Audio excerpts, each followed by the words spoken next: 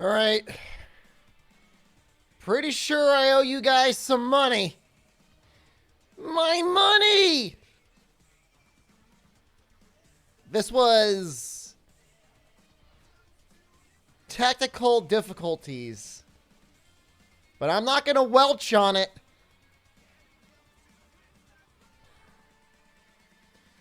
A deal is a deal. Does this mean if I start early, you guys pay me? Ping Alto BR. Literally just paying Twitch. That's all I'm doing right now. You're welcome for the money, Twitch. Might need it. There's some major drama going down. I guess the most recent Twitch meta was reacting to TV, which is bad, but not that bad. But then I guess some people were also watching movies, like full, like major, like Lord of the Rings movies. Watch Haikyuu on stream? I don't know if I ever asked Smug Fox about that. I've been actually offered sponsors, and their product is a extension or a program that makes it easy to sync up your stream with your viewers so you can watch things together. You can do a Prime watch party, but the only people that can watch are people that have Prime. I've never done it because my assumption is that if I do like a Prime watch party, like it might be fun content, but like how many of you even have Prime? 30% at best, maybe. I mean, if it applied to everyone, yeah, of course. I have it. I like it. I like my Amazon Prime. But I don't see how that would be very good at all for any sort of viewership numbers. Do a poll. I mean, all right.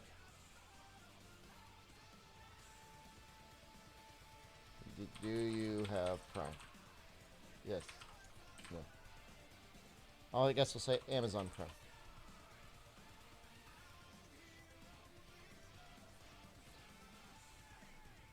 One person could just stream it in Discord? I mean, I have to be careful about stuff like that. The reason I haven't done anything like that is like, I'm a member of a talent group. I'm 3066. I'm not high up there, but I'm certainly high up enough that if they wanted to make an example of somebody, it could be me. You know what I mean? Like, I wouldn't want to risk it. You know? It's just not worth it. You know, I know some VTubers have it set up where they just put a timestamp up on their screen. And you would just sync yourself to that timestamp. And it's just like, what, it would just be like me? It would just me talking? Did I watch Don't Look Up yet? No. You gotta post it in the Discord again. You're making a guard greatsword set in GU. Why? Do you have Amazon Prime? Let's see how many people are there. Actually, more people have it as a percentage than I would have thought. Closer to 44%.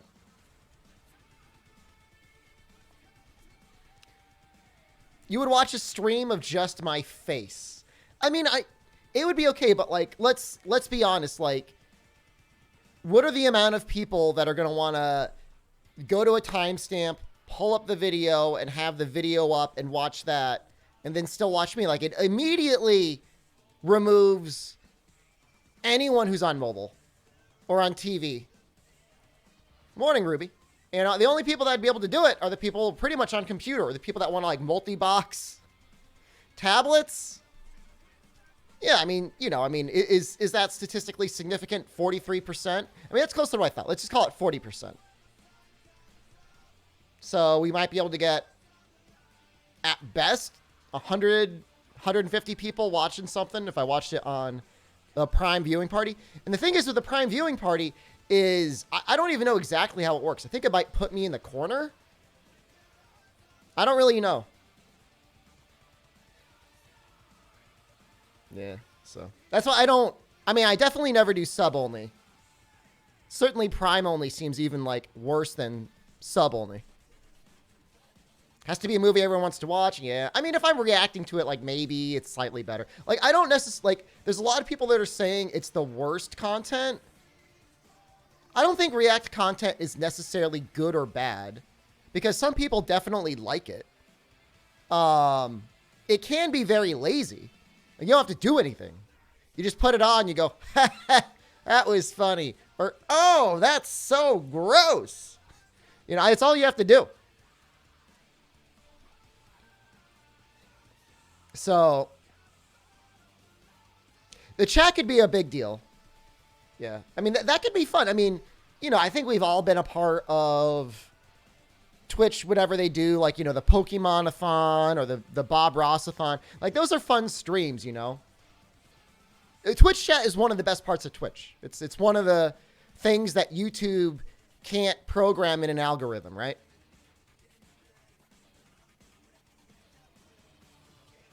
You like Hassan React content because him and his chat are funny? Yeah, I mean, it's chat, really. It's a streamer a little bit, too, but the chat can make a really big deal about stuff like that. And it's not even that the YouTube chat is bad, except maybe it is. It kind of moves really fast. And that's an issue. All right, let's play the video game. I really, really, really, really want to get to MR100 today, and I think we could do it.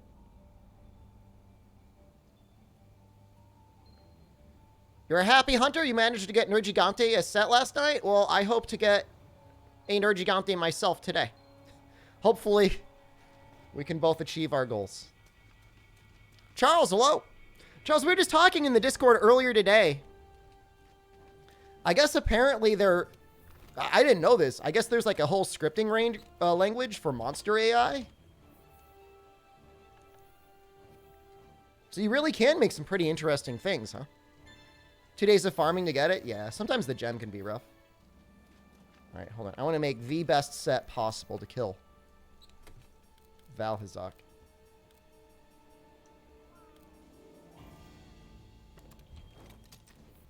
Gonna help your sister with her wedding dress shopping? Kind of a depressing time to be wedding shopping, but I get it. Okay, so I don't care much about Geology 2. I think it'll be amazing. Imagine getting custom monster AI along with, I mean, obviously at this point, you're probably an expert at it, custom monster moves. That's the really fun part about this game. Like, the old games are really great, but they never really had the support of, like, a huge community of people really working to modify everything. And I just think that's really neat. You know, you could almost get, like, the infinite game out of Monster Hunter if you really wanted it.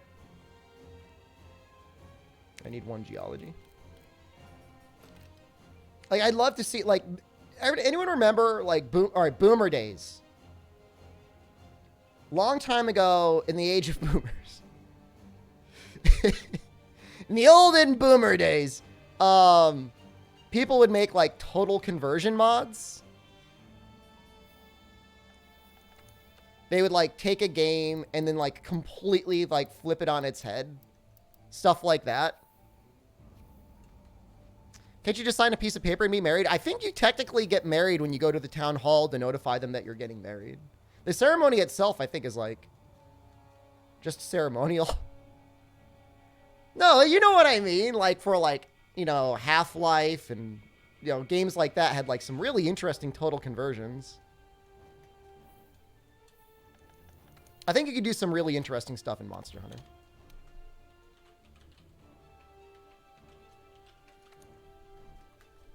I don't even know if I want that guard. I'm going to go with it anyways. So what are we going to be at? 85. 92? Good enough. RTS full conversion mods. I mean, there's a lot of them out there. She's a bridezilla? I'm not shocked being related to you. Your custom Frostfang? I love that stuff. Like, and for me, like, I feel like for a lot of the custom mods, Charles, people just kind of like stick them in like optionals or events. I think you should just go all out and start like full on replacing things within a story. Because with the cutscene skip mod, and then I guess with like either sticking them in an arena or putting them, oh, we've got plenty of Mega Barrel bombs.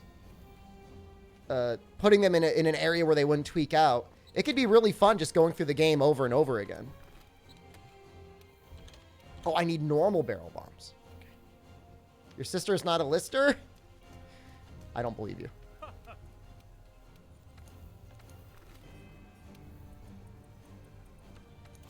I mean, that's just me. I mean, I play through the game regularly, be it in a speed run or in a challenge run. And I think it's a lot of fun. So why don't we get ourselves some turbo dung bombs?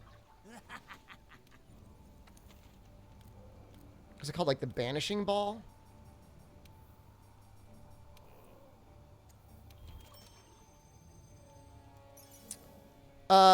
Jay the Monster Hunter, I have a few tweets on my Twitter timeline. If you're really curious, I'm not going to engage. It's not worth it. You should know immediately how I feel on that stance, and I'm just going to leave it at that.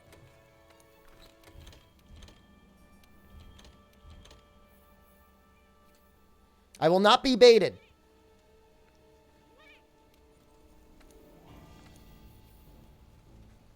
I'm very supportive. Papaya Apple just resubscribed for 14 months. Papaya Hey, Apple. Jeff, this is me letting you know I'm slipping into your DMs. Thank you. This is our little secret. Can't be our secret if you're telling everyone.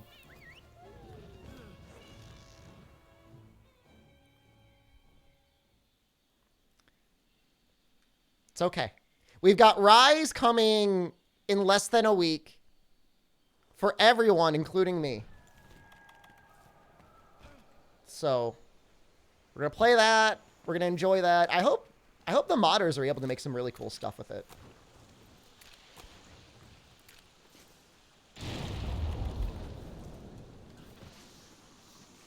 Early access. We've had access to Monster Hunter Rise this whole time. You just got to play it on the Switch.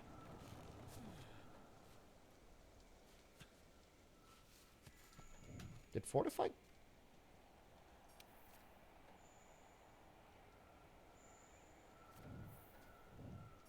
What happened?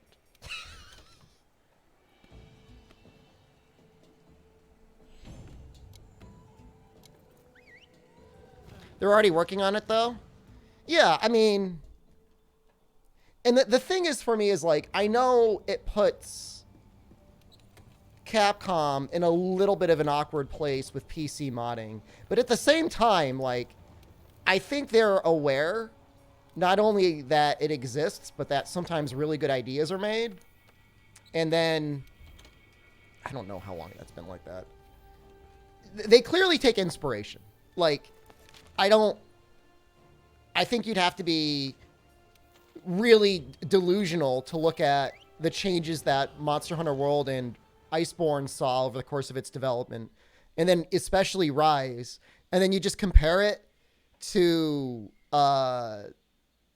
you know, what mods were made, and like they are definitely aware. My only complaint is if you want to try and do like something like competitive, you know, it's so difficult to like have any amount of trust in the community not to run mods, like especially if there's like a prize on the line. But even if there's no prize on the line, like it's so easy to cheat in so many ways. And like, as far as I know, and one guy had a really good idea. I was on Retro? I think it might have been Retro. Had an idea of creating a mod that would like display what mods you're using or if your game's been modified in any way. And that would be really great. That would be like really, really great. So that's the only downside for me. If that were implemented in some way, then I would be really happy. I think I did everything except actually get my brackies out. We're just getting warmed up. I might have to kill one thing and then go back. I said brackies, I meant Valhazox. Whatever, we'll just fight a Fulgur.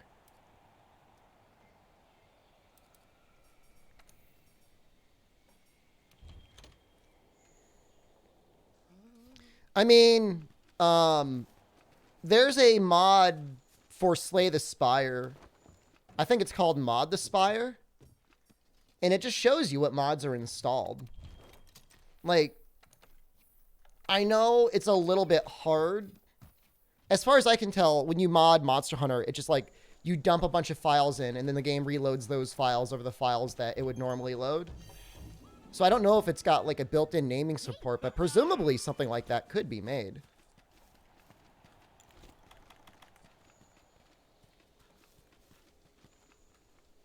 That would be really nice, especially for speedrunners. Yeah, I mean, I don't know. Like, I always feel embarrassed because, like, I understand the very bare minimum of modding, but, like, I've never really done much in it. So, like, I understand, like, in theory what might exist, but, like, I actually don't know. I actually have no idea. But it seems possible. What am I working towards completing world? We need to get MR100. That looks a little loud. We might turn that down a little bit.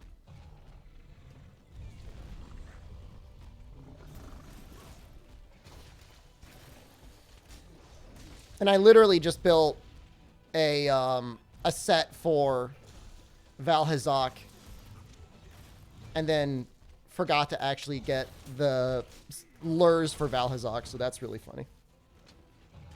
Too low? All right, hold on. I mean, if it's fine, it's fine. I mean...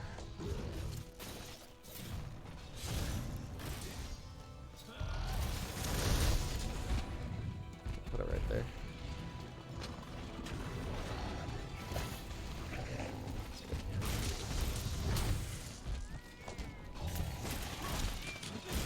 That would be a good streamer mod. Automatic sound. Automatic normalization in OBS. You did think about having the monsters get replaced altogether with your modded ones, but you felt that would cause too much chaos. That's a good thing.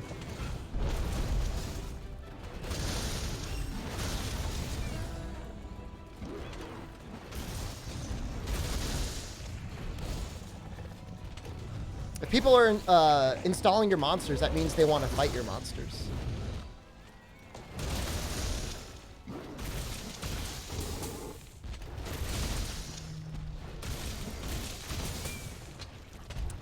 No SAED either. Oh no, we got a bonus one. Oops. I thought he was gonna roar there.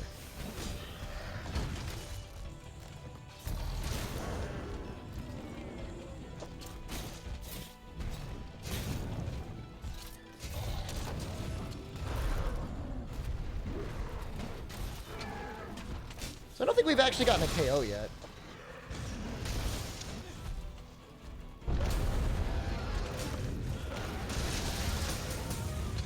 Oh, we must have.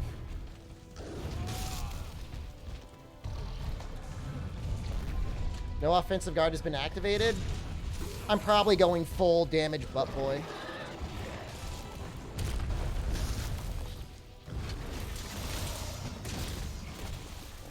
So my opinion on Acidic Lavinus? Not a huge fan of Acidic Lavinus. I mean, he's not bottom tier like Nightshade Palomu.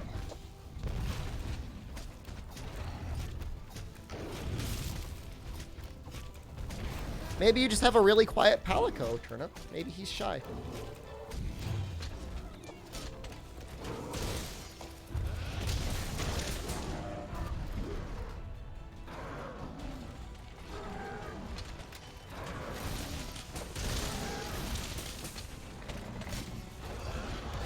Well, that would have been his head.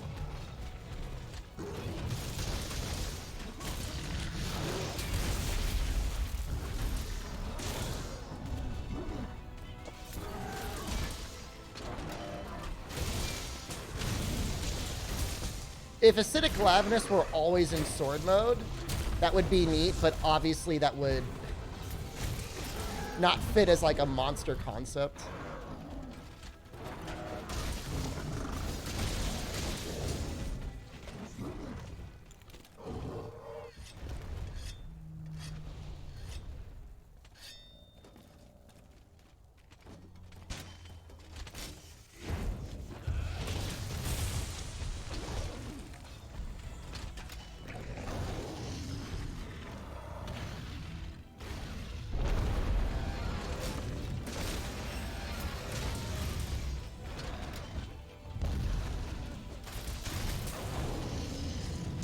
Not constricting it to hallways in the Vale. How about that one area where he hops up a huge ledge and then you gotta walk around to fight him and there's no way to climb up? Why is there not like a bug or something to grab onto? Or like ivy? I think you could almost get up there with Insect Glaive. You can definitely get up there with Insect Glaive if you hop off a monster.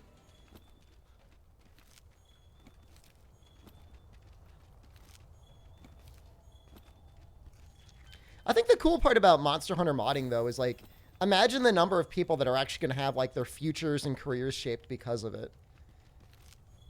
You know, I would only assume that, like, being able to go in and do some really creative or cool stuff in there will actually help people land jobs in game studios. Not necessarily that a game studio is, like, the most wonderful place in the world to live, but, I mean, it is a dream for a lot of people. Yeah, I know somebody put one in the Wildspire Waste. With that little pit. I mean, Hex literally got, yeah, hired by Capcom. Hex has unfortunately gotten hit by the NFT virus, but what are you going to do? What are you going to do? Feels bad. Still has made one of my absolute favorite conversions of all time. I mean, he made a lot of money. I mean, he made it sound as if he made, like, literally $1 million. So, like, whatever. Hopefully he's cashed out. That's all I'll say. I'm going to say his stocks are going down. But if stocks are going down, I mean, you know, it's going to be, like, a complete meltdown on the crypto market.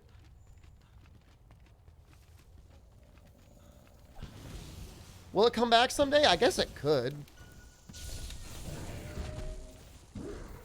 Like all things, but it's just time, right? If he made his first million, he probably stayed forever after that. I mean, he was probably doing pretty well anyways. I mean, he was obviously an incredibly skilled coder. You know, I mean, he was doing things like in the first couple months, honestly, that it's taking people until now to get really good at. So I'm not going to, you know, be naive and be like, oh, the guy could have been a millionaire anyways. But certainly he could have gotten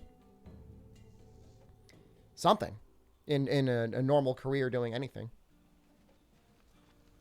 Now, he was absolutely one of the best people at it, for sure.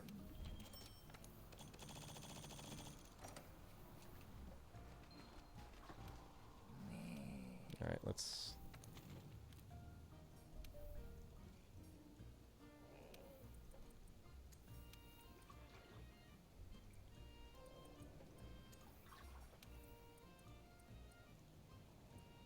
I'll go with that. Right. No, I mean, I'm sure he got wealthy as a result of having money to invest and then investing it and then getting lucky. Certainly the timing worked out. Neptune, hello. Good morning. Hope you're having a good weekend. No, I think the tools are out there, Light. Albino was even saying, like, the modding wiki is, like, really extremely detailed now. So, you know, you're in a pretty good place if you want to get started. You're worried the CEO at your job will latch onto NFTs as a compensation option? What a great way. You don't have to pay your employees. You just have to give them JPEGs. Good morning, Rick Poole. Does he still work at Capcom? So, as far as I know, Hex was never like a Capcom employee. He was just like, basically like a contractor that they hired to help design some monsters. Oh, 4:30 here? Oh, good afternoon. You must be, what, in the UK? Somewhere similar? Somewhere in Europe?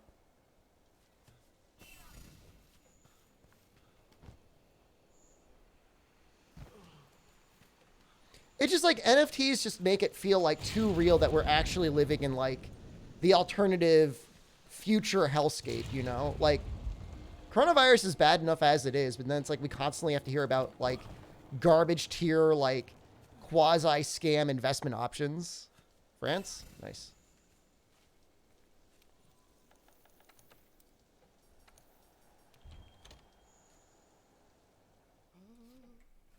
I was watching a video last night on a guy from France that has a little food cart in Japan. It was really funny to watch him work and create all these French dishes like out of like a stall, out of like a little cart.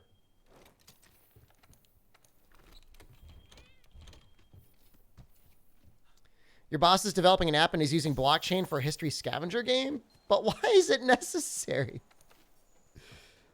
But why though?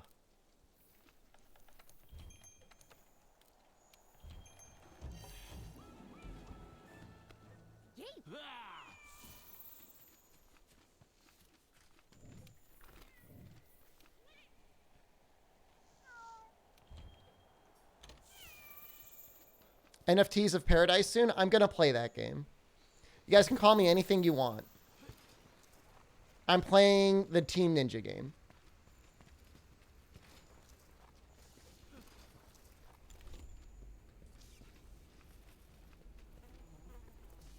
King, hello. It might be one of the last Square Enix games without NFTs in it. I don't know. I mean, if things keep hemorrhaging the way that it appears they are, I don't think it's something we're going to have to worry about forever.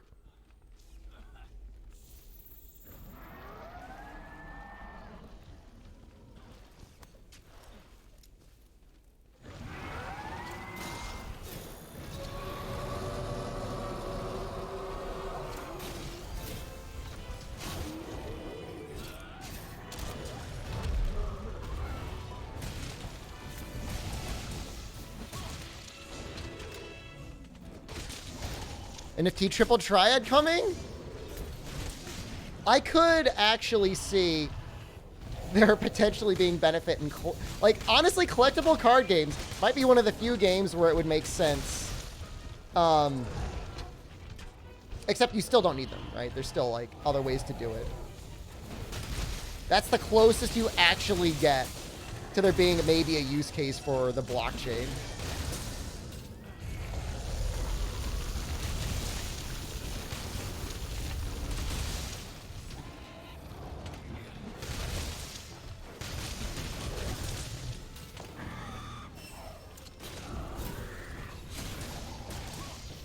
So I'm hoping that Valhazak will be our ticket to MR100.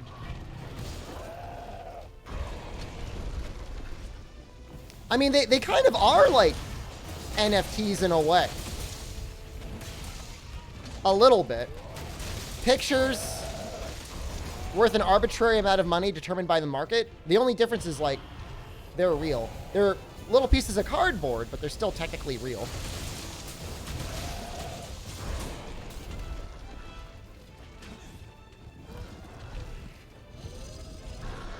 Is my mom an NFT? That sounds like a question you need to ask one of those internet question websites. Quora or whatever.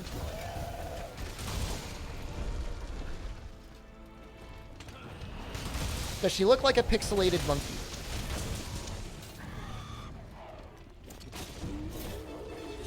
Yahoo Answers.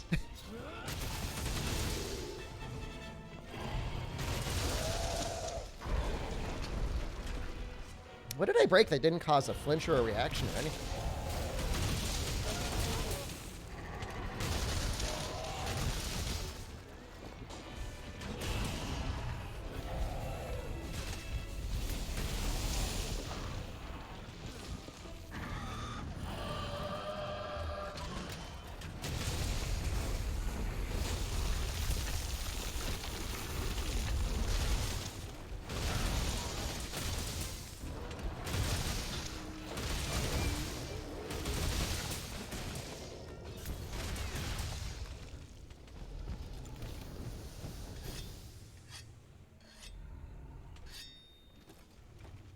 I mean, the question is if your mom did exist on the blockchain, like,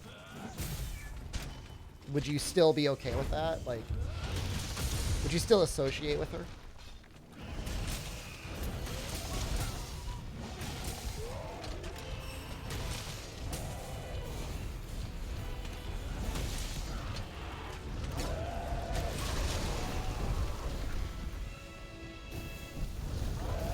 But so far, nearly every company, video game company that is, that I care about, does appear to have gotten into NFTs or blockchain in some way. It's really unfortunate. Like, Capcom hasn't gotten into saying, like, they're going to use it on their video games, but I definitely saw a website that had the equivalent of, like, NFT trading cards that had, like, a bunch of Street Fighter stuff on there. I'm assuming it's just like some micro division of Capcom that's doing it.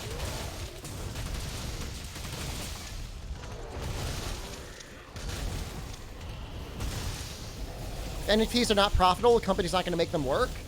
They cost basically nothing to make. I mean, they're essentially free. Oh, you need guard up for that. That's the thing.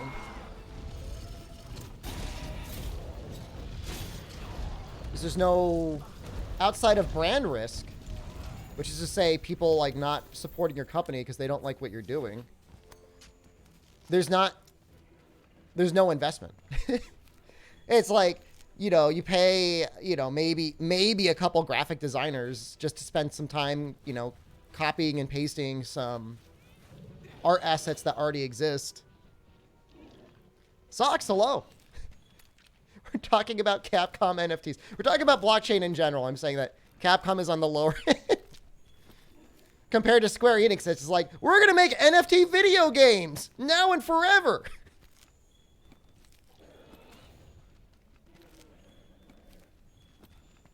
As long as it's not in the video game, I mean, I guess at this point. Give Capcom time? No. Why would you say that? I mean, the fortunate thing is right now, when every game company seems to be interested in them, like, everything is crashing hard. So hopefully they go like, this isn't worth it. We're not making any money. Everybody's screaming at us on social media, and it just goes away. So if there's any positivity or anything, it's the timing on it. Frontier official revival with gacha being replaced with NFTs.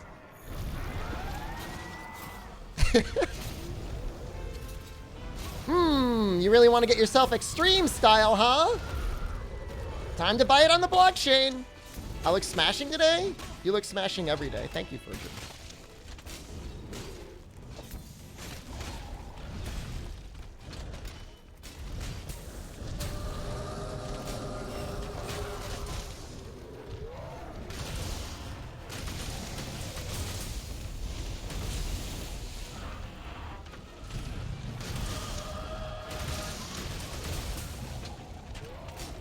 Some people just want to contribute.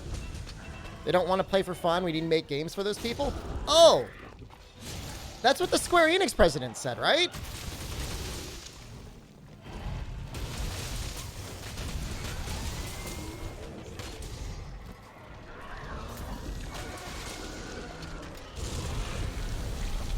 I mean, if it were like contributing by like creating mods that then people could use, that would be pretty dope.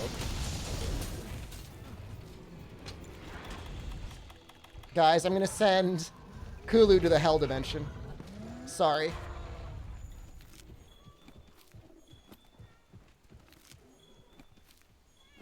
How much focus do you like to use with Savage Axe Charge Blade? I use 3 for maximum comfy points, but you could really get away with like probably like 2. You really don't need much. It's just I don't do a lot of up-down comboing. I like AED 2 as my combo. That's my preferred combo. If Banbro's here, we'll just kill Banbro.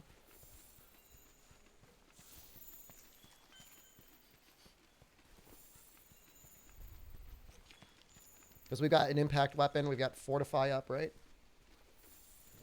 Yep.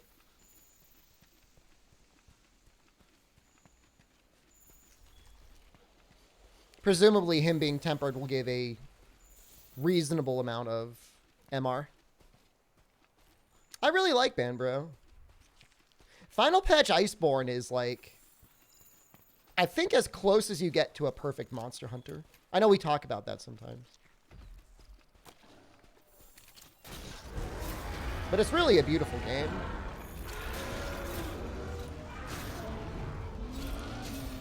Like, you can compare it to, like, launch Monster Hunter Iceborne. It's just, like, been so improved. Is AT Velkhana all that's left in Iceborne? We need to actually kill Ruiner Nergigante. Like, I'm not counting the fight that's in the Guiding Land, or fight just before Shara. We don't count Arena Banbro? What are you trying to say?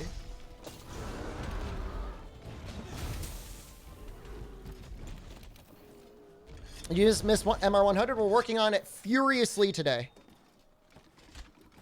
Yeah, I mean, I think Sunbreak can do a lot of really great things, even with the Switch limitations. But, like, Iceborne is always going to be, like, one of those titles that's going to get brought up, like, basically forever as, like, you know, one of the best games / expansions ever for Monster Hunter. You'd agree about weapon designs? I mean, we have layered weapons now. I agree with you in the sense that, like, there are a lot of weapons that are just, like, a nutsack on a stick. And, like, you can't get away from that. And, like, I agree with you. But they definitely gave us a lot of neat-looking layered weapons. And then, like, fan mods really take care of a lot of it. Standby RNG decos are barf. I think they just add either a lot of challenge because you're not going to have everything you want, or they make it so that you've got a lot of grind to really min-max your character. And if you don't like the grind, I mean, there are mods for that too.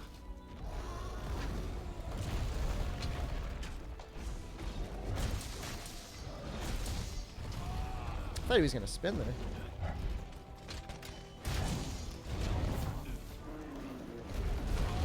RNG Charms is all barf? It's a matter of opinion. Except for Rise on PC. Yeah. It's going to look really, really good. What should you use in Rise? I mean, Hammer plays quite a bit differently in Rise. It's definitely not the same. If you want to try a new weapon, why not try Hunting Horn? It's like completely different.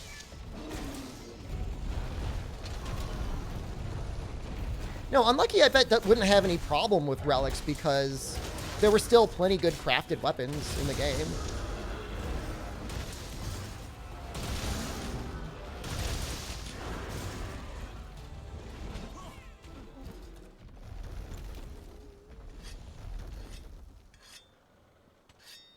Grinding charms is objectively way worse than grinding decos, because decos are just like a very slow but progressive min-max, whereas charms like barely matter.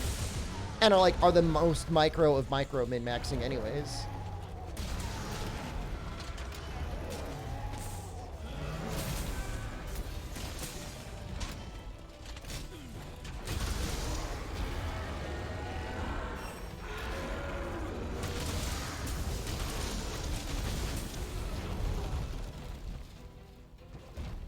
Like, you just naturally get decos from everything when you're doing Iceborne.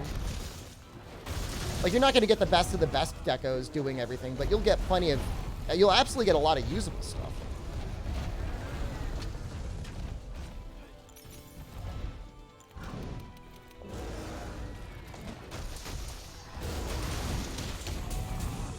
Like, it's the point, like, it's not even a discussion. The only people that don't like having, like, random decos are people that were just, like, not patient enough to do the grind. I'm sorry.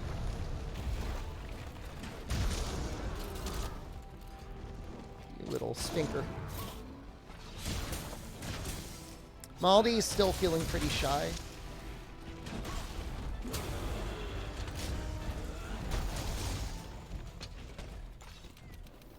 I feel like I've sharpened, like, so many times against him.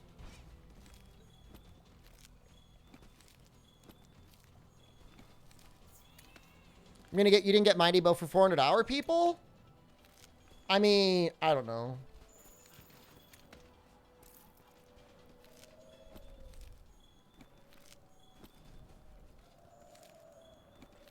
You can still play the bow without Mighty Bow. I mean, obviously you're losing a lot of damage. But, like, it's still a very good weapon for everything until, like, the very, very end game. And even still, like, right now, like, you can just meld it, so...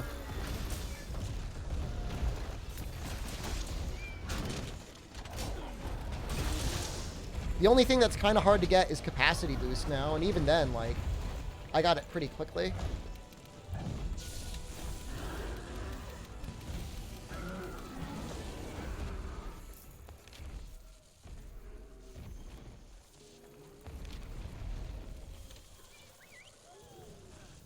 So this should have given us, like, almost 2 MR. You just got your capacity boost melding bows? Yeah, if you got the launch edition of Iceborne, you got a capacity boost immediately, right?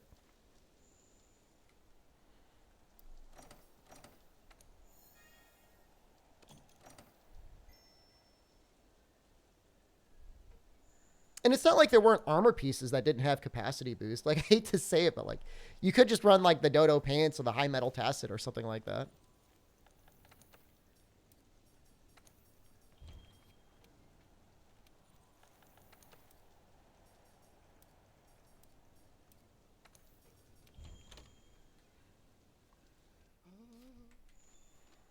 Craft decos? Oh, you mean like meld decos?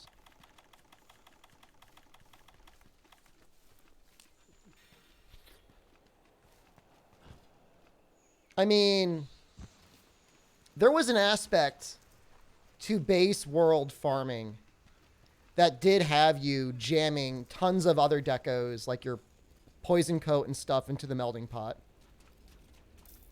And I bet you it was that aspect that they saw when they were developing Rise and like, oh, we'll just do that. That'll be fine.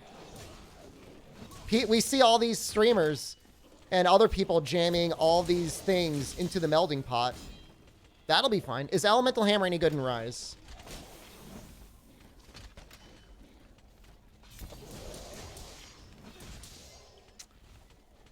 If you want to use it for, like, cosplay, you can use, like, the Gos Harag Ice Hammer, and you'll get some cool visual effects when you fight things with it, and it's not that much worse. But you'll be doing less damage. Element is fine in Rise. It's just Nargacuga is almost always just as good, if not slightly better, and occasionally slightly worse.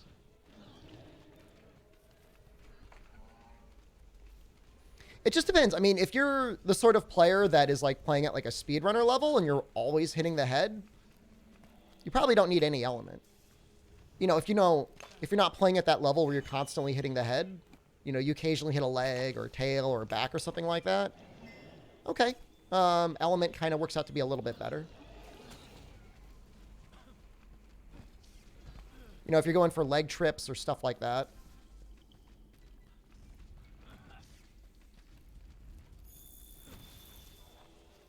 I mean, GU did it great. Like, GU, like, you know, for all the things that I complain about with GU did elemental variety perfectly, because there were lots of weapons that basically had just as good raw as, like, what you might get from a Mantis weapon, but then also had some element. At least enough element to counter how good the Mantis weapons were. I don't know why I always do that. I never landed. Yeah, Courage Hammer's not good. Courage Hammer needs to go back to the drawing board. Morgan's good to progress through the Rise story easily. Should just melee till mid to late game. Oh, they're excellent. Early to mid. You know, you get yourself a rapid normal 2 light bowgun.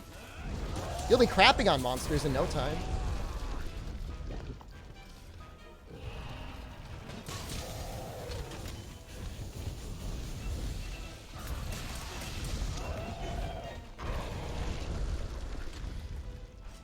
It's fine. I mean, lots of things are viable early on. I can't really think of a weapon that, like, really suffers from early game progression.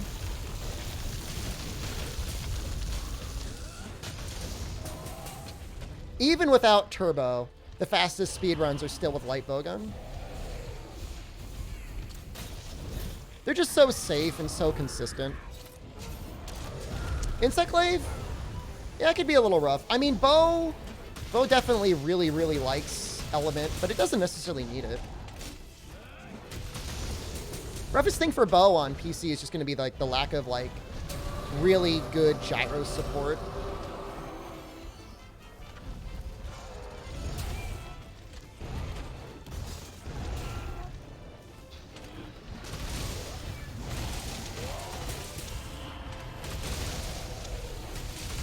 Yeah. All right, good point. Don't start with Insect Glaive. Pretty much anything else you'll be fine with.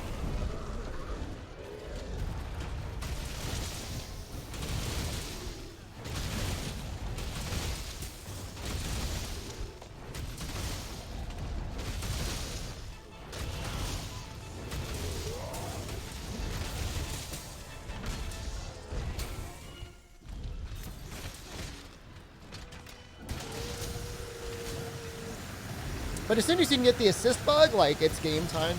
It'll be completely fine.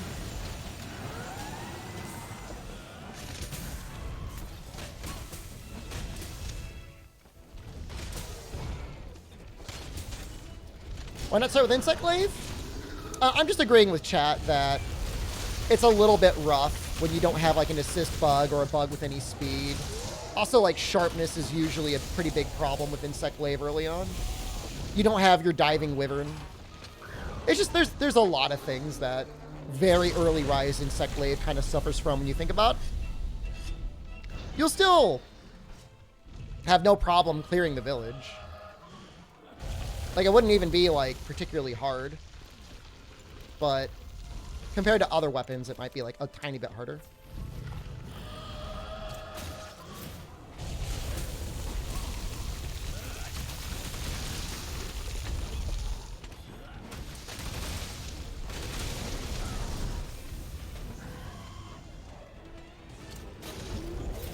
Get the head, right?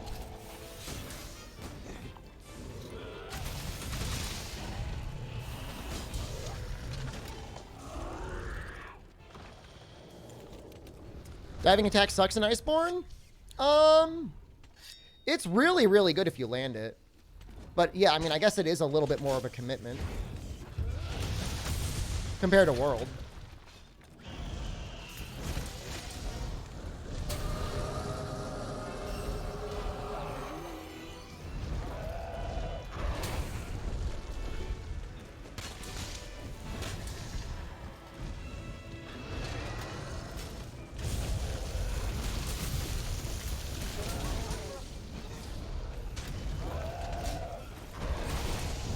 Almost could have gotten a flinch there.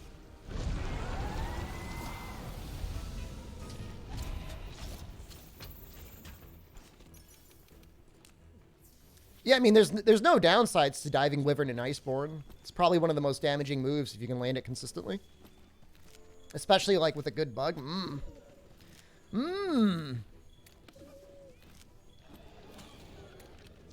Like, it's still a good attack on its own in Rise, but it really pops off when you're able to, like, really build up your attacks.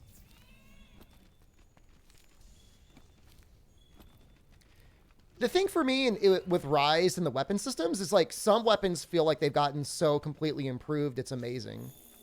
And then some weapons feel like they've almost been reduced to a certain move or a move set. It's like really strange. Like, you can't reconcile it. Like, it'd be a lot easier if it was all one or all the other. But instead it's like, you know, you don't know what to think. I mean, depending on like if you love one specific weapons, it could have gotten really improved and it's way more fun to play now, like Switch Axe. Which is like, Iceborne Switch Axe was already really good.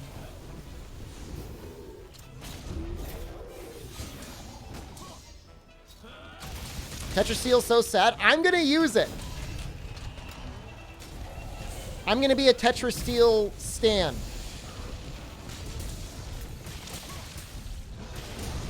You'll see.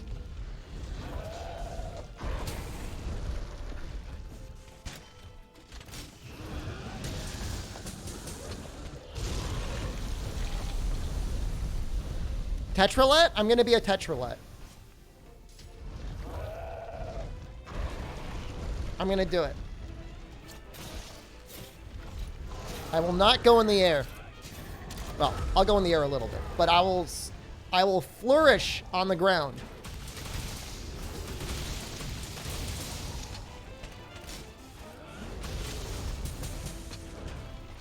And I agree with that. Like, Tornado slash spam is like kind of old, right? I'm gonna commit to exploring Twin Vine. Hurricane uses it. If he can find a way to use it, I can find a way to use it.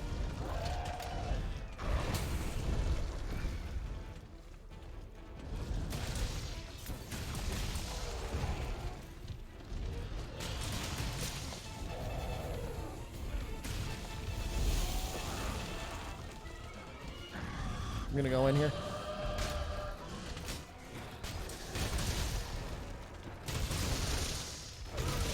Somebody was in the YouTube, was it yesterday? Being like, yo, there's some guy that's still farming Narwhal on YouTube.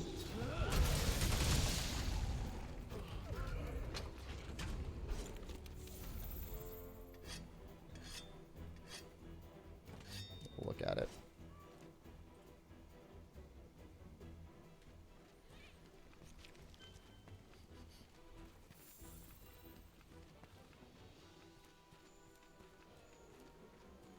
That's actually really funny.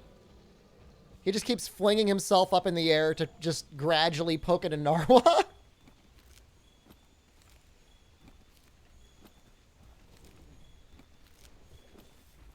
Interesting that he's even running splits on the fight. I wish I knew Japanese better so I could actually like communicate with him and be like, why are you doing this?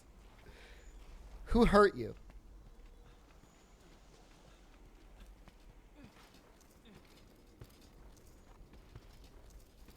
I mean, I think for the most part, the team really did try and think and make sure that every wire bug move or move in general had some sort of utility.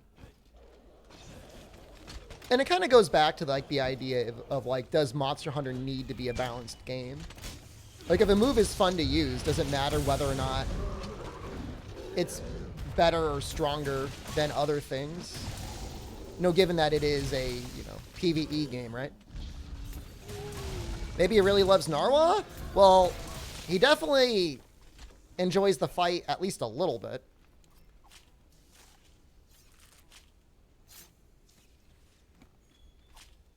I mean, Valor Greatsword could make, or sorry, Valor Hammer could make Element on Hammer okay. If it just weren't for everything else about Valor Hammer.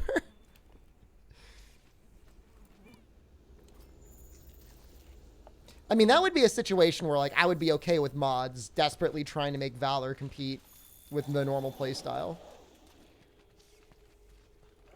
Yeah, like, there's so many moves that, like, just make it easier or more fun to play.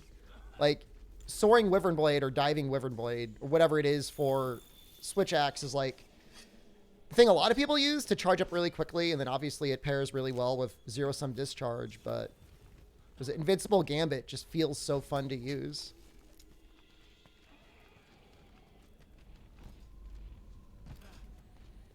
Yeah, I mean, I'm pretty sure when a mod comes out to at least nerf Wyvern Riding, I'm not sure if I want it gone entirely, but like, I don't think monsters should immediately trigger a Wyvern Ride on each other. If I could at least mod that aspect of it out, I would use that pretty much immediately. I don't know. What do you guys think? Those of you that used, you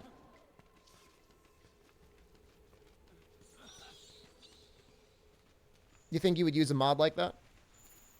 I mean, for Power File, it is really nice. But even then, like, I don't struggle that much to charge up with Power File. Like, if you do, what is it? Heaven Sword into Elemental Discharge. Like, you get a lot of power off. It just depends on what monster you're fighting, whether or not you'll ever actually get it off or not. Like an emergency monster, it's really scary. New Mechanic does a lot of damage. New Mechanic does big damage. For sure.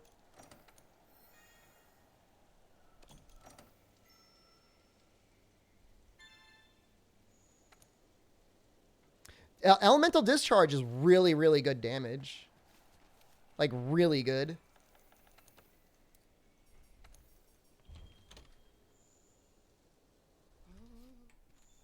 Will you do a non-wire bug run? Yeah, I mean, I would consider it, sure. Mod out the wire bugs, mod out Wyvern Riding. That could be a lot of fun. A Lance Twin Vines only run. Don't meme on Twin Vines. This is a Twin Vines appreciator stream.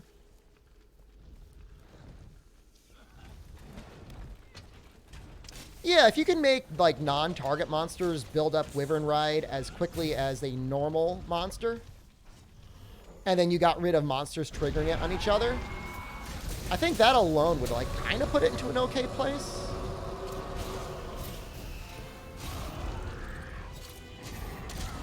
Take Wyvern Riding all day over Clutch Claw? Well, Wyvern Riding, like, honestly, it doesn't...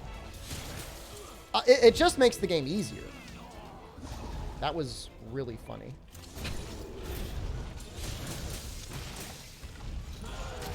I just got ping-ponged all over the place.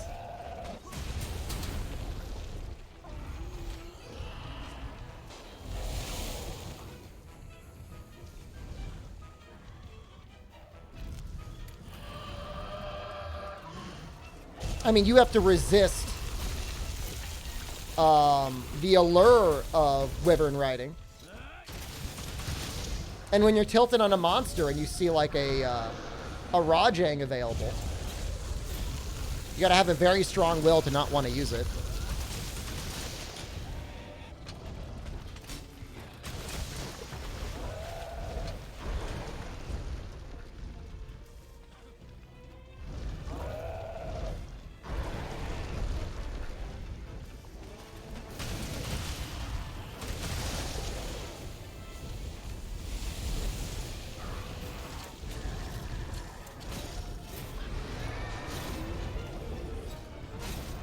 Oops. Forgot I couldn't spin you twice. Or I could die here.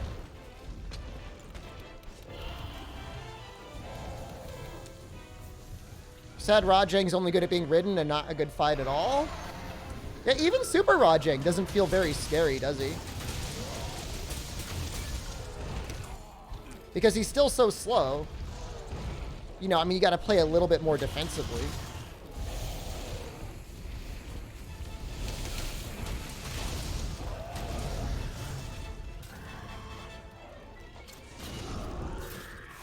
You beat Iceborne without Clutch Claw?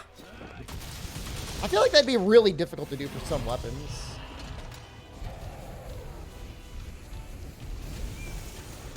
Like, imagine trying to beat Iceborne without Clutch Claw with, like, Hammer.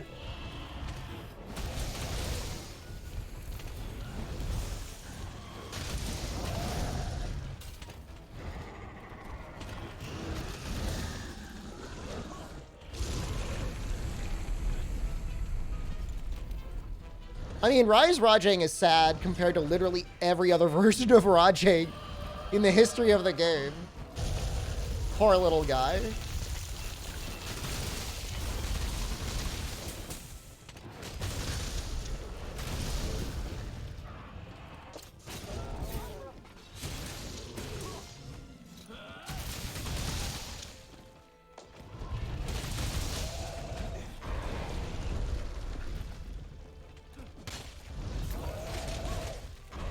Hard to do Rise without riding because it lasts so long. I mean, you just slap things into the ground. Or into a wall or whatever.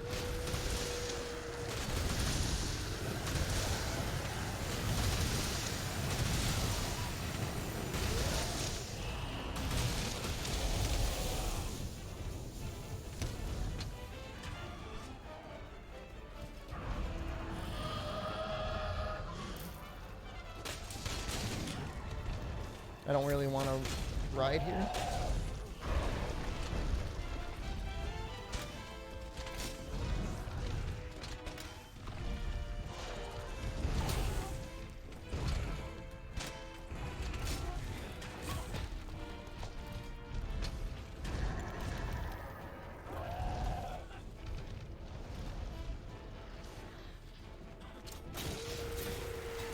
Can I actually spin him here? Oh, I'm not on his chest. Or his head.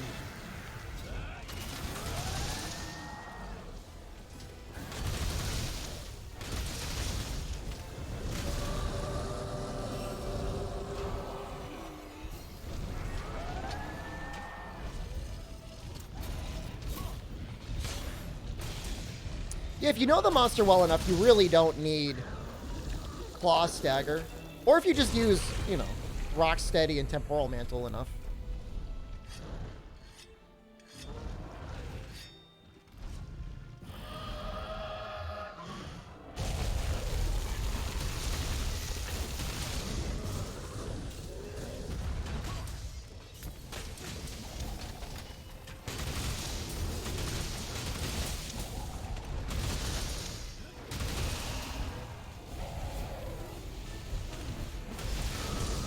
That was a nice move.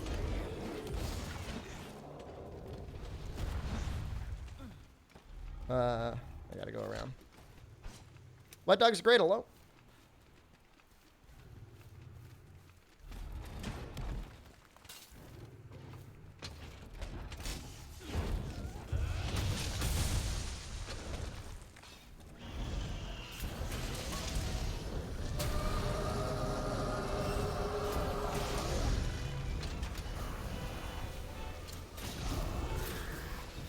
Head is broken, yeah. Yeah, you see his face.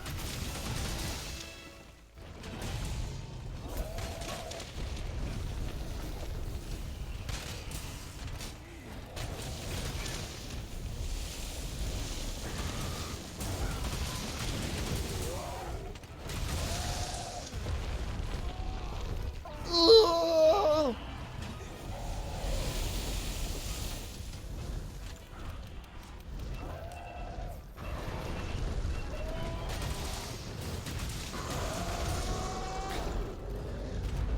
Don't worry, Val, I feel the same way when I hear seething.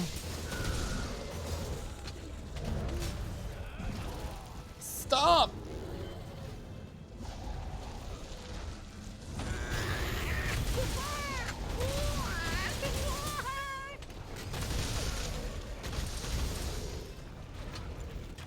Guess he's going to the Shadow Realm.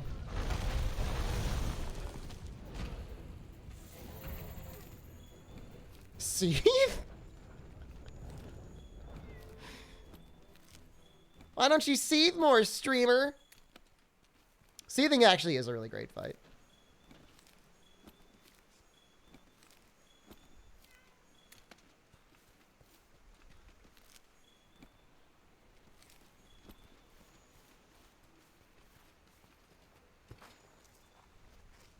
Might just wallbang him.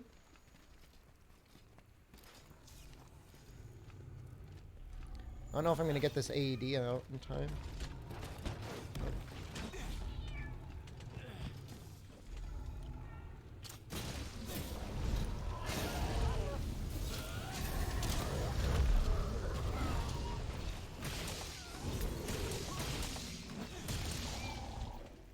Yeah, seething's a pretty dramatic upgrade over normal World Basil. The only sad thing is it feels like Invaders really did get nerfed.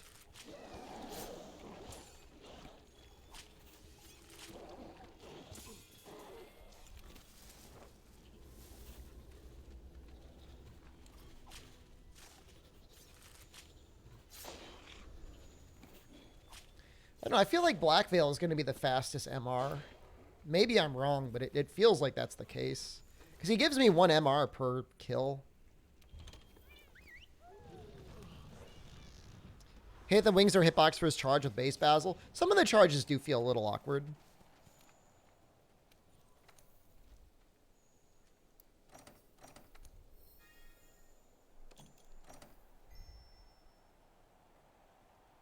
It's almost a full bar every time.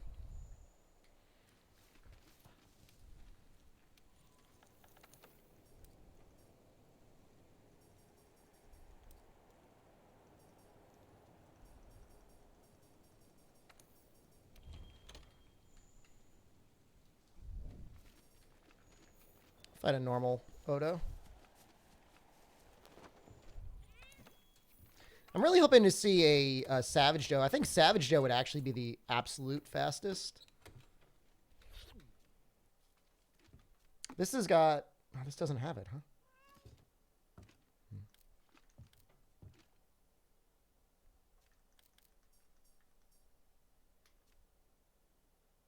I don't know what this has instead. Maybe more critical eye? Stun resistance?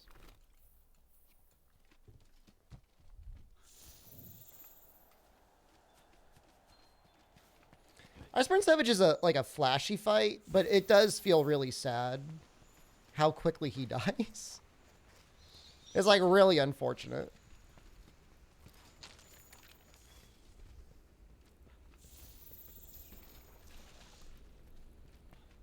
Some people really struggle on him though. Like if you're not aggressive enough, like you just die. If you don't have the confidence to try and parry him. Even though it takes like no damage to do it. Like, in some ways, like, the world fight is almost easier.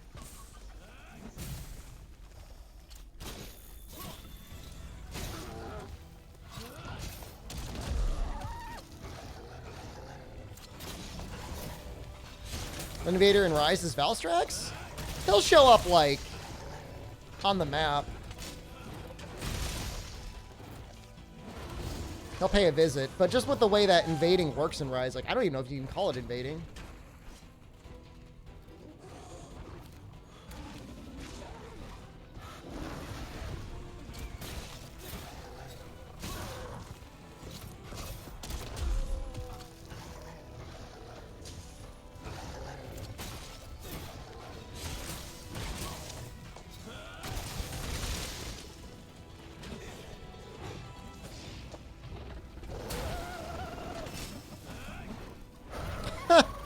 Oops.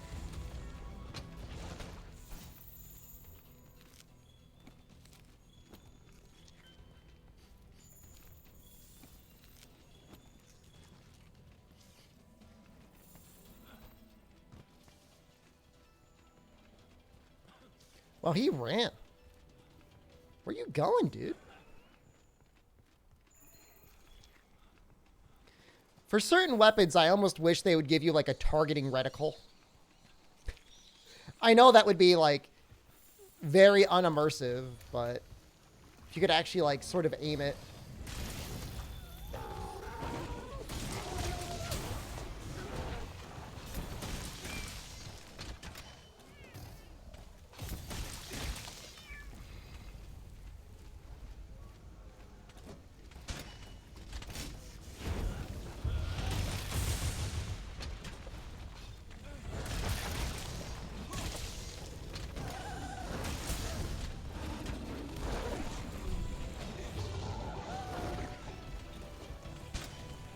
Bullet, hello. 123 just resubscribed for 22 months. Chef 5. How are you? I did a Brute Tigrex in an event quest. There was an event quest where he gives you... what is it? armor spheres. So he's done.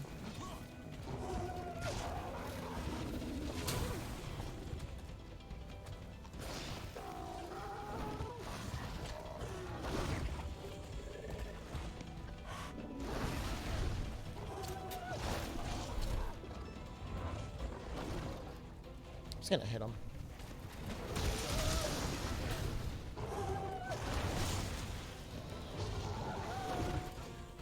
Like, if the monsters would invade, not trip each other, and then just, like, deal damage and, like, cause chaos, that would be a lot of fun.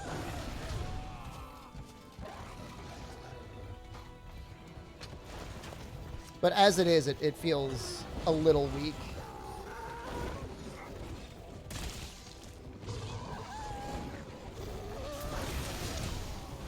You know, that attack almost never gets you in low rank or high rank because it's a little slow. They really speed it up here in master rank.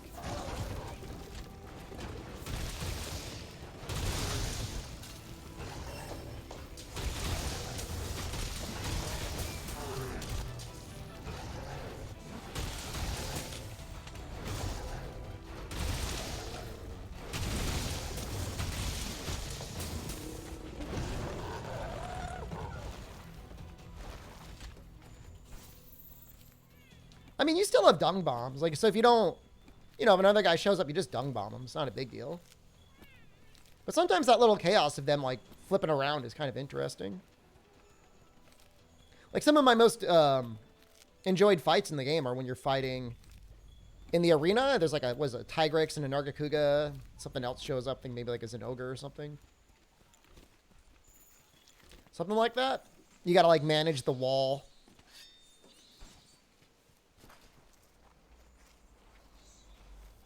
It's just a different type of managing monsters that you normally don't have to do.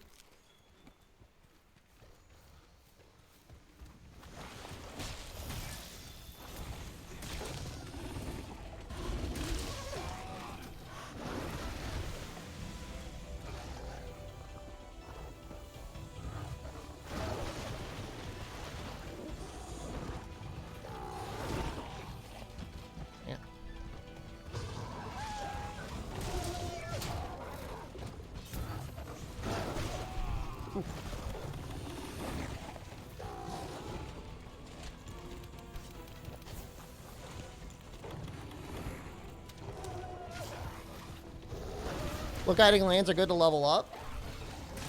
Assuming you're going with, like, normal stuff. Coral Highlands is, like, arguably the most important. After that, it's the volcano. The tundra isn't that important. It's just really, like, a min-max area.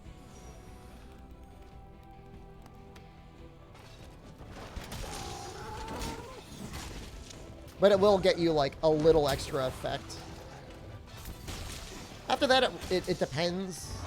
I think there are certain crystals you need from the Wildspire Waste, but you don't technically need to level it up to level up the crystals and other drops there.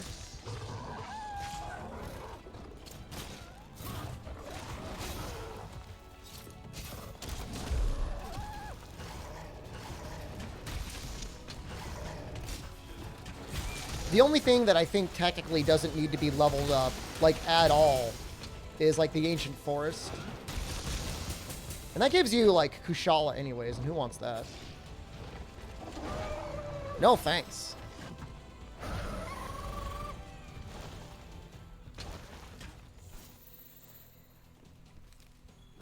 You're playing for Bow and Charge Blade? I mean, those both enjoy elements, so yeah. What Ness said is pretty much condensed in, text form.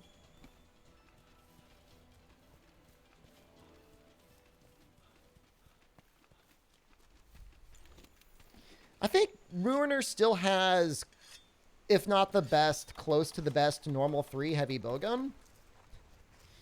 So if you like normal 3 heavy bowgun, I mean, there's that. It's definitely a very good normal bowgun.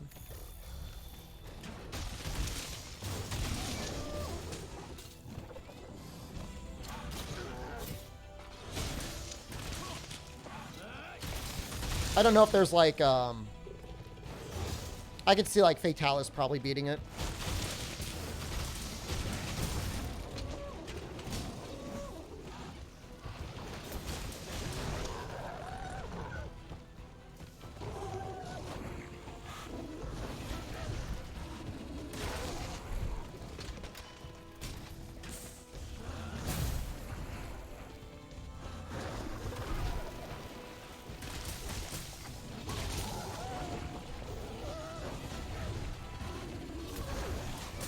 The thing is like for Tempered Ruiner and Tempered Volcana, and I think Tempered Savage Joe, those parts can be used to meld for lots of other monster parts in the Guiding Lands. So as long as you've fought in them once and gotten their parts once, you could be pretty much farming those guys, and then you'll be able to meld into pretty much anything. It might be very inefficient, but it might take a lot of points.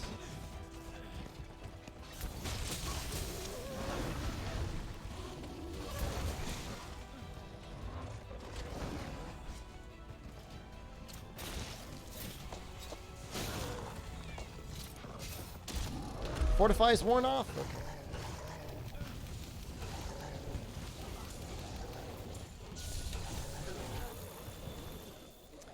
Vlad Maximus, hello. I hate dogs? That's not true. I love dogs. I love all animals, really.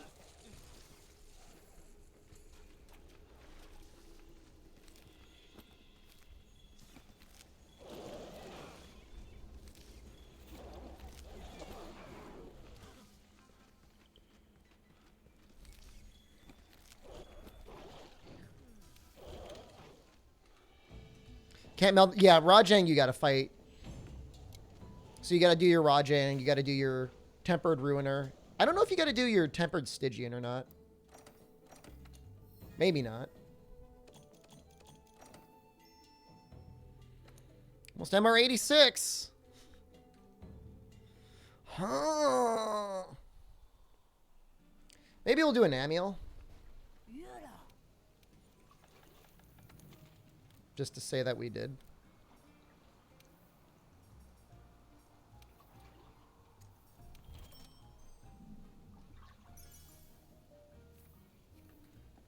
I don't really want to do silver.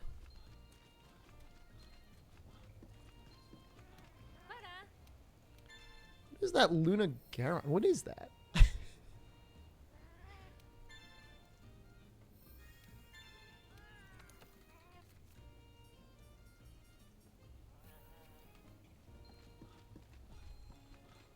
I mean, as long as you focus on improving your build in Neo, things definitely get easier.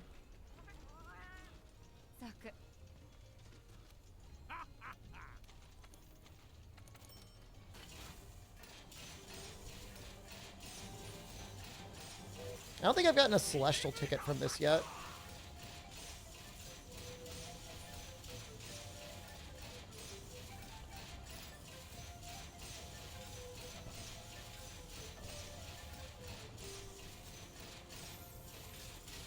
You got baggy eyes? Am I good?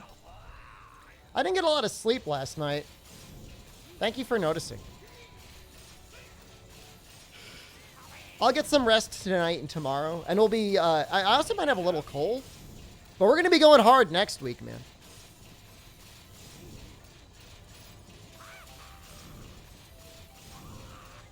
If you think I look like crap now, come back in 1 week. Streamer, you look tired. You look like crap. Anyone mention you look like crap today? Whoa.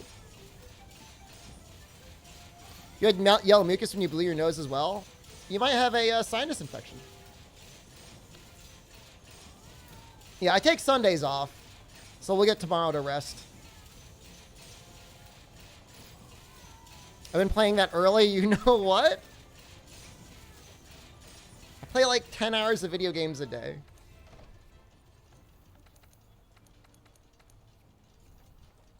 You think I'm going around playing copies of things that I don't have? I look the same to you every day, tired as... Don't worry, streamer. I think you always look like garbage. I look cute to you? Thank you.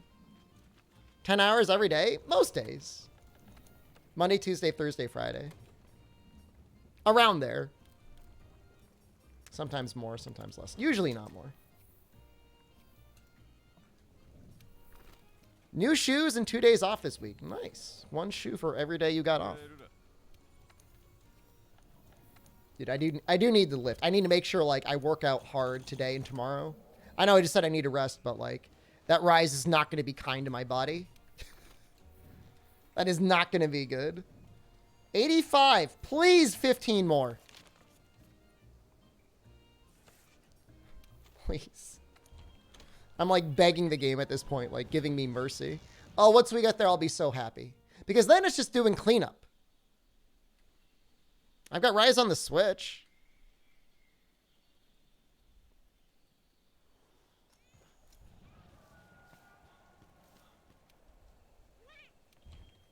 I played it with Jono the other day.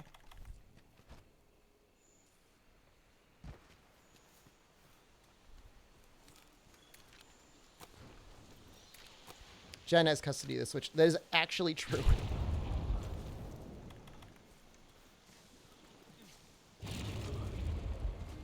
Have I thought of getting blue light reflecting glasses? Chat does actually compliment me on my style when I'm wearing glasses. No, I don't really like wearing glasses.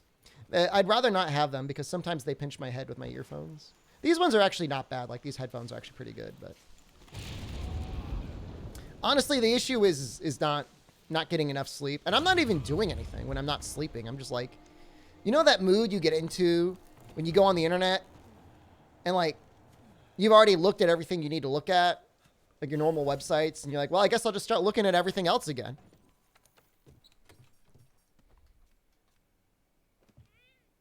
We're going to do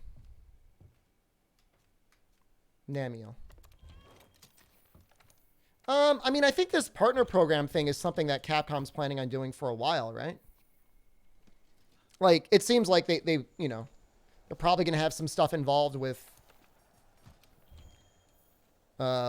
Rise on PC. Obviously, that's their next big title, but you know, it's cool to see something like formalized. It's known as being terminally online. Makes sense. Now, hold on. Is there a secret monster here? What is here? It's probably the Stygian. You have depression? And I hope I'm not depressed. I don't think I'm depressed. Don't feel depressed. Let's get out the Namiel.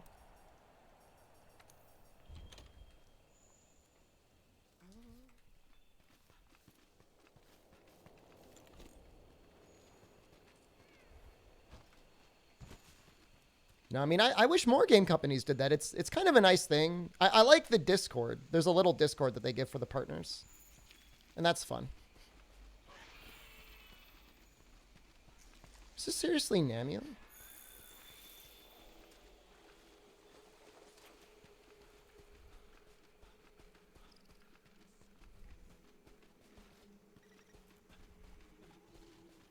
I was actually watching another streamer that's a Capcom partner a little bit last night. Spooky? What is it? Spooky? Team Spooky. I was watching him do some commentary for a fighting game tournament he was doing. It was really funny. He was bringing up the Brooklyn Brawler. In wrestling, they used to have these guys that would come out. They call them the jobbers, and their only job was just to get their ass kicked. And he was like cheering on one of the players, like, "Don't be a jobber. Don't be the Brooklyn Brawler." I love that. That was hilarious. It's a lot of work what he does. Organizing a tournament is a big deal. Yeah, I don't know. I mean, I'm so stuck into Monster Hunter. Like, I don't know anything else that happens on the internet. Well, Spooky, I mean, from what I can tell, Spooky's enormous. He's like average like 3,000 viewers. I mean, guy's an absolute legend.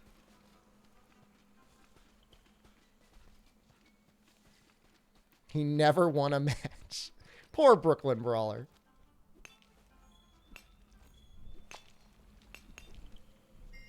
Yeah, really cool guy. Maybe I'll try and play Monster Hunter with him someday. He does that every other week. It just seems like a lot of work. I'm assuming he switches up the games periodically.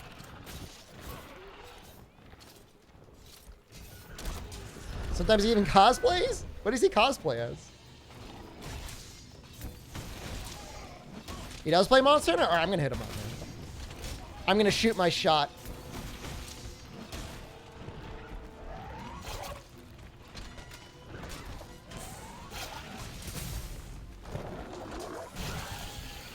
Wish me luck, guys.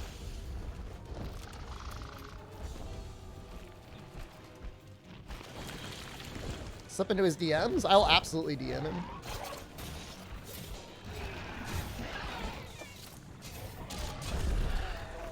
If somebody has the ability to do so, you can shout out. Spooky. First Namiel? Oh, you have to fight Namiel in the story.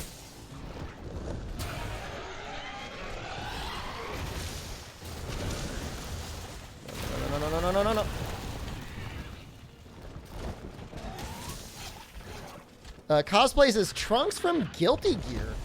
Or sorry, Trunks from Dragon Ball.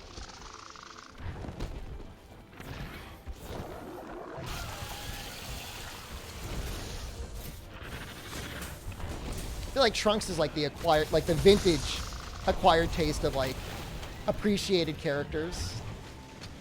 Trunks from Guilty Gear. Hold on. Don't bully me. I have brain damage.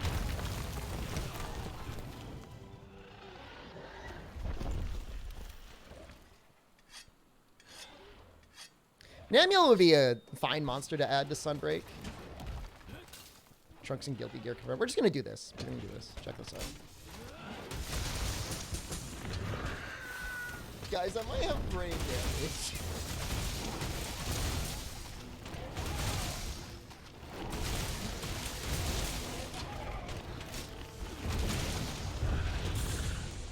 That's deeply unfortunate. It was supposed to be an AED.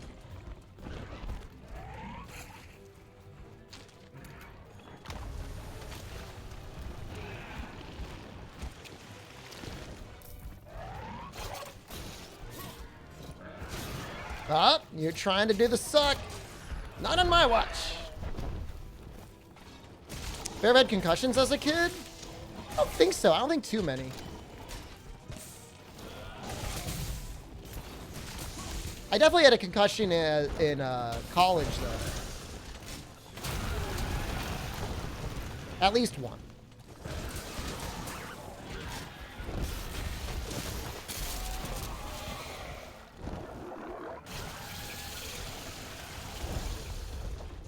Shep is a bully in high school? That is not true.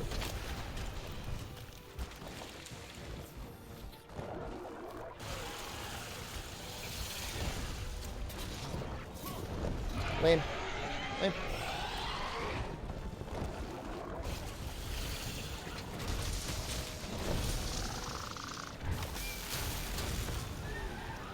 Well, not,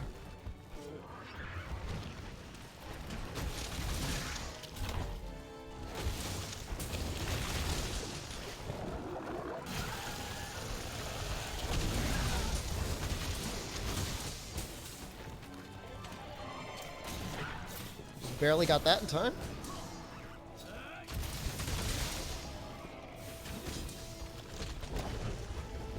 Two concussions come consequences? Yeah, I mean, it's brain damage, man. I know it. I'm gonna Gilly Mantle. Gonna try and Gilly Mantle. Well, my character's feeling kind of concussed right now.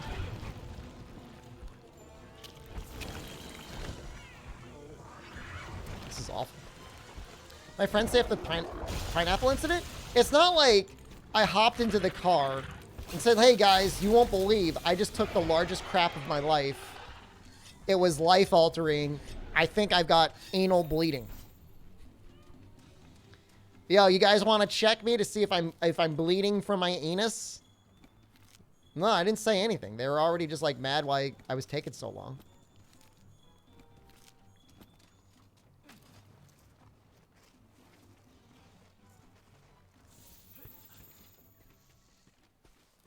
You joined at an awkward time.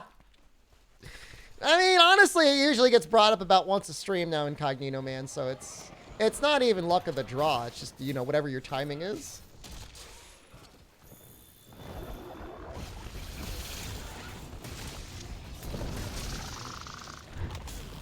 Incognito Man doing the Lord's work and shrinking Lao Shan Lung to pet size. I'm assuming that's something that might be a redemption option for your changes to Freedom Unite. Tiny or small.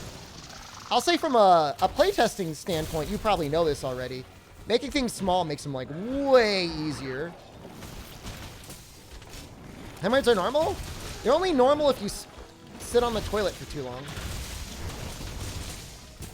1 minute ad break? Alright, after this Namule, I can do that.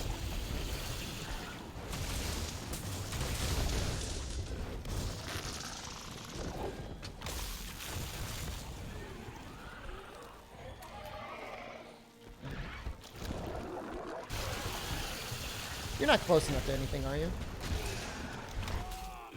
No. This area's a little rough for that.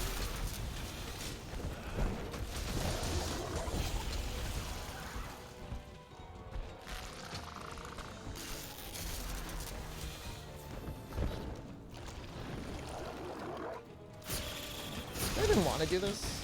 Not really. Hemorrhoids are scared of you? You're poor butthole. I agree.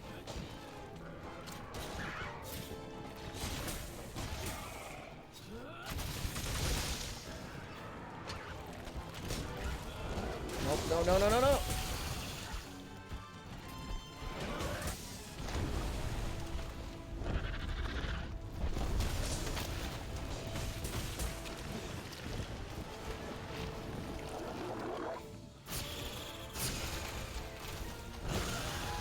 I don't think I've got the stamina to make this work, but I'm going to try. Oh, no, we might have it, actually. Wow. Barely. Oh, I pulled it off. Oops.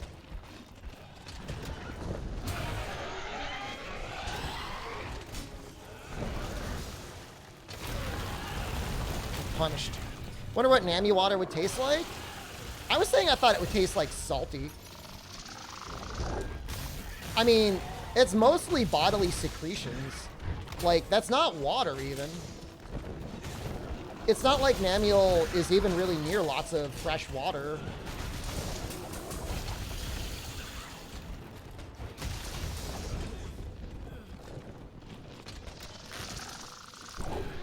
That's kind of gross. I mean, we know it's conductive, like extremely conductive, so that means it probably has some sort of dissolved mineral in it. Could be salt. Doesn't necessarily have to be salt.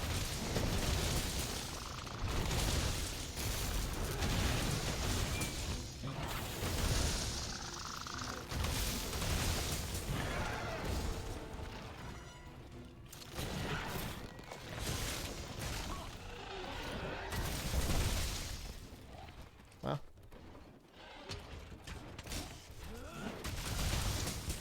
That was over 1,000 damage. That was great.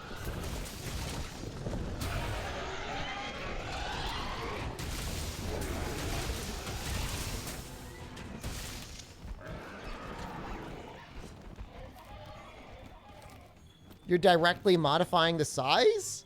Oh, I see. So you're going in and saying Lao is this big. So it's like, normally there's a size modifier, right? Like 20% bigger, 20% smaller. You're like, no, actually Lao is just default size, this size. I guess that would allow you to go way beyond size modifiers, right?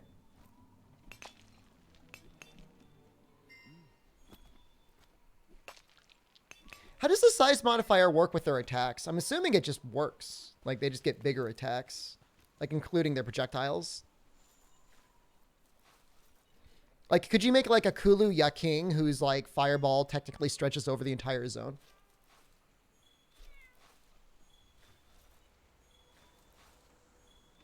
That'd be kind of neat. Kulu terrorizing.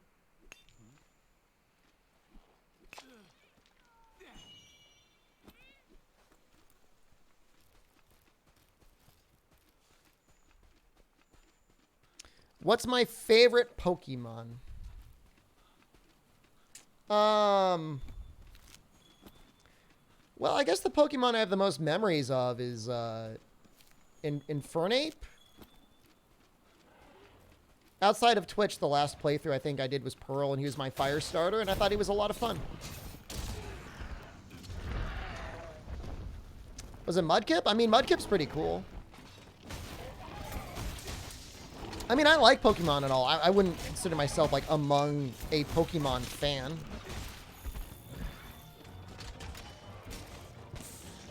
Hardcore Nuzlocke when? I mean, we've done Nuzlocks before in streaming. Why would you pick, why would you ever pick a water starter in games that have, like, a million water monsters?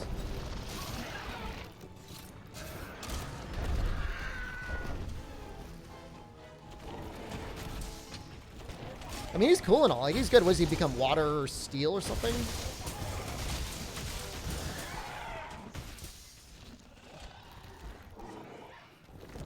Water starters are the best? Well, I know from a stat perspective, in red and blue, Bulbasaur ends up being the best one.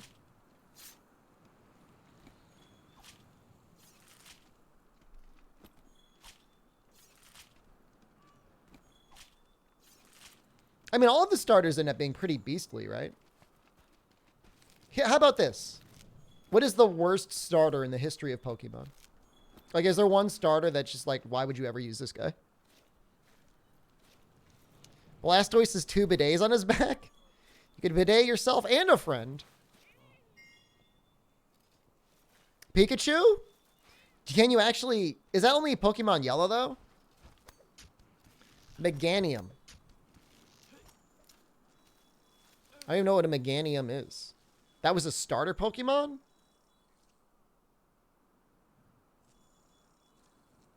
What does it even evolve into? Oh, that is the evolution. It looks dumb. So it's got okay defense and okay special defense. Doesn't look like it has any naturally occurring good moves. Solar Beam is pretty bad. I mean, Body Slam seems like you could easily get that somewhere else.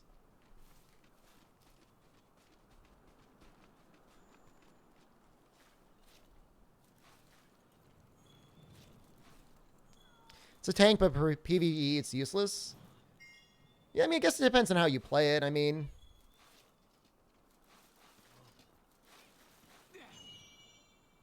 Grass is a bad defensive type. Yeah, I guess lots of things beat grass, right? Like bug and... Was it fire? Those are usually fairly common.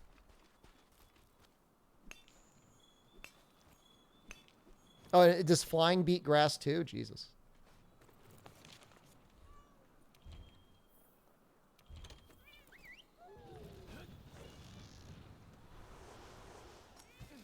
I'm going to say Meganium, from my casual observation, ends up being worse than Pikachu.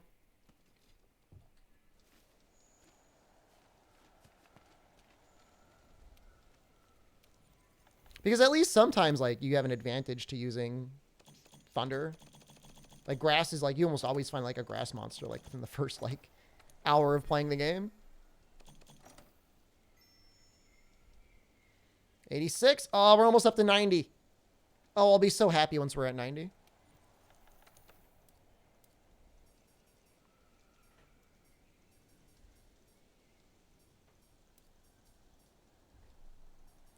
Kind of want to fight an Uragon.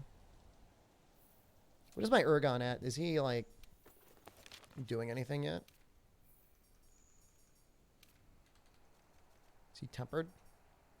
Lavazioth is tempered.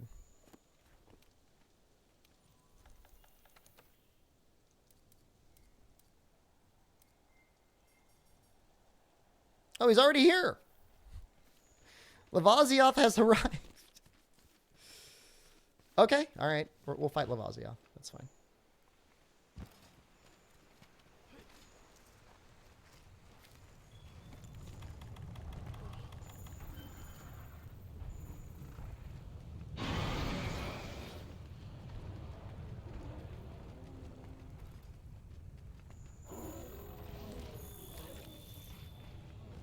Let's go Pikachu. Pikachu is broken.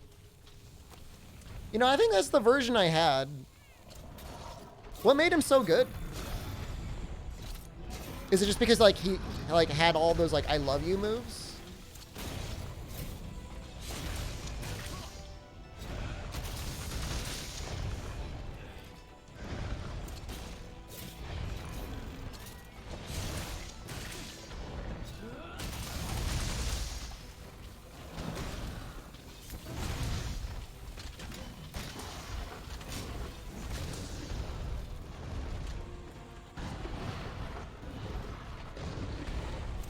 I wouldn't mind tenderizing his head too.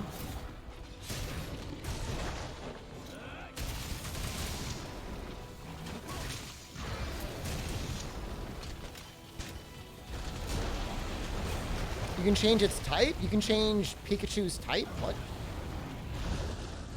I don't remember being able to do that. Everything scales up a size? That sounds neat. Alright, we gotta get him with this shot. No, we didn't get it. Whatever.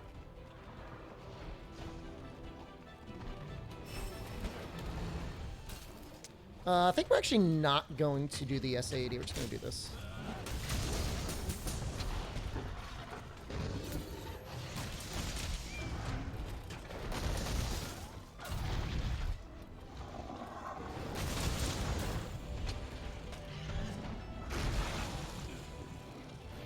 Rathalos would be fire.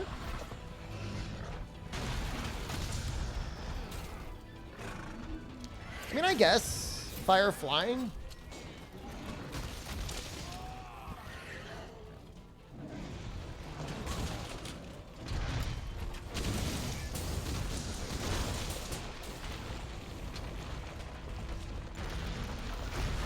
Never made it past the first bend.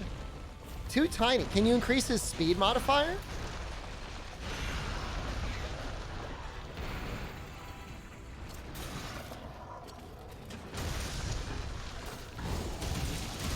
Yep.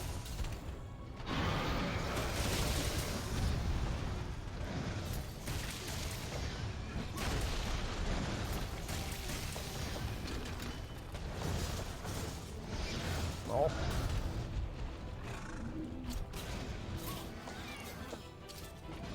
Honestly, haven't gotten that far yet. I see.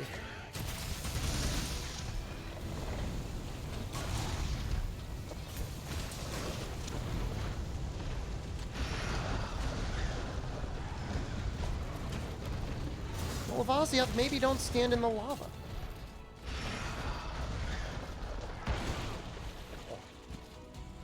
He is tempered, by the way.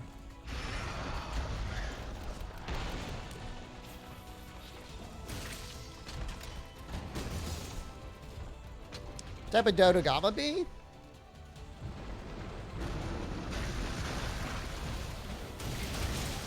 I mean, is there anything that would count as like an explosive type other than just fire? Fire rock? That makes sense.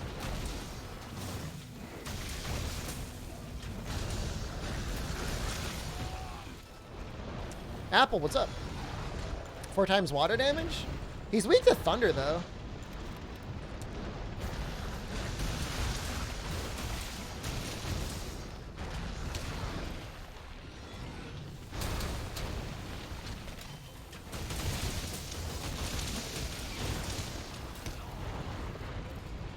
Steel type? I don't even know. Steel Dragon. I could see Steel Dragon, even though he technically doesn't have any steel moves. But yeah, I mean, I would say fighting makes sense, too.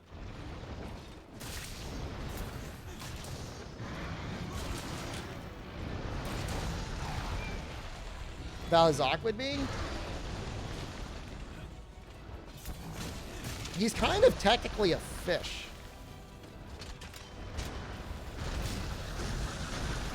Ghost and Dragon?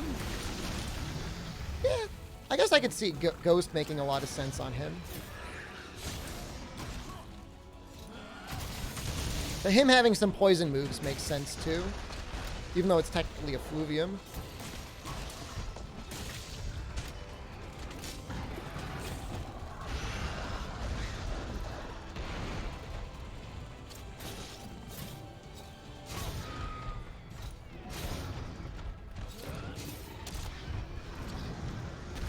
What monster would count as a fairy type?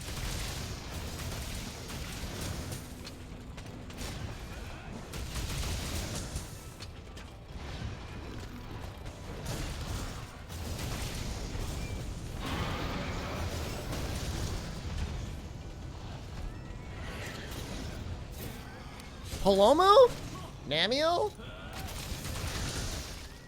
I mean, Namiel would just be thunder water. I think. Mizu could be fairy? That makes sense. Especially like the Deviant. Soul Seer.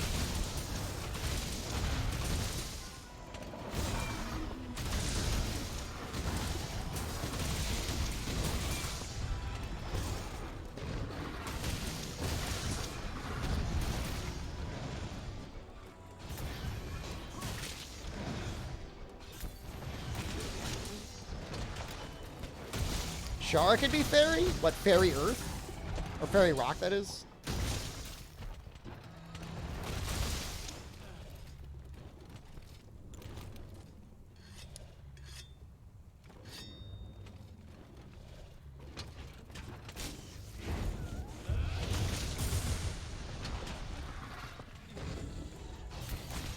Fairy ground. Does the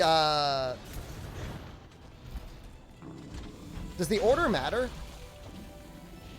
Wait, is there a difference between ground and rock? I forget.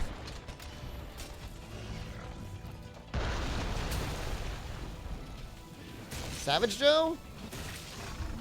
Definitely something in dragon.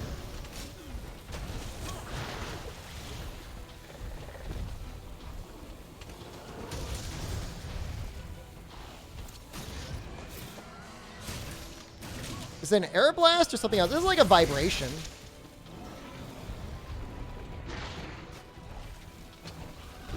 Ground is way better than rock. What advantage does rock have over ground at all, if any?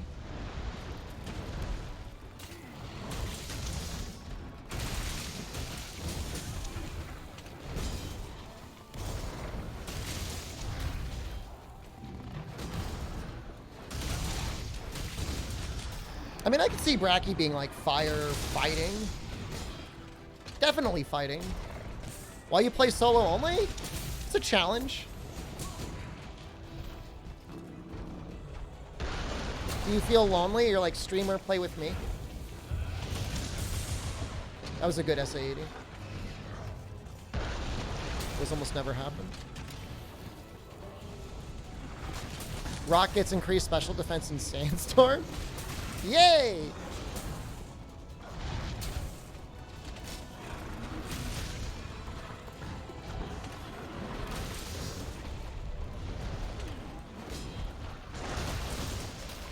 I have no friends? Dude, even if that were true, you still shouldn't say that.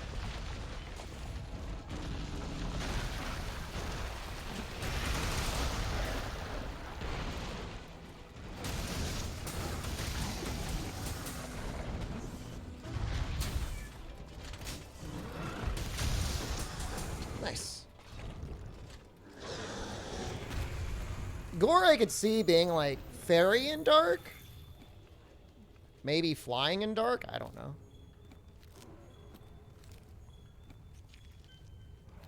Maybe Shigara would be like fairy flying. And then Goro would be dark flying. Aside from Monster Rise on PC, should you buy it? Yeah. How am I? I'm doing pretty good, although people think I look like crap. But I guess I haven't been sleeping much, so maybe I do look like crap. Maldi would be fairy and flying. He knows how to fly.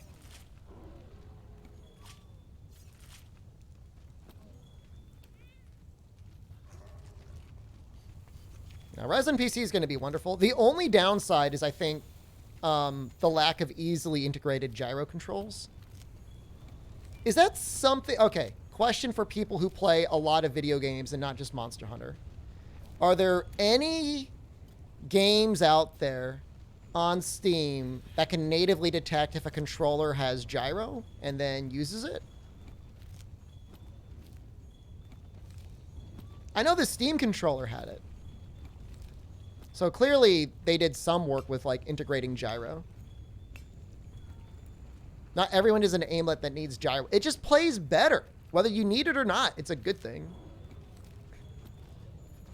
Not everyone is slow hands. I'm not playing with a mouse and keyboard.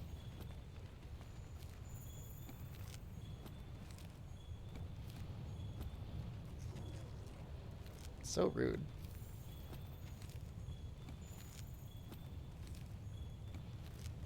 I'm taking from the lack of responses that the answer is no.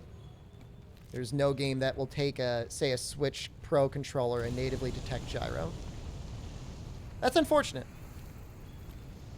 Because it really does make bow a lot more fun to play. Like, I don't really need it for, like, bow guns, like, whatever. But for bow, like, when you're doing the jump in the air move, it really helps. Being able to flick downwards. You don't play other games? I mean, that's why I specified anybody who doesn't just play Monster Hunter all the time. Because, like, I get it. I mean, honestly, gyro would be great. Great in world with the bow. That'd be tremendous. The target cam freaks out on 3DS. I don't know when the last time I would have played range on an actual portable console would have been.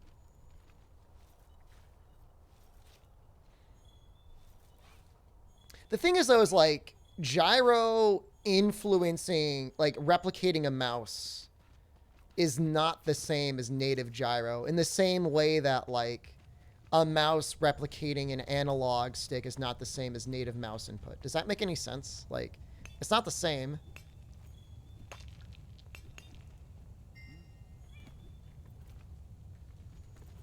Well, that looks like a big bone. Is that a big bone there? Nerl has the best take on gyro, 100%. Nerl has exclusively only good takes. The only time you might disagree with Nerl is if like you really, really love Hollow Knight. Nerl did not hate Hollow Knight, but he did not love that game. He's got some pretty valid criticisms of it. I think it's still a better game than he gives it credit for, but... Who uses a mouse as an analog stick? When Monster Hunter World was first released on PC, their implementation of mouse controls was just emulating the analog stick. It was not native direct input, so...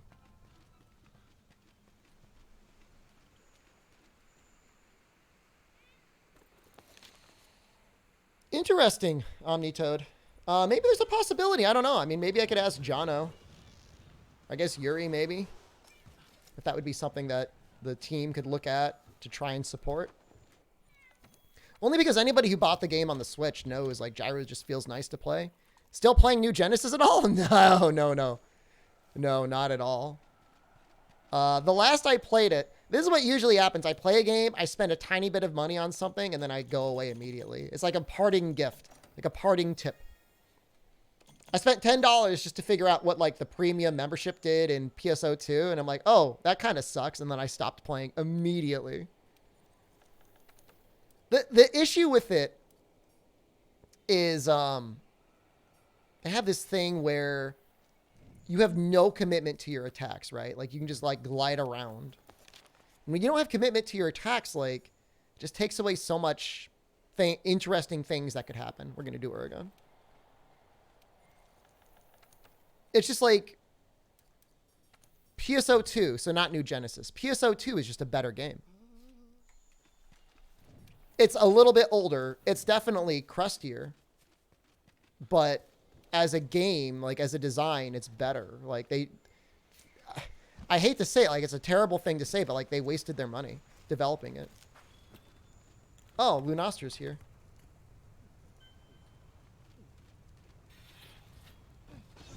I don't really want to fight Lunostra.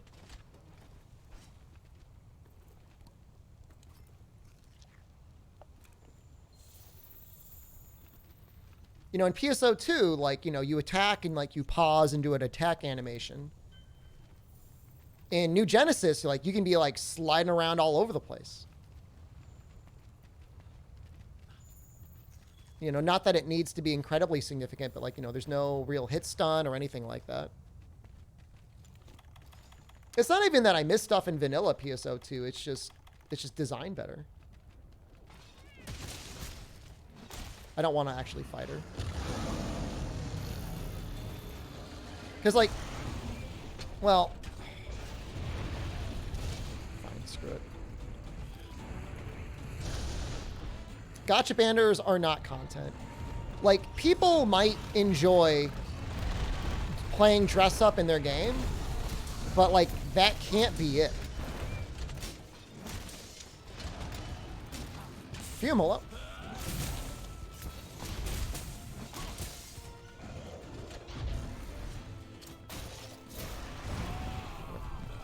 Even with new areas, even with new monsters, like, it doesn't matter. Like, a dumpy game is going to remain a dumpy game. Except for dress-up games? I mean, okay, obviously, but for, like, action RPGs, like, you can't, like, rely super hard on layered and stuff like that only. You wish we could buddy up for the Guiding Lands grind? It would threaten the integrity of the purity of the challenge. I'm almost there, though.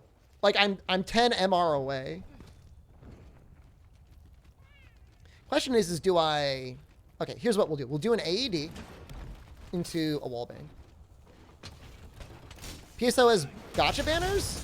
They put, like, layered stuff on rotation. It's got limited drops and stuff.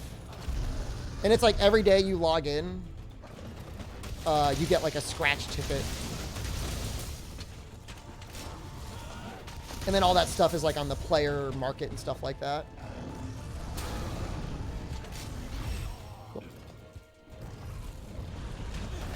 Even if the new area, they didn't get above 5,000? Like, total?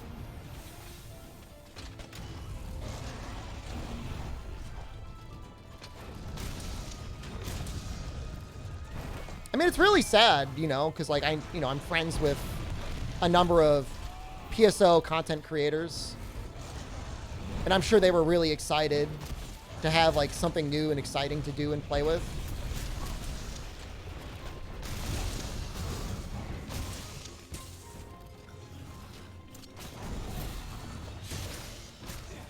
I mean, there's still, you know, Xbox.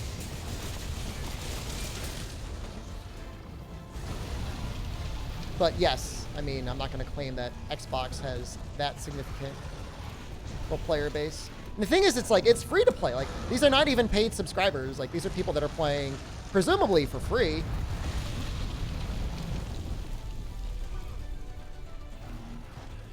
Well, I would assume most people in NA just don't care. Like, PSO2 has been around for a very long time with active development for, like, I know, well over 10 years. When did PSO2 come out in Japan? Was it like 2008?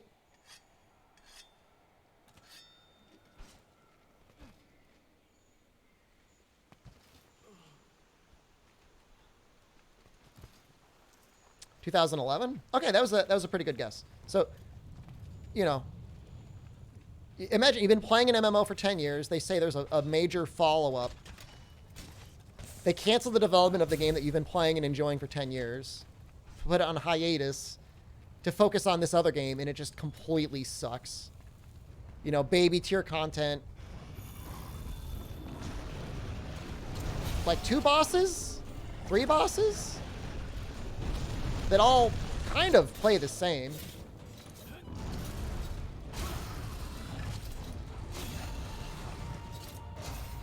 How do Japanese players feel about Rise currently? I think they're probably more positive on it than the West is. But that's just a guess.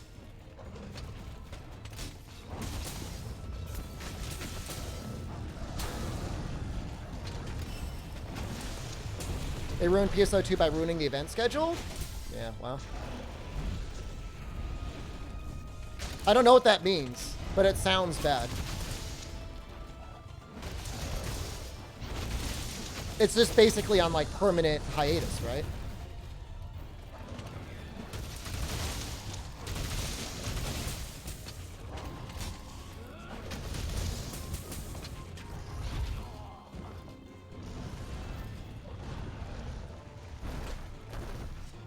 Do you think we'll ever see another attempt at a Monster in MMO?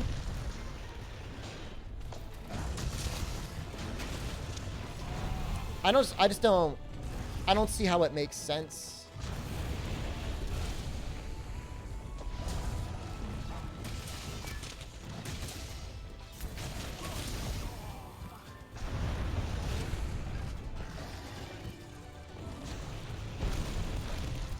You know, it's such a risk to try and build the amount of content necessary to make an MMO work versus just releasing a game that sells for $60 or $70 that you'll get up front with no subscription fee, and then with like tons of DLC on it. Aside from Monster Hunter Rise, I mean, I played, you know, Rise on the Switch. I'm excited to play it again at like a real frame rate.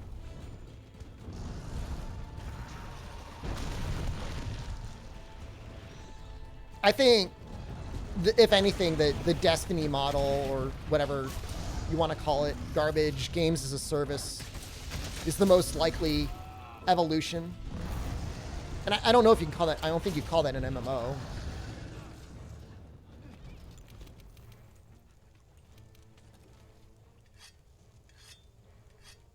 World Lobbies function as pseudo MMO? I mean, I wouldn't call it that. I mean, you know, it's got a nice, like, 16 person is nice, but that is not an MMO.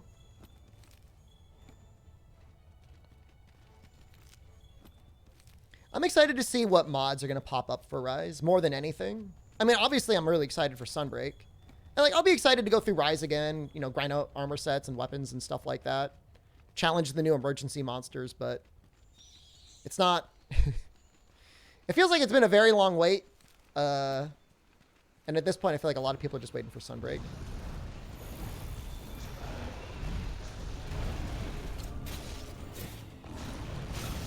Hit a wall, please.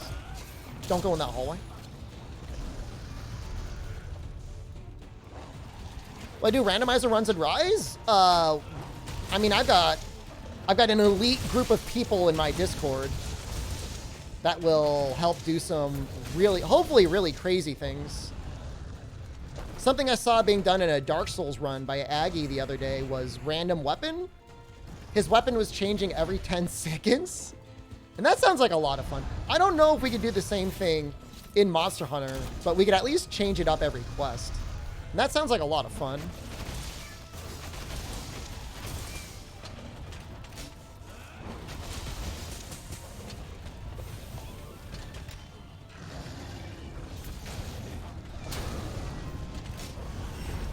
Yeah, I mean, you know, Albino is getting very smart and very talented at it. We've also got a couple other, like, really good programmers involved and around. Incognito Man and Charles Tyder, who's been stopping by the stream recently. So it's, you know, it's optimistic. Worst case scenario, there's still going to be a lot of cool world stuff happening. Like, it's insane to say it, but, like, World is still very much a game that's going to have a lot of stuff going on for years.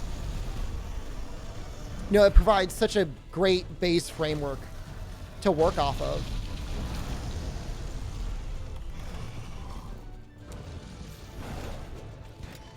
Random Elder Dragon every 5 minutes? I don't know if that would be good.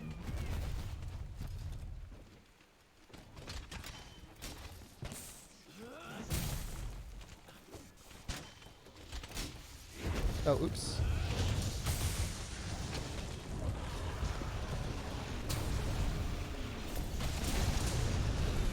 But yeah, the monster randomizer, you know, that's going to be really, really neat once we get going with that.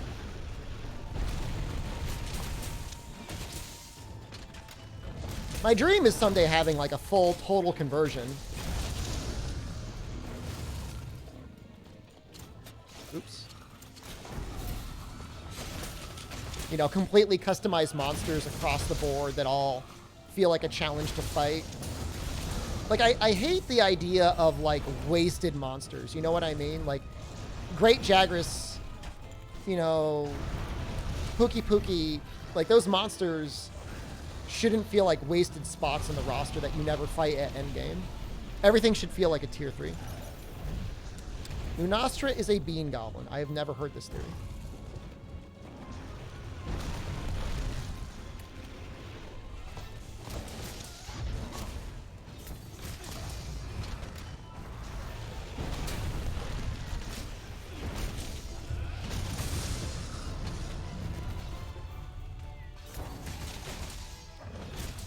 I did an AT Dodogama quest, and I would say, like, If it's just changing the stats of the monsters, that's not enough in my opinion. It needs to change their moveset or their AI in some way. You know, you need to give that Dotagama at least a dick beam. The theory is all of her wind pressures her blasting ass. That's kind of funny. Sounds funny too that you actually tried Dark Souls like that. I mean, not to disrespect Dark Souls, we just completed the base game of Dark Souls 3. But in terms of learning weapons, like, you can always just push R1. So even if your weapon's constantly changing, you can just push R1 and you're going to get an attack out. It may not be a good attack. It may not be the best attack, but you'll do something. Unless it's like, I guess, a shield. I guess R2. R2 will always do something. Technically, world is the same, right? X or A, but if your weapon's constantly changing, it'll be something weird. So I don't think it's going to be the sort of thing where the weapon's going to change every second, but it'll certainly be the sort of thing where we should have the weapons change randomly every quest. Did I solo Elatrion? Yep. Pretty early on, too. We did it with just, like, a barely augmented Beatota's Charge Blade.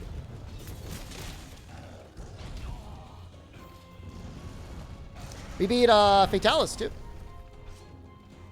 Twice, actually. I was going to make some of his stuff, and I just decided to just go hard with what I have already.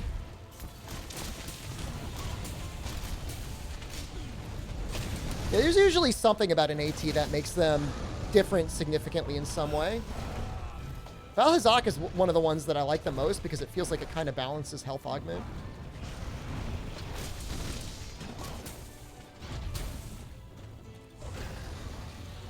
Fatalis gear actually isn't that great until you get good decos, and then it's broken. But if you don't have like a large assortment of like great level 4 decos, it's just like kind of okay. The True Razor Sharp is really nice.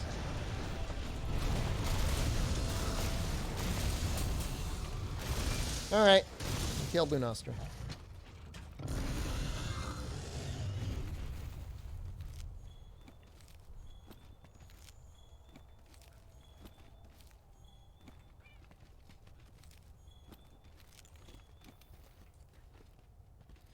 AT Xeno is great.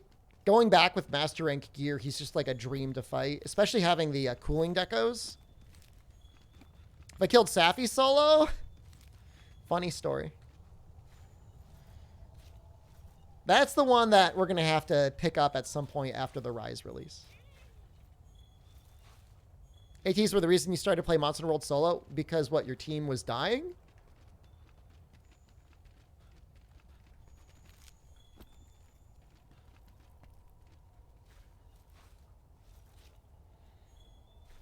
I'm not really upset. It's more of like a disappointment that we never got an AT Shara. Like, there was almost definitely they were gonna do it, just like they ran out of time.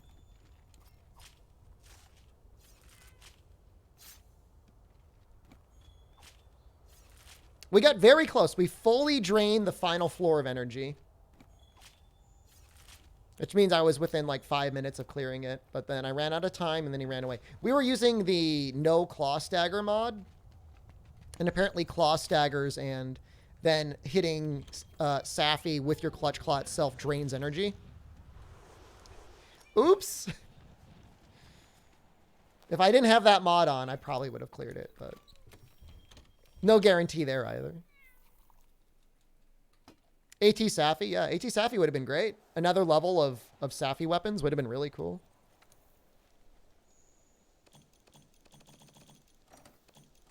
I still want to fight that Oregon. Hopefully I have another lure.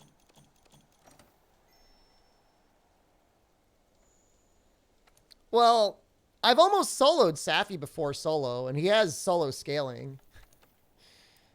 But yeah, no, I underestimated him. I'll admit that any day of the week. I made a mistake.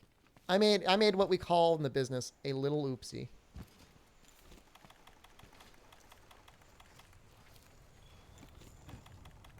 Fatalis wasn't originally planned.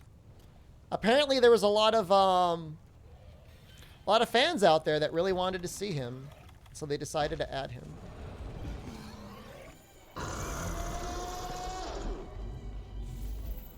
Isn't that special?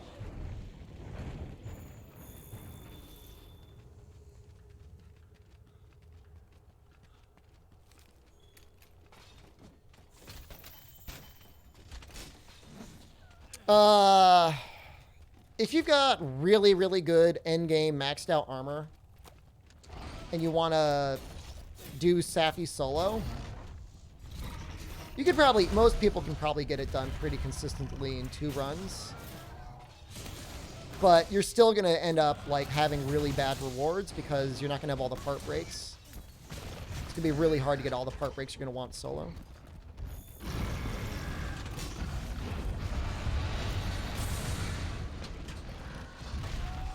Fortified just wore off. That's a shame.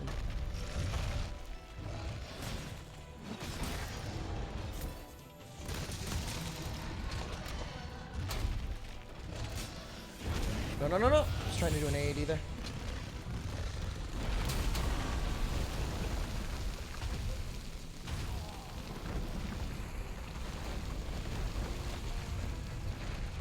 I mean, it really comes down to how good you are at maneuvering Safi and how cooperative Safi is at going under the things in the Area 1.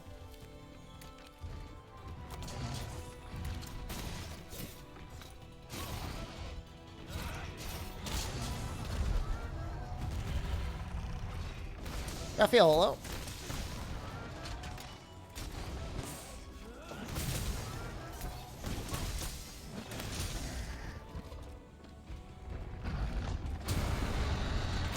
Oh, oops. Probably should stand under his chin when he does that.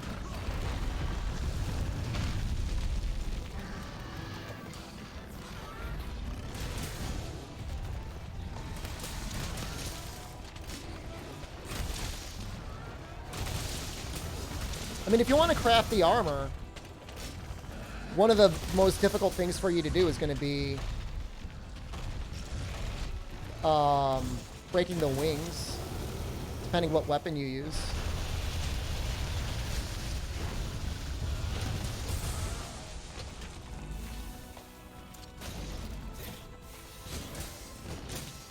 What art style you want to see from Monster Hunter 6? We won't get it, but I love the Stories 2 art style.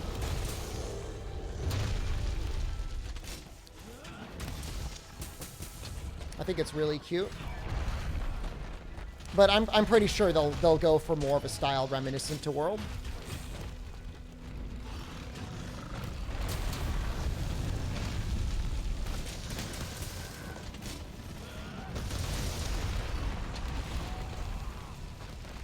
You know, I think it could work for sure. It would look amazing, you know, in high resolution, next gen, all that stuff.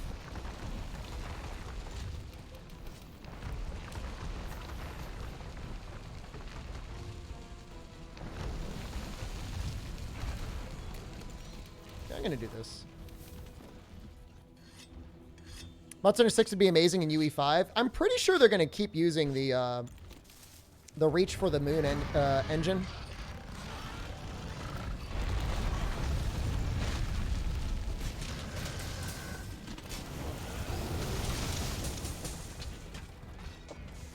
You have a Wind Waker situation in your hands? You're right. I agree with you 100%.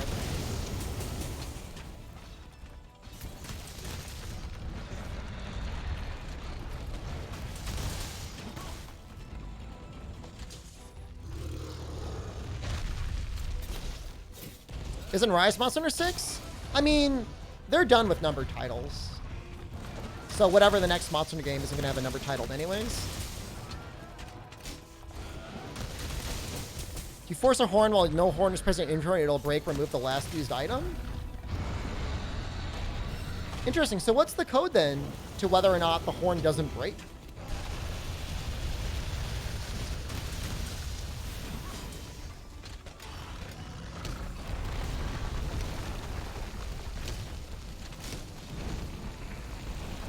Is there just something special about the horn? Like, after you use it, it gives you a chance at getting it again? Oh my god.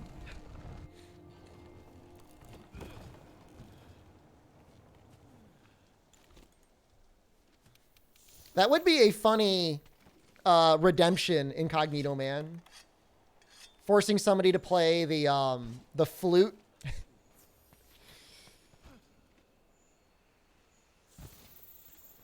As like a Twitch redemption. Because like it almost guarantees you're going to get hit by something. Molly's really shy right now. You're waiting for Monster Hunter Rise mobile. Like on the iPad? Like an iPhone?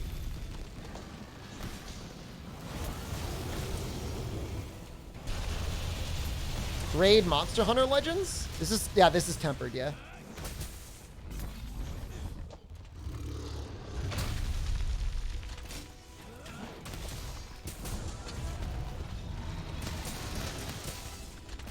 Android? I don't know. I was trying out some xCloud the other night. The cloud gaming thing from Microsoft. It works really nice for what sort of games you'd expect it to work on, but it feels terrible playing anything where you gotta like maneuver a mouse or an analog stick or whatever with any degree of precision. Like it feels like you're aiming underwater.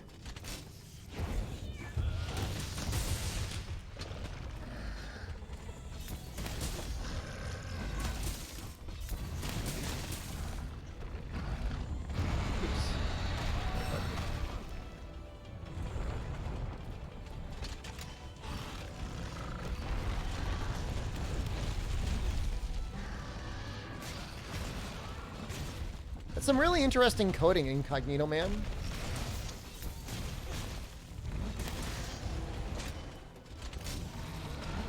Must be some interesting if-then statements.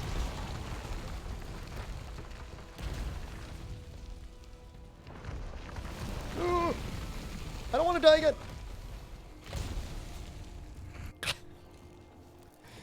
Man, I've died more to this Oregon than I did to like the Lunastra.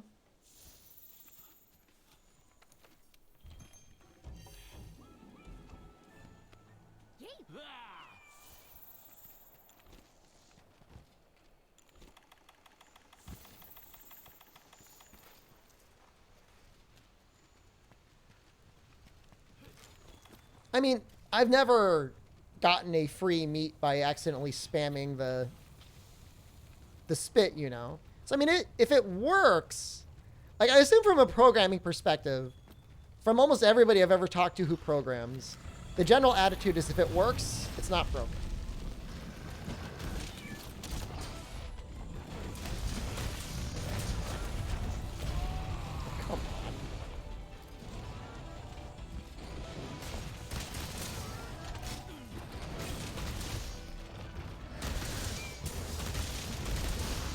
No, no, no, no, no, no, no, no, no, again.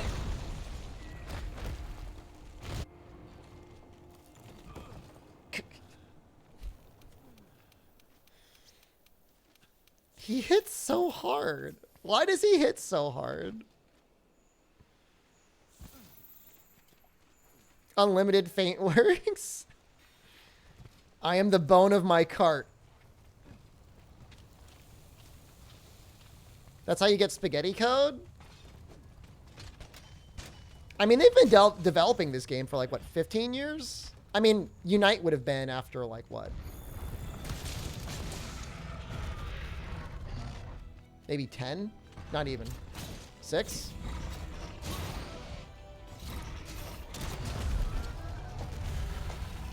I see Fume paying out.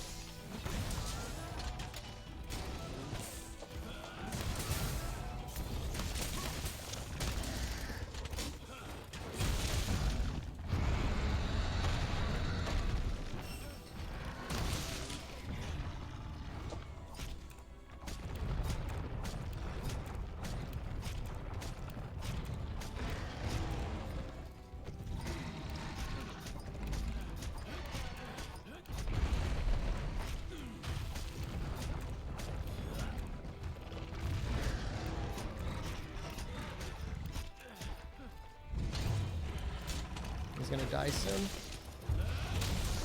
I believe. He's already dying.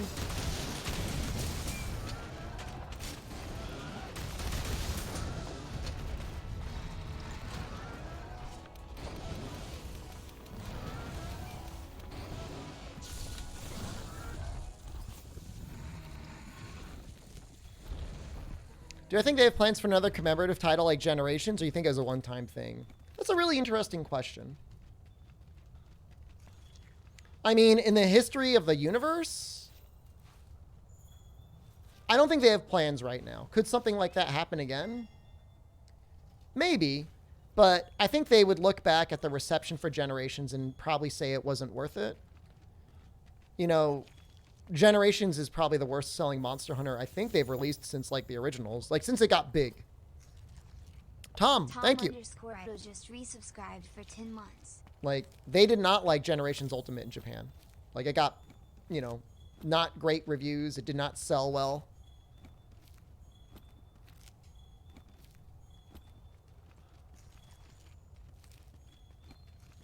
You know, I don't really know what to say other than, like, they're a company. They want to make money. They're going to see games like World sold really, really well. And to some degree, Rise sold really, really well. And they want to keep making games like that.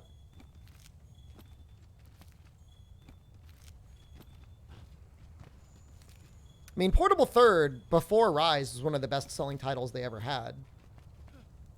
And that had, debatably, a very limited monster roster. But it was released on the right platform, with the right setting, with the right balance, or whatever. Maybe the right advertising. I mean, maybe that was lightning in a bottle. Who knows?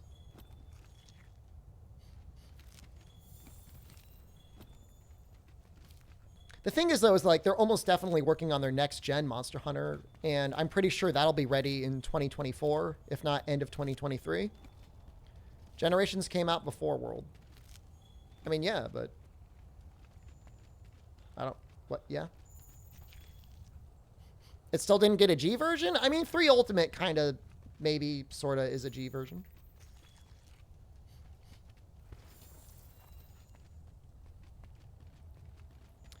Portable Third never released in the West, and yet even still, it still is one of the best-selling Monster Hunter games of all time. When am I starting the Generations grind? We already beat Generations. No, that's a lie. Generations will probably get started in April. What made GU fail? I mean, I think a lot of people saw it for what it was, which was, you know, a title that was more or less just focused around experimenting and a lot of copy-pasted Monster Hunter monster design. You know, certainly there was probably a lot of complaints about, like, the massive amount of really boring quests, of which there were a lot.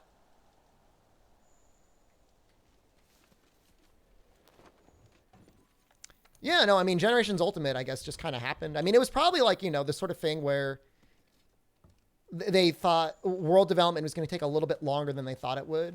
And Ichihara was available and said, like, hey, like, if you give me a chance, like, maybe I can do something with this. And I think that, you know, Generations Ultimate is definitely a way better game than Generations. So, like, I'm glad he did that. Like, that was definitely a good thing for everyone. He couldn't course correct everything, but the things that he did course correct definitely helped. I mean, it's just like getting through the village, which is normally supposed to be like a fun and relaxed and easygoing time, is just miserable in Generations. Like you spend so much time doing random gathering quests, like in a very condensed period of time. And that's really improved in Generations Ultimate, but you can't, like, just, like, there's no generation skip. There's, like, no low-ranked village skip. And, yeah, of course, you know, it's like whoever is posting the deviants in a Generations lobby is, like, the king. Because it only unlocks for them. Like, what is that? You know? I mean, it literally felt to me like they knew it was going to be a while before World was going to be released after Generations, so they baked in as many things as possible to try and, like, really extend people's playtime. Which, like, in a way, like, you know, I kind of get it, you know? Like, God knows when you have games like Monster Hunter Rise and there's not a lot of that content baked in, you know, then people complain, oh, no content, nothing to do, stuff like that. You know, it's not easy to find the balance. Don't know how to take the fact that Sunbreak's Director is a new name? I mean, he's the one who created Demo Magnamalo. So as far as I'm concerned, he's a cool guy. I like that guy. He knows how to make a good, challenging fight. I mean, in some respects, Demo Magnamaldo stands like in the top 10 best fights of all time.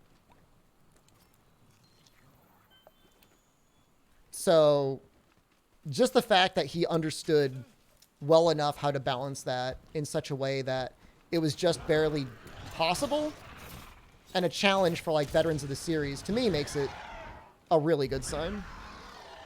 Suzuki did not come up with the Clutch Claw. Ichihara is the director of Iceborne, and he's no longer with Capcom.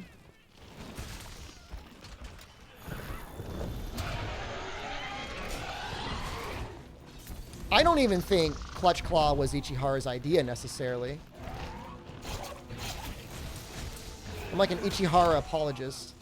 I feel like somebody at Capcom was like, you got to put a thing in that people need to have if they don't buy the expansion.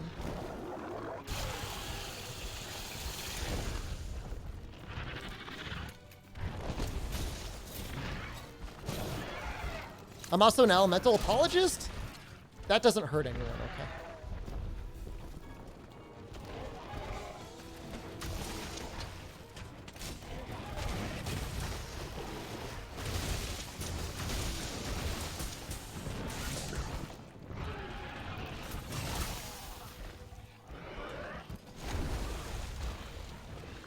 Some Lost Planet developers to blame? It was definitely something that was really cool in concept, but in the final design could have been a lot better. My feeling is Rampages are going to have to be completely redesigned from the ground up to be kept in Sunbreak, or they're going to be removed entirely.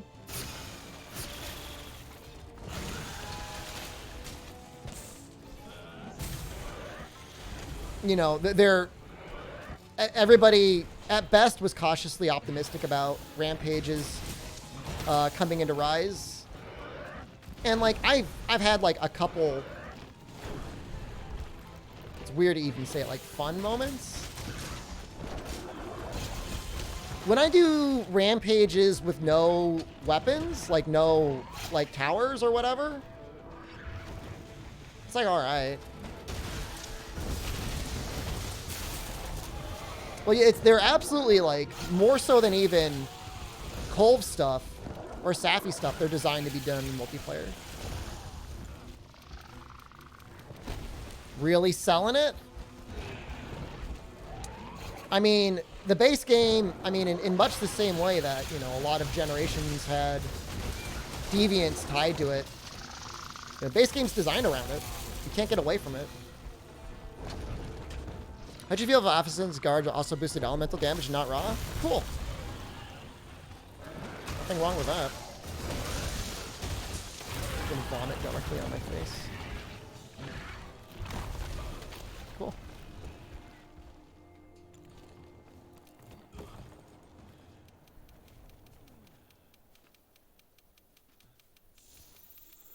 Narwa has nothing to do with Sunbreak? I mean, you have to beat Narwa in order to get to Sunbreak, but, I mean, whatever. They did say that. They did say that that was the progression point. It's not going to be low-ranked village, because that would be insane. I don't even know how, like, I don't even know how you fix Rampage. I really don't. I think if it was only the Apex round, so you cut out all the other rounds, and it was just the final Apex.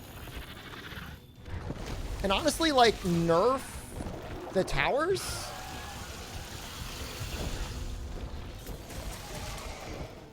Completely redesign how you get S rank. Like, put it entirely based on time and not all these arbitrary little objectives that it has. Pretend it doesn't exist.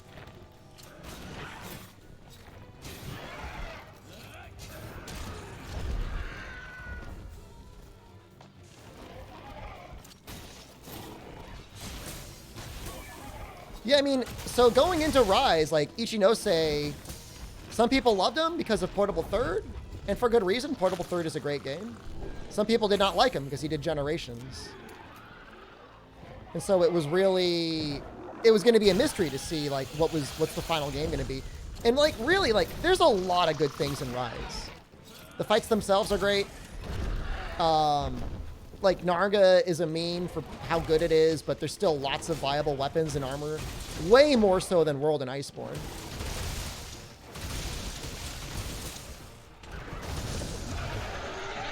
Big Sea-Lock, hello, thank you. There's been times where they ditched an entire base game system going into G-Rank. Most G-Rank games are literally add-ons directly to the base game. And don't change the base game in any way, or at least any significant way. Sometimes they add like new monsters you can fight in low-rank village and stuff like that. Or wasn't Nargis gear nerfed within a full week of release?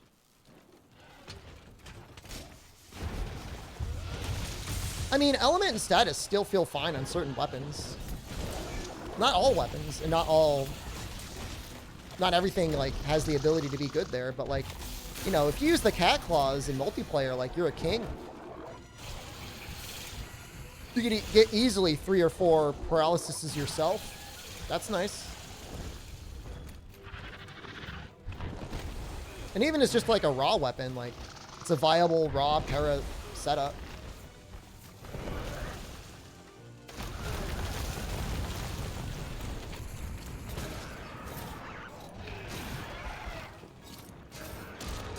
Yeah, I mean, Portable Third, I mean, I think those of you that have played it, and I know it's like a bit of a hipster title, but Portable Third definitely just feels really nice to play. It just feels good. Which I know is like not very descriptive at all.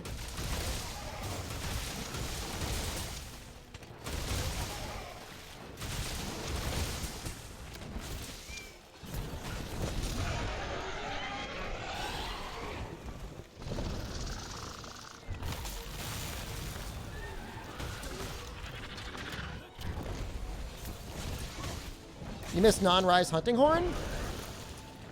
I mean, they have, like, the old hunting style in there if you really want to do, like, lots more recitals and stuff. If you want to queue up your songs.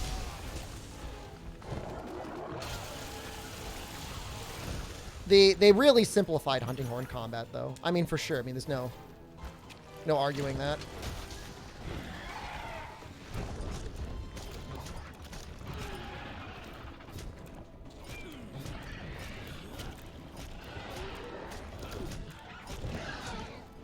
Yeah, I mean, 3rd generation Monster Hunter just, like, feels really nice. Like, everything feels pretty well designed, pretty well viable. There's really not much that takes too much away from actually fighting the monsters. You know, there's no riding. There's no hunter arts. There's no wire bugs. There's underwater, but there's really not even that many fights that go underwater. Is there a VOD for the Fatalis run? I mean, it's still under the Twitch VODs. It's highlighted on, or it's there automatically. No ledges.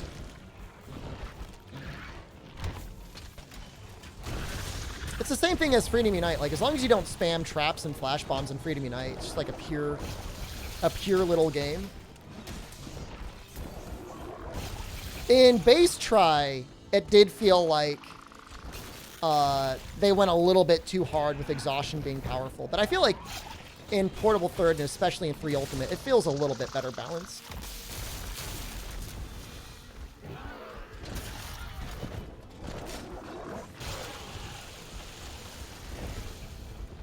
Third gen is the one where you drop from red to no spirit gauge when it ran out. That was 4. Try actually had it so you had infinite, like infinite Spiro combo once you got to pink.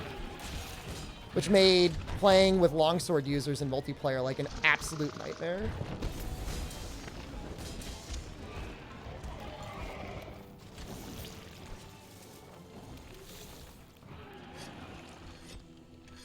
Yeah, I think like wire bugs to me, like they can work as a system. Just right now, they're just like a little bit tweaked up too hard.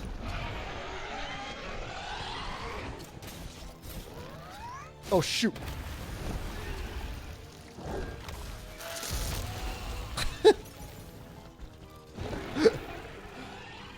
Blah.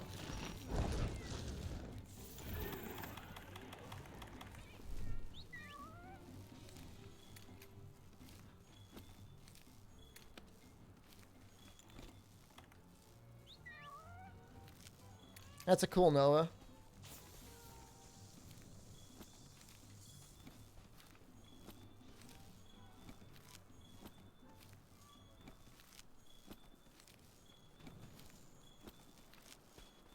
I'll come back for these later.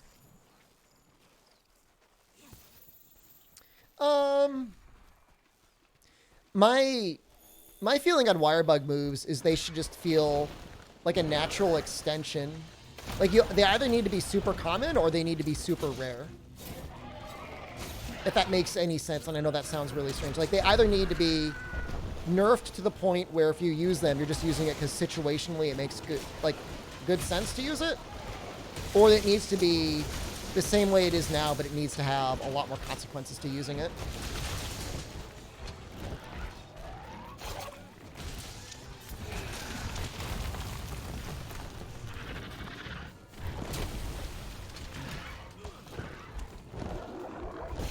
And you can't necessarily just disable wire bugs entirely. There's absolutely some moves that are entirely balanced around the idea of you having a wire fall to recover. That was close.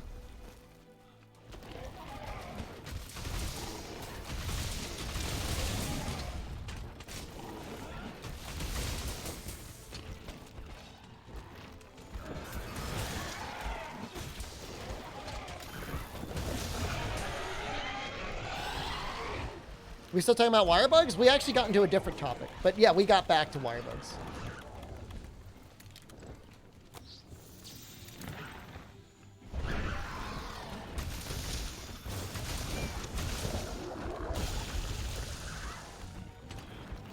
You know, almost as egregious, though, honestly, is Mega Potions?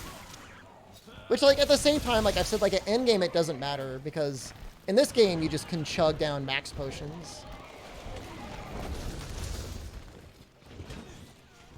Max potion health augment spam. You know, World is as guilty, if not even more guilty, than Rise is for that sort of stuff.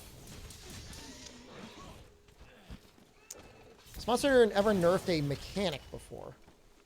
I mean, they've made balance changes between versions, between the normal version and the G version. You know, like small adjustments. I mean, are they nerfs?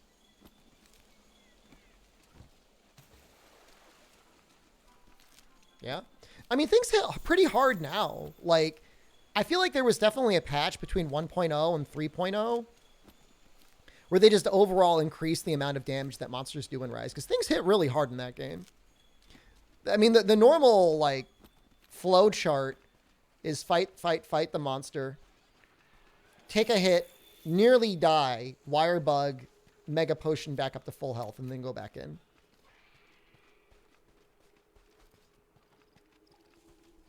Yeah, if you look at the just the basic motion values of Charge Blade from 4 and 4U into World, like it's definitely a much weaker weapon.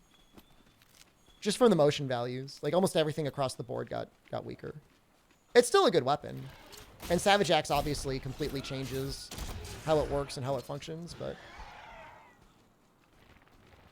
Sword and Shield got nerfed between Rise and World. Sword and Shield feels fine in both games. Perfect Rush was disgusting in World, but that doesn't mean that because it got nerfed in Rise that Rise Sword and Shield is bad in any way.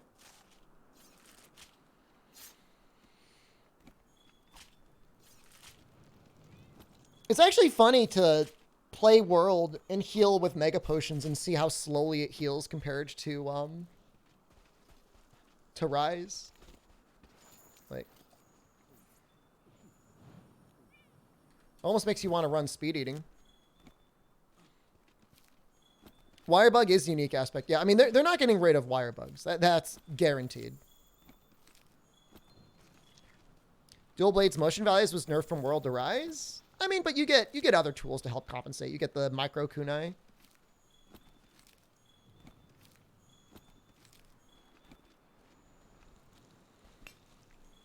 Were you able to get it working in any significant way, Omnitoad, or no?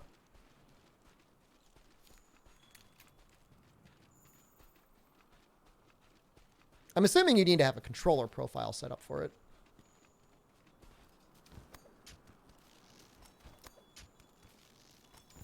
Like the micro kunai felt good.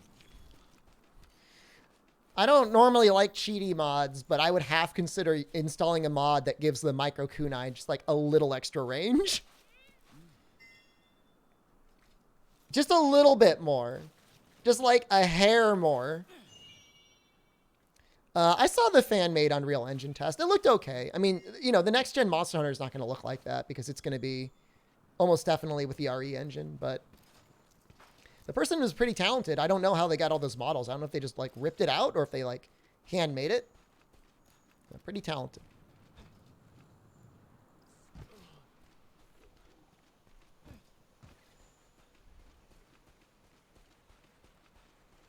Yeah, that would be my one issue, is like watching the controls tweaking out because you keep going back and forth between PC. Braver Thunder, thank you. I just want a small PP kunai. That's all I want.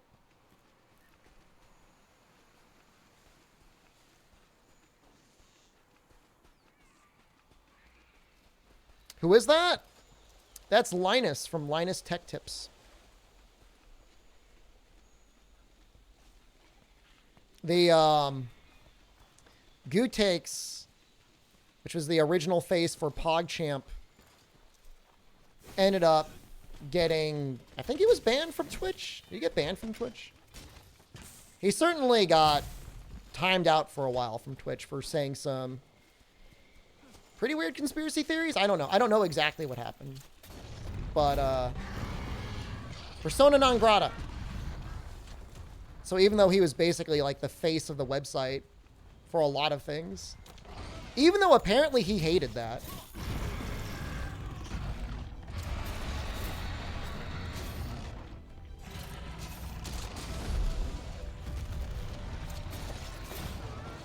Is a COVID truther? At least he admits it's real now. He just says he won't take the vaccine.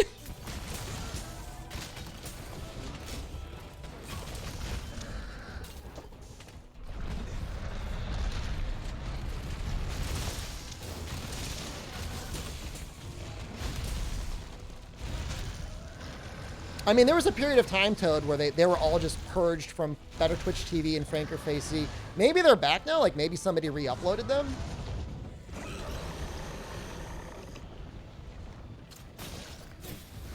Nightshade Missile!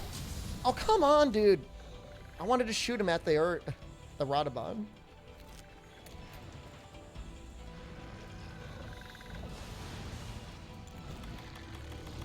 Now I'm going to banish you. Been banished. He's just like living in that sleep dust, huh?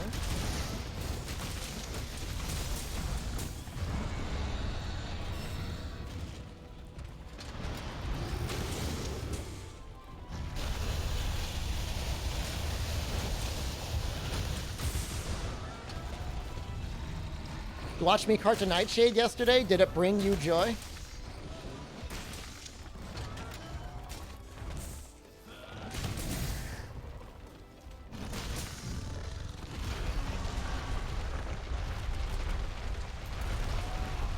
I'm hitting him with rocks and it's not tripping him. No, it's guaranteed that I will not finish Gamer Guy. We're going to have everything but Safi, hopefully by Tuesday.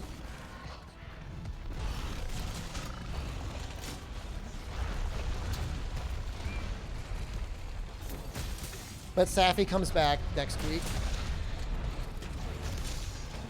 Unless we use a mod to bring him back, which I don't think I want to do.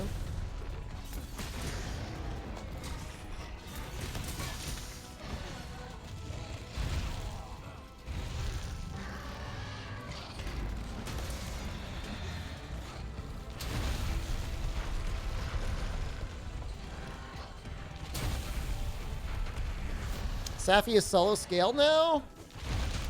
Barely?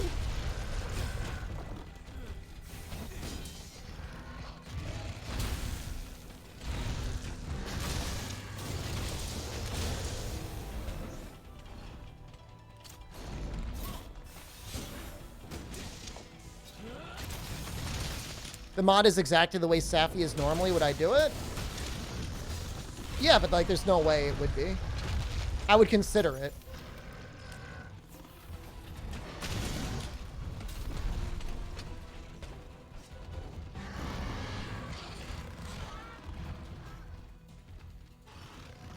I mean, we've already got like the Elatrion armor and stuff. Can I equip Rocksteady and Clutch Claw Radabon when he's rolling? I'm not even using Rocksteady. I haven't used Rocksteady at all for this world playthrough. And you know what? It feels right. Feels like I'm actually playing a Monster Hunter game. There's a carcass. Could that be...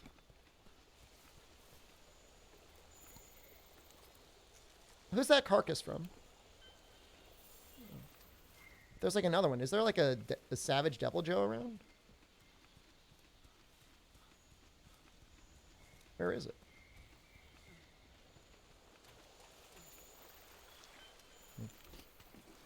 But it's a good insect glaive to progress through Iceborne. I mean, I started... So you're in Iceborne. I think the bone insect glaive gets spirit and strength boost. And for that reason alone, I would probably use that to start. Once you get to the end of, like, the story, you can make, I think, the Namiel insect glaive, and that also has spirit and strength boost. Although I think there's like a... Is there a Guild Palace insect glaive? How early can you make that? Honestly, Defender doesn't have spirit and strength boost. So for insect glaive, like, it's kind of bad.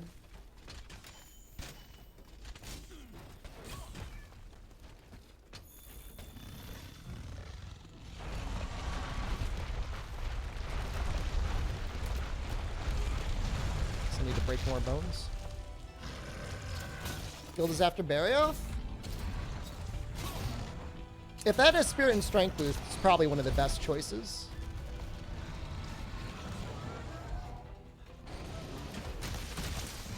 I remember when those came out thinking, oh wow, those are pretty nice.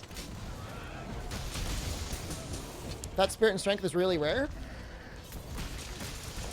It's certainly not super common.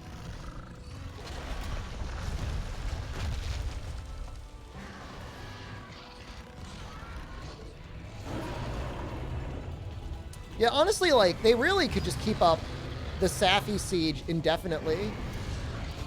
I guess that would feel... Well, it's true, actually. Just limit it so Safi is only in the Master Rank Guild Hall, and then Kolv is only in the High Rank Guild Hall.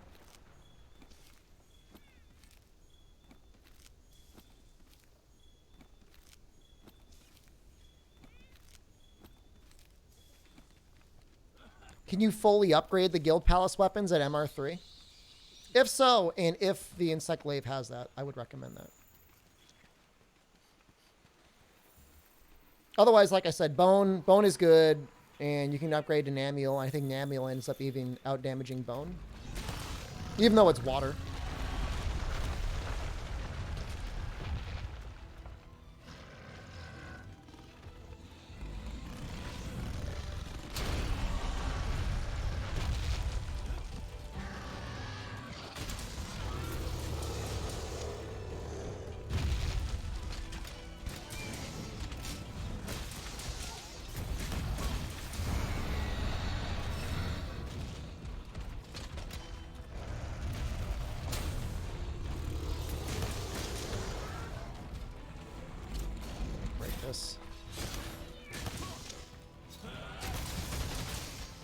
I don't know. I just don't think there's that many people that want to grind base gold. Like, what is... Outside of, like, completionists trying to get everything, you're really just missing the armor, right? Because you can meld the weapons.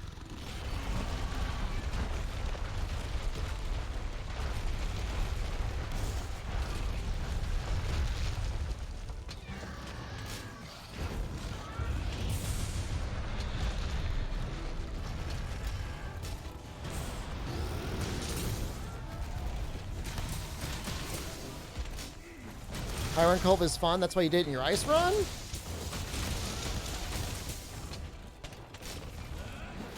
I don't know. I don't know what it's like to solo hold nowadays. This guy's a goddamn tank. You got no bones left on your body.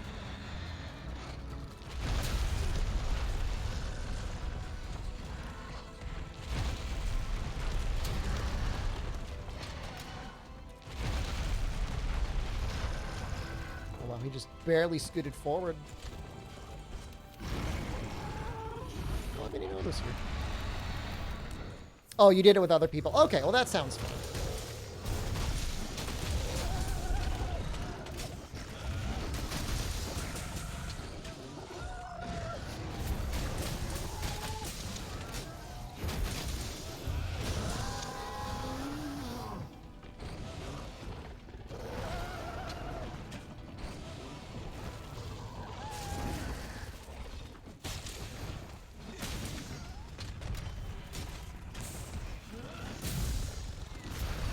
This Radabon felt like way too much effort.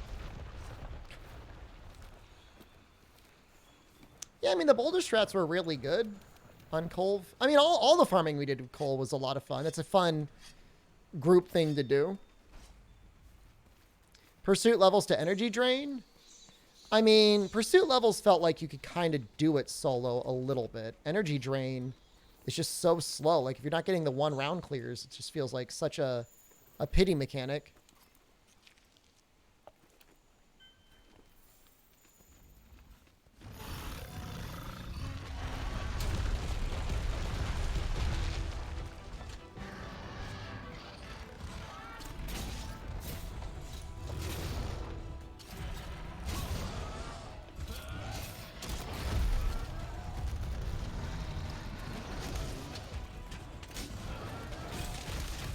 Capture him.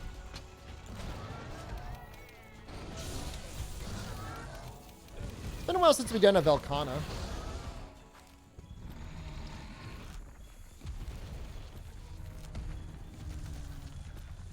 Radabon genocide continues. This is the first one I've killed today, I think. Maybe the second one.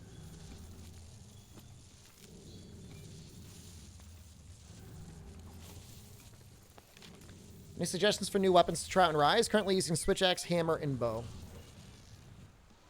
Greatsword with Rage Slash is a lot of fun if you haven't been using that at all. If you want things to feel incredibly broken, you can use Longsword. That's different. And potent.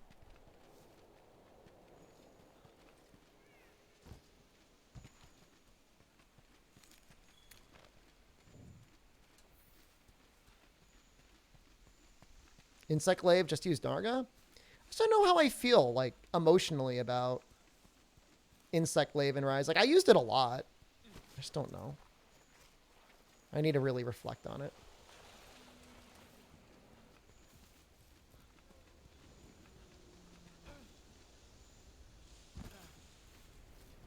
Where is he? He's just flying everywhere. Spreadsheets show Elemental Insect Glaive actually, to some degree, keeping up with Nargacuga. It's just insane how early you can get Nargacuga and how well it keeps up. What monsters do I have left in Iceborne? We are hard focusing on Ruiner and Urgigante right now. Yeah, once you unlock Rage Slash, I'd say give Greatsword a chance. Because it plays very differently.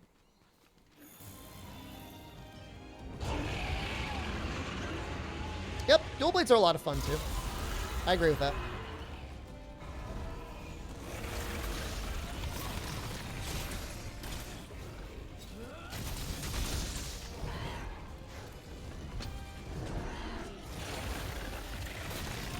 Oops. You set to fight AT stuff? Yeah, we still got to do AT Velkhana and AT Namiel.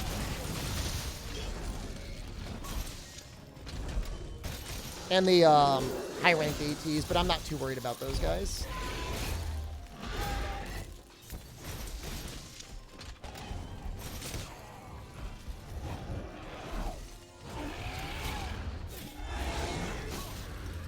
Please go on the ground. Can I even, like, run?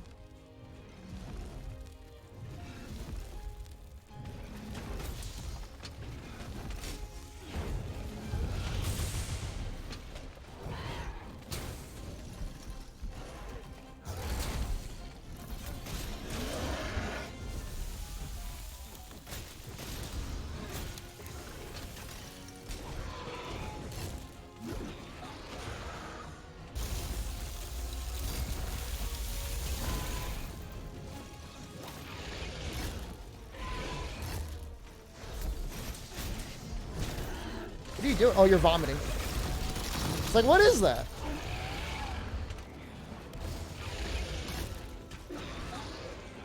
I guess I should probably try and get one more wall bang.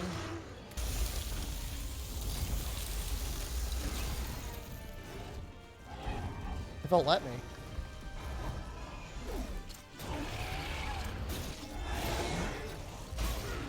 He'll never reach the ground, right? No. Okay.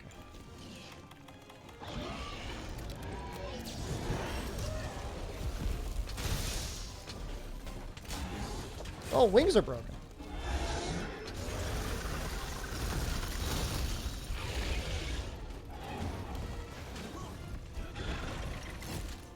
I definitely did the moss wine. We talking about the super moss wine?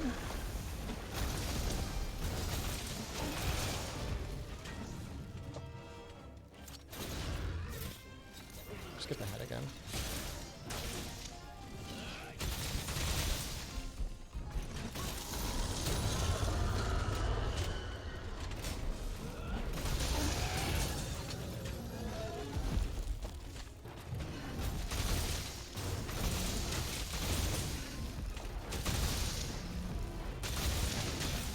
I wonder if I can get a third here. Yeah. Can I get an AED too? Oh.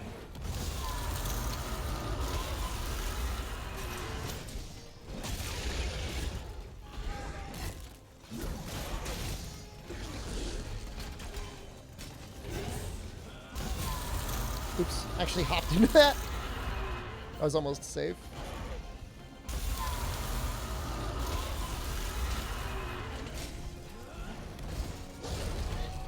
You're so cool, Velcana.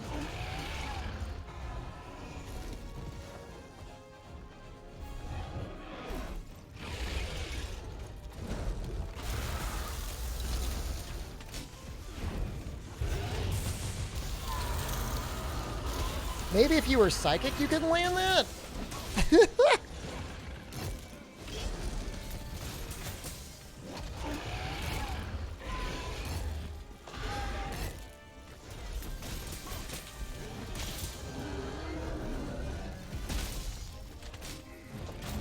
Nice SAD. Look, it happens, okay?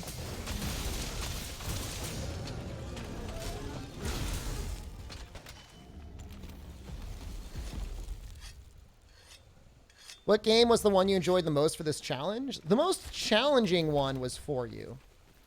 Does that mean I enjoyed For You the most? I guess not. Probably 3 Ultimate. I really like World, though. But I've played a lot of World, and it's been a long time since I played 3U, so that was really refreshing to play. 4U is the biggest challenge. I don't care what anyone says. If you don't use Insect Glaive, you don't spam mounts, that game is hard as hell. That game is ridiculously difficult.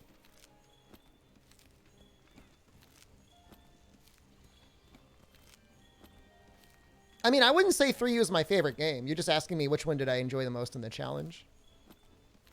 Can I add them in compilations before the VODs disappear? I will try to. I already added a bunch.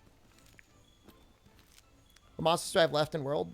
Nergigante. At least I didn't have to hunt 40 Zenogres. So, 3 Ultimate is really nice in the sense that there's none of that. Really, most of the modern titles don't have anything like that. 4U is harder than Freedom Unite? Absolutely. Not even like abusing Bowgun, I would say 4U is harder than Freedom Unite. And I didn't even do 140 Guild Quest stuff. I mean, this is just my opinion, right? I mean, You can say, wow, Shepard, you're full crap. You're bad at video games. You're bad at Monster Hunter. You're just a drama streamer. I mean, like, whatever. I've heard it all before. But I'm telling you, man, it's difficult.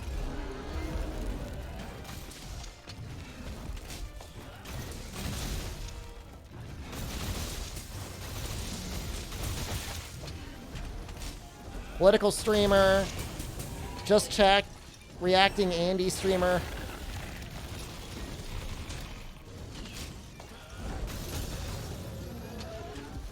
I've heard it all before.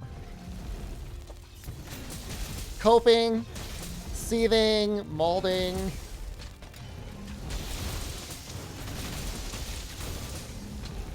Can't believe people care about an MRE streamer's opinion on Monster Hunter.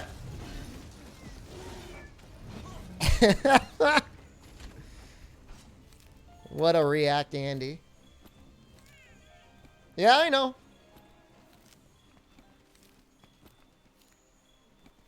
Right there with you guys.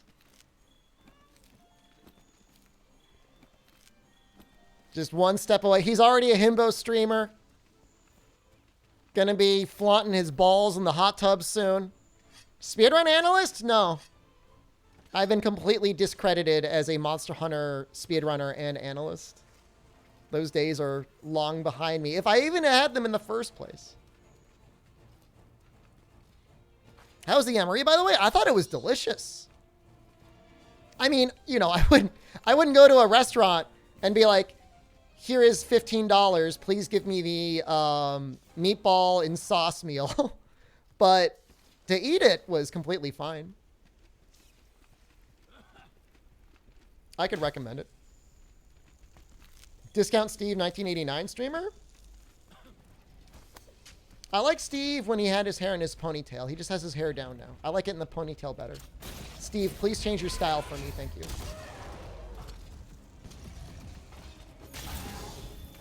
Of course that's not a wall.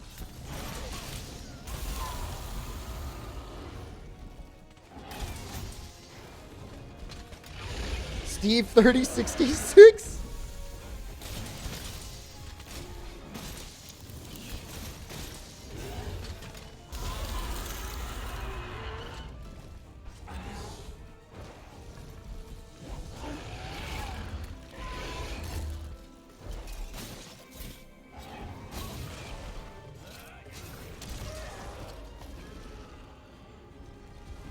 I love it when monsters with wings fall down like that.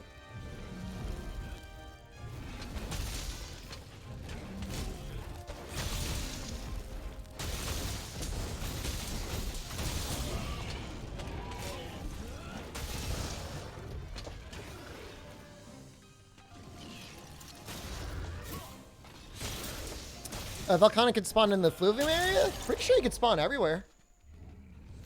Except, I guess he can't spawn in the volcano. Everywhere but the volcano.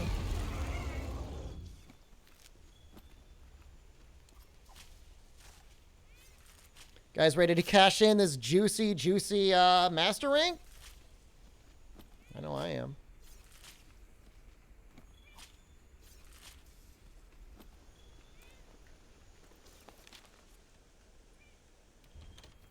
Our Fortify has to have worn off at this point, right? I feel like I've been here for like a million years. It's been gone for a while. Stuff it into my face! That's a lot of stuff. How's everybody doing? We're doing okay. 90... Oh. 90. Here we're 90. I can be okay with 90. Man, I kind of enjoyed that Velcana fight. I kind of want to do it again. Do I have health augment? No. You have to be MR 100 to get health augment. You get it off of Namiel. You need the tempered Namiel stuff to get health augment. Gonna bother with Iceborne Fatty or not? I've already killed him. He's a monster. If you can kill it, I have to kill it.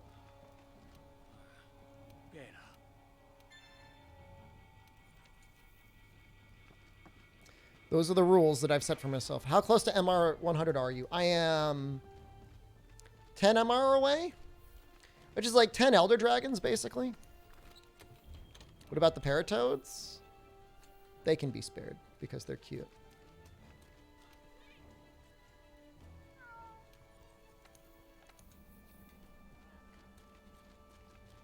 I'll keep running this thing. Gonna kill the handler. Nobody ever put the handler on the Leshen. I was always like, I was hoping somebody would do that. I never saw that.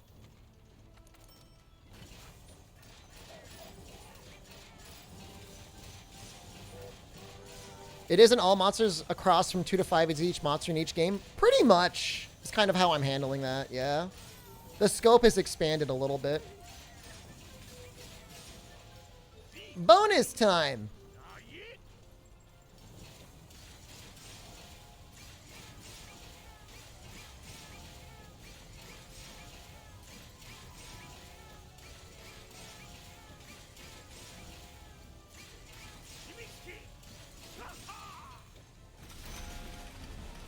Just want to see who shows up. If it's the handler, I'm going to skip.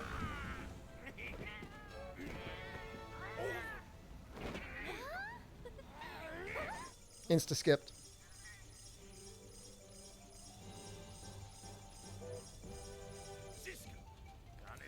I think we could probably augment our chest now that I think about it. And actually, if we got another Charger Deco, which I don't think we did, but if we did, we could actually probably switch our chest. Let's do the melding first. The serious handler I know can show up, right? Pretty sure she shows up.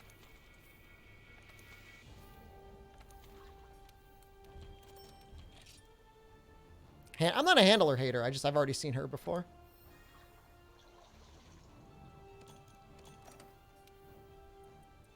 A lot of tickets.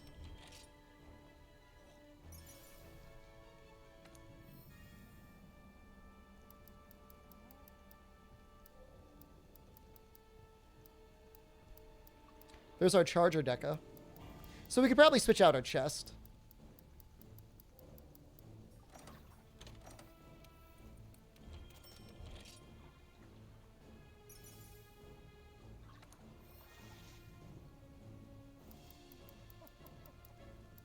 Actually got a lot of good things here.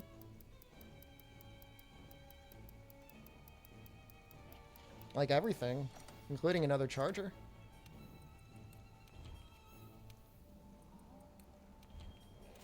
You know, this really cuts down on the charm grind when you really think about it.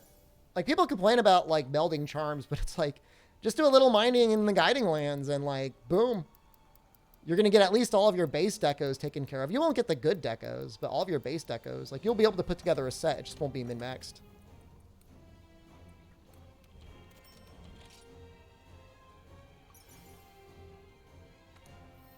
I'm not even going to go through all these. Well, I guess I could do it like this. There's our third tenderizer.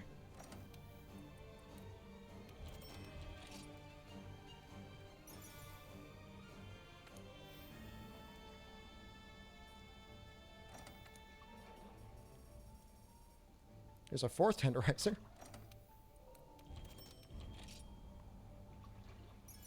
The tickets just, like, give them to you.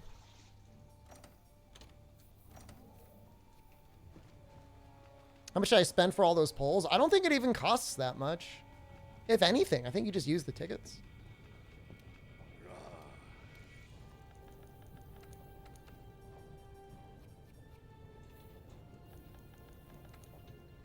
So if I could pick anything,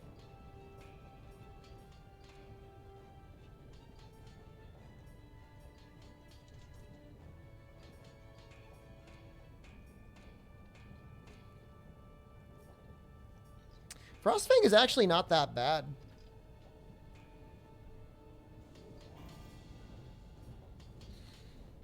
Raging Brachy's also not that bad. And that would actually put us back into Artillery Secret. Not that we're going to use it.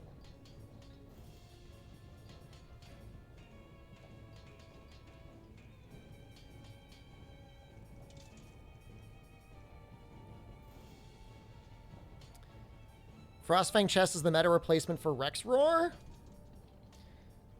It's just a lot of attack. And it pairs really well with the arms here.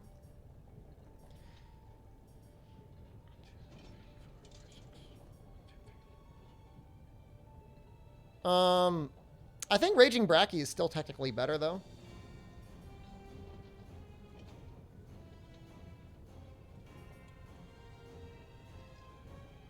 Well, I don't know. They're about the same. It just depends on whether you want to max out your Agitator or you want to max out your attack boost. Plus, you do get the bonus of Punishing Draw, but then this also gives me the option to get Artillery Seeker. Let's see what we can do here.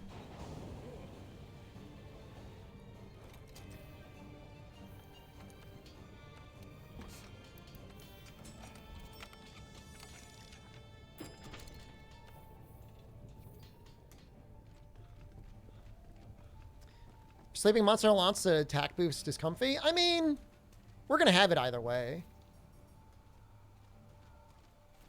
Let's see what we can do here. Just take everything off.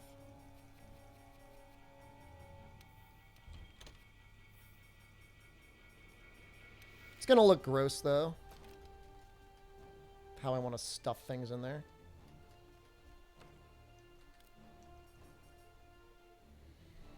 Yeah, 20% affinity is nice. I just don't know what I have for Agitator decos. I'm sure I've got a couple. I hopefully have a couple.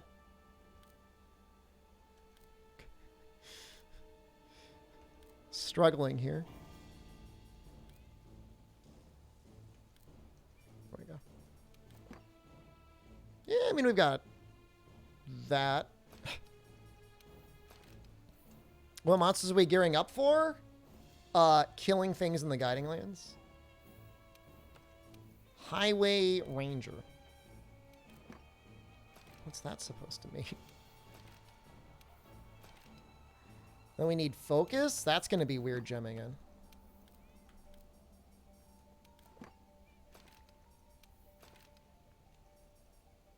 Do I really want to do it like that? Defense boost 7? That's exactly what I want.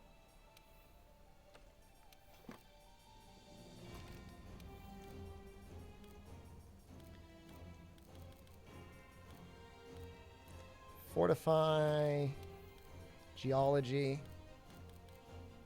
can find it. Then we've got 3 slots left. Health boost? We don't need it. I mean, we really don't need that much. All right, so we have 25, so the rest can all go to Expert. Like, I could probably drop one of these. Here, we'll do this. Do this. That gives us 100% exactly with Agitator up. Perfect.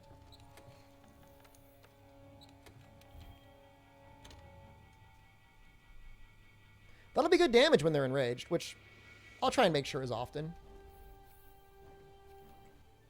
Focus 0 meta? I mean, again, like with Savage X playstyle, like you don't need a lot of focus, but it's just like really nice to have.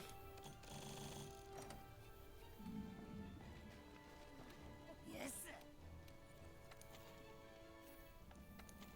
You want to guide more. I definitely want to do another Velkhana. That felt like fast. I don't know if I need 6 of them. Where would I want to fight it? It's the easiest area. Wildspire might be fun. I don't know if it'll take down my volcano too much to the point where I would care.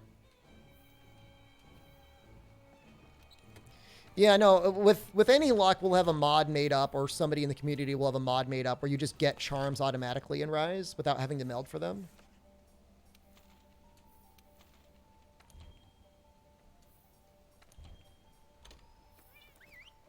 I've done Garuga.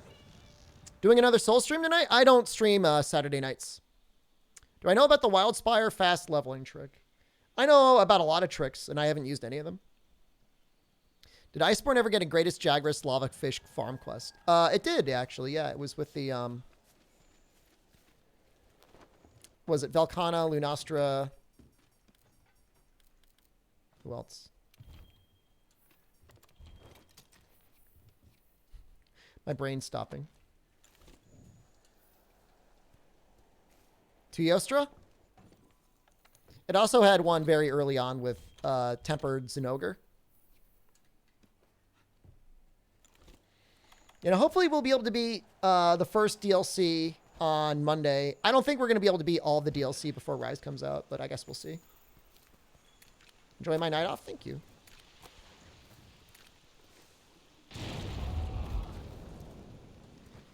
I think I'm at an okay point for time streamed and time off. I'm finally comfortable, I think, with where we are with that. Have I done Behemoth and Leshen? Nope. I just really want to focus on getting my MR because, like, once I'm at MR 100, then I can start focusing on other things. Predator 5047 just subscribed. Predator, thank you. If you have any more fried chicken days while I try Taco Bell wings, Jen wouldn't eat it. I mean, I don't know. I guess I could probably get an order from Taco Bell anyways. And be like, hey, you don't have to eat any of this, but I want tacos. It just feels like delivery is so expensive. I mean, groceries in general now are insane.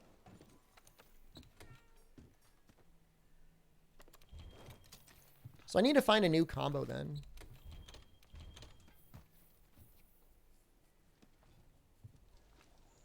Because I don't think my normal combo is going to get us up to full files. Every time you mention fried chicken, you get hungry? Because it's delicious.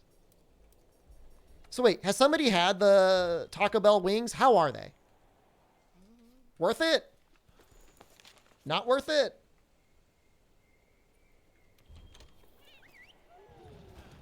You need a new oven? The bake function on it doesn't work anymore? So what can you just like broil things? You've heard they are terrible. I mean, I'd have to imagine they're using like really cheap chicken, right? Dude, it's so bad, Greedy Tug. Like, it's not quite double, but it is rapidly approaching double the price for groceries from what I'm used to paying.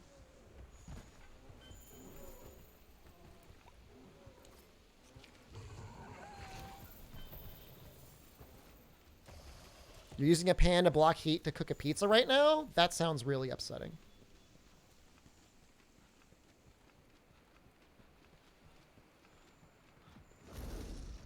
There's a place nearby me that has pretty good wings. Nah, man, I take some deflation. I take some deflation for sure.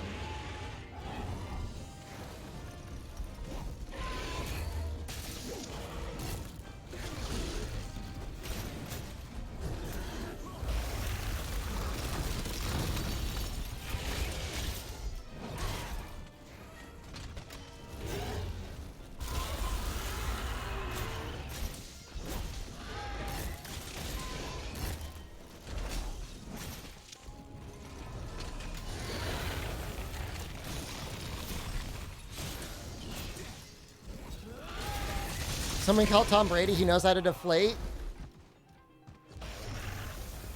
Damn it.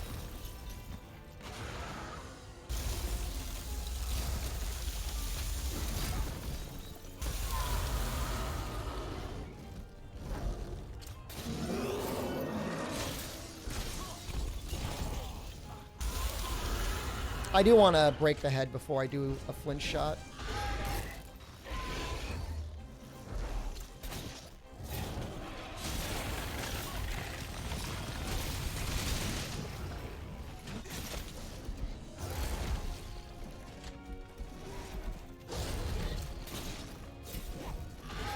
Oh, wow. I ran out of stamina immediately. I guess that's an ice blight for you.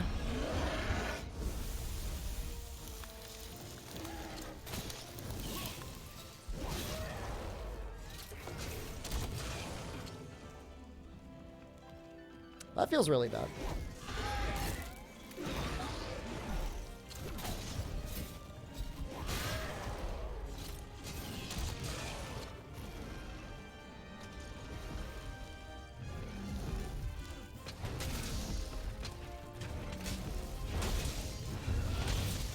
Bill Belichick for president?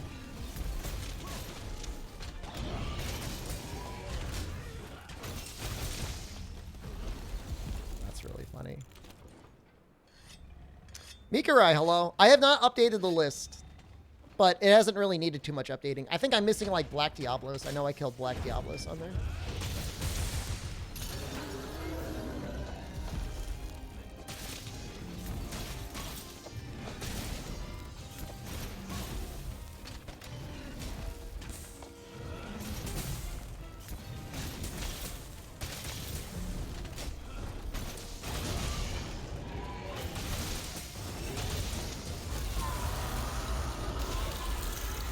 Garuga wasn't ticked as well. I know I killed both of them.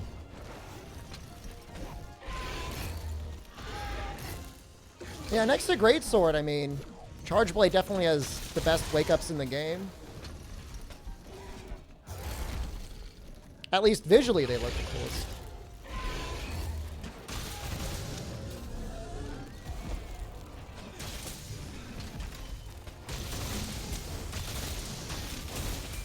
Did I get Scarred Garuga? Yep. He's got like some event quest that I did.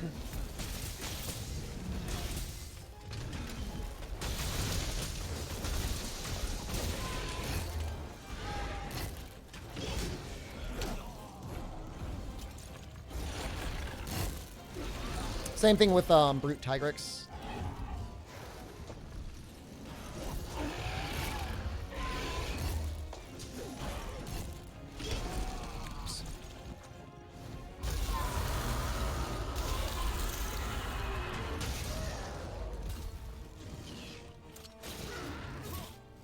That was a well, I walked into it. It was a little sneaky. I have only myself to blame.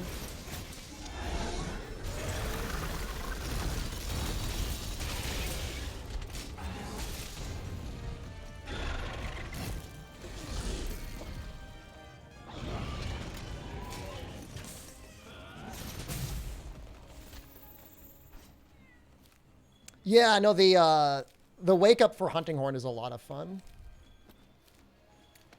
Queuing up all those echo notes that you've been building up the whole fight and then just blasting it out on them.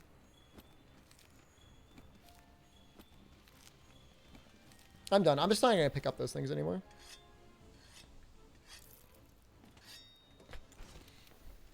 I installed a mod that would make the shinies easier to find, but is it really worth it? I don't even know if it's worth it.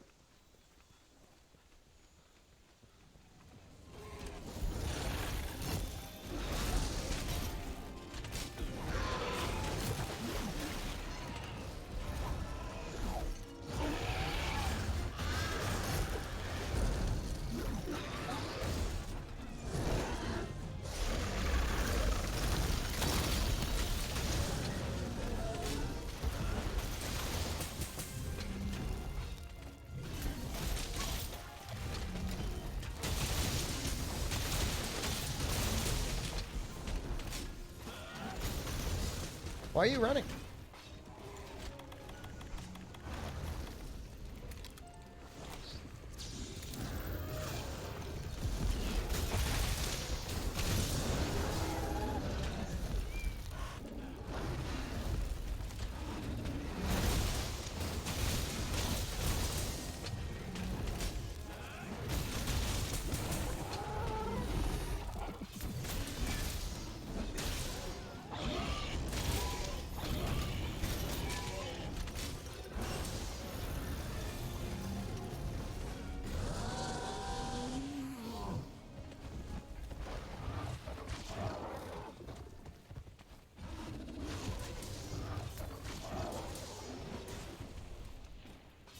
I don't know, guys. I feel so much more comfortable with Charge 3. I don't know how I'm going to fit it, though.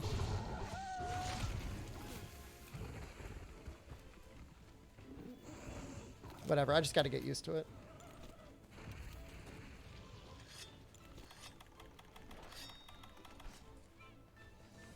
Would you give up the Palico tool for the vacuum?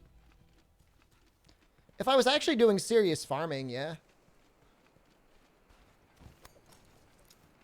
It would speed things up incredibly.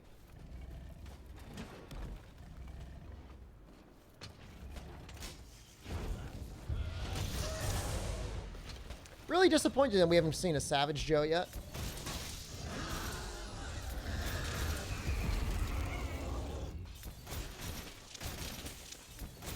I guess you just do that. Well, I mean, Focus 3, definitely if you're doing SAD spam. With Savage Axe, it doesn't feel quite as necessary.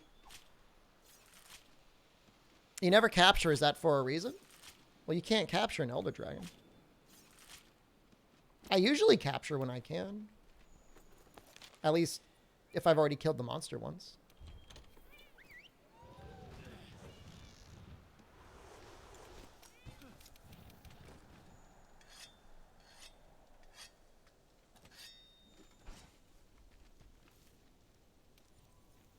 Yeah, that Velkhana goes down quickly. How's the MR on it?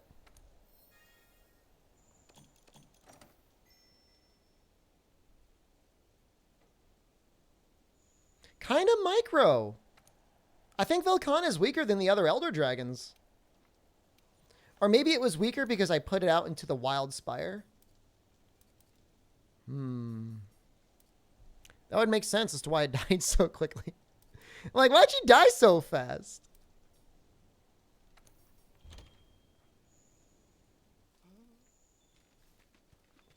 Has there ever been a monster you can't kill and can only capture?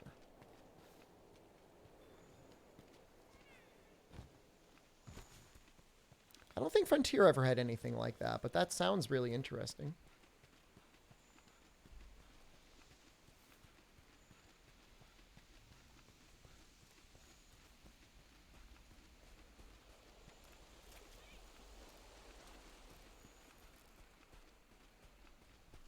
Raging Bracky. Up. Well, that's kind of like the opposite. Arzo's quest you failed 4 times in a row because you killed instead of capped. Yeah, I mean, that happens every time I do that quest.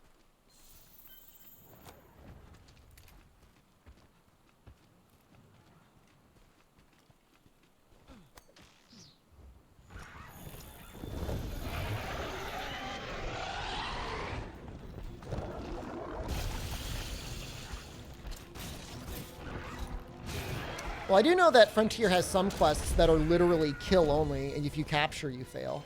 That's always fun.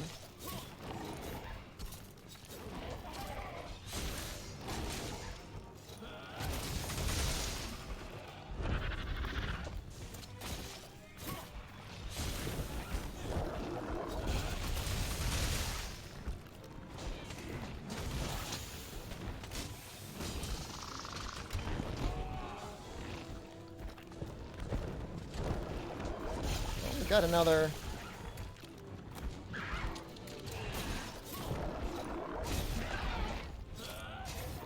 Scatternut right here. Can't get the head, so we're just going to do an SAD.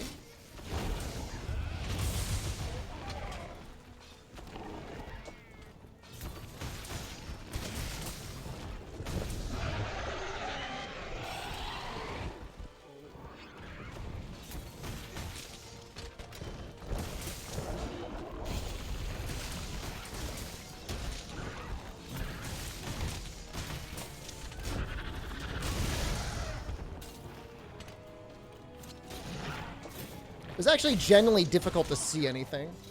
Can we rename sperm bangs to scatternuts? I like it.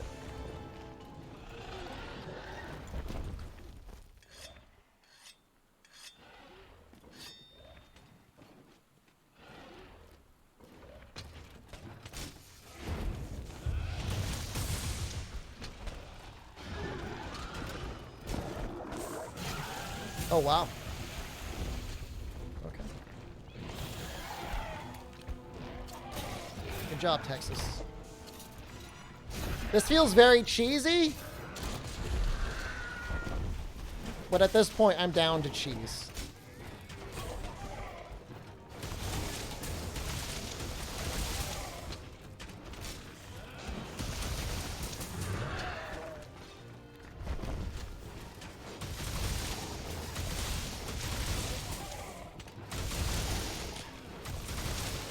Namiel deserves it.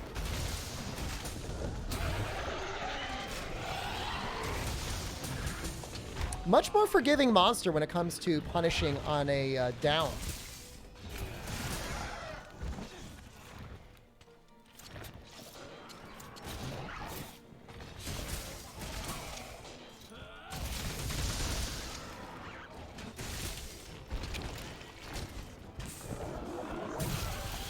Oops. Well, I guess we're going down here now.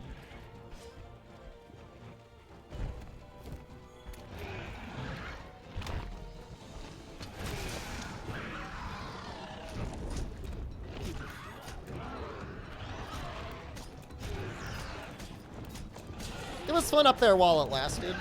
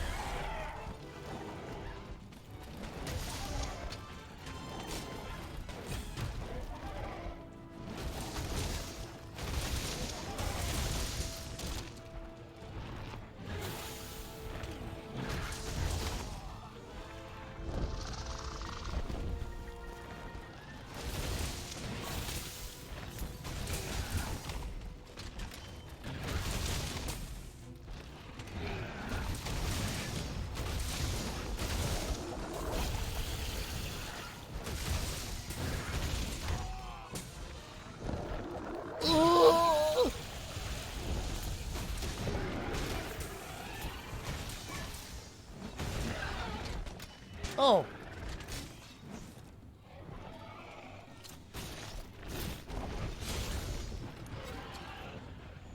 Was an interesting final flip.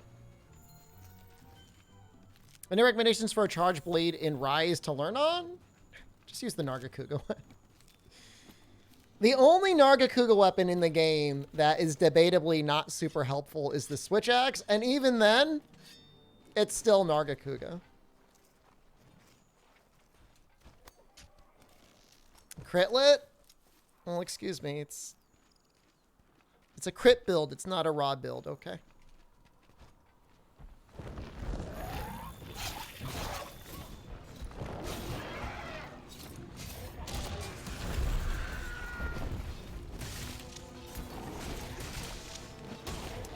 I wouldn't recommend somebody do SAD style in Rise. That's like an advanced technique. Savage Axe seems like a lot more damage. A lot more consistently.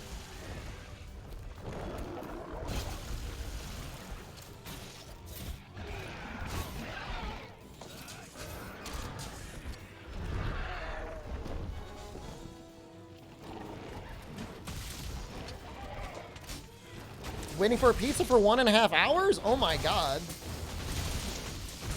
Is it the delivery or the restaurant that's got you?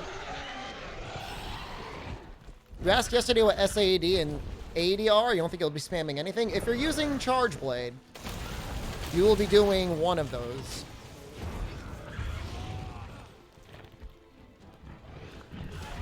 You gotta, the whole concept of Charge Blade is earning these files and then spending them in various ways. It's not really a mechanic you could ignore. The only thing you could really do, and it's really goofy, is you could do the sword buff. You could just try and hit things over and over again with your little sword. I'm not calling your sword little, by the way. I'm just saying.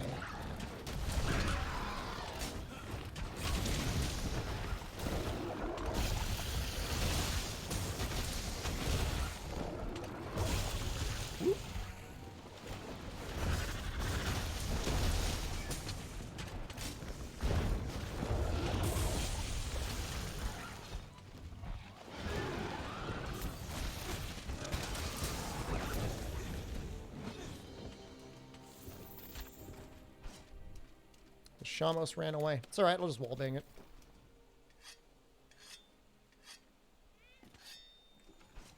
Your sup, Shepard? What does that even mean, Dragon Jerks? Your sup. You got pizza last night and it was 2 hours because they were busy? Yesterday was Friday night. I mean, that makes sense.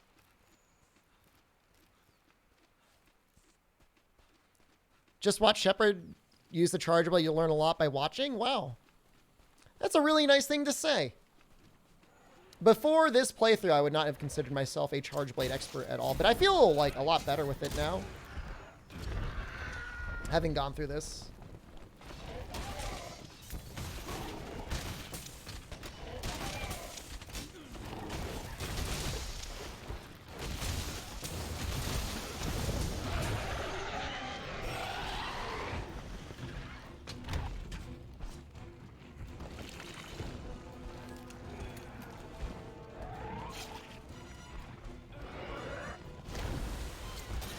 It'll be interesting. Oh, never mind. Frowny, technically we will have Generations Ultimate. Generations Ultimate is a controversial title. Not because it's a bad game. I mean, maybe. Maybe it's a little bit of a bad game. It's not a fan favorite.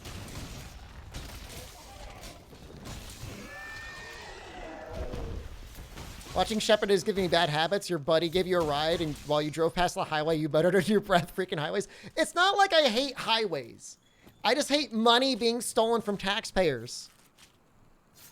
From our hard-earned money on highways.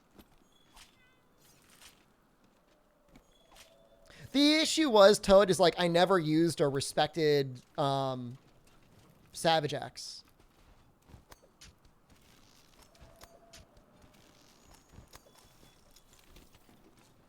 How long has it been since I used a highway? Not long enough. That's what you said after highways? Thank you.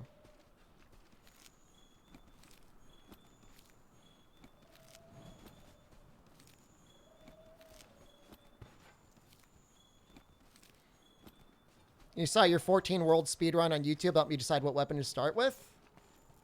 Well, that's pretty cool. Savage Axe is actually fine. Like, I feel like the upkeep for it is very natural. And especially with Power Prolonger, making it so I don't need to keep my shield buff up as often, like, it's really nice. You watch my videos to learn Insect Glaive head extracts? Amazing. I want to beat up another Velkhana. That's okay, right?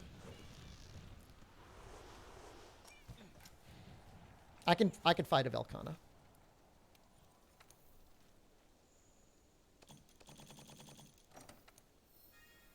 Have you ever tried a no damage run? Yes, actually. Specifically a no damage run, not a hitless run. The first we got in one run was up to Radamant. It's Nergigante would be like the hard filter. I mean, it's almost like an RNG to beat Nergigante. I think Velkhana will be stronger here. I think it'll give us more MR in the Coral Highlands because it's not level 1. Is that hair growing on your earlobe? Oh, yeah. And I think I could honestly say I think World and Iceborne is the most interesting Charge Blade.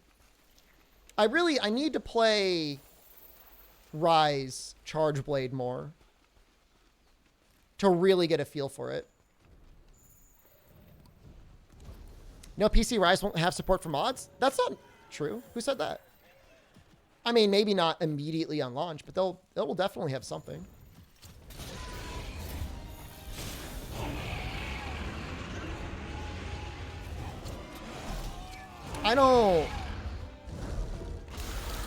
Whatever mod it is you want to use, Frowny JK, you're probably not going to be installing a mod that's going to put you at risk of a back ban.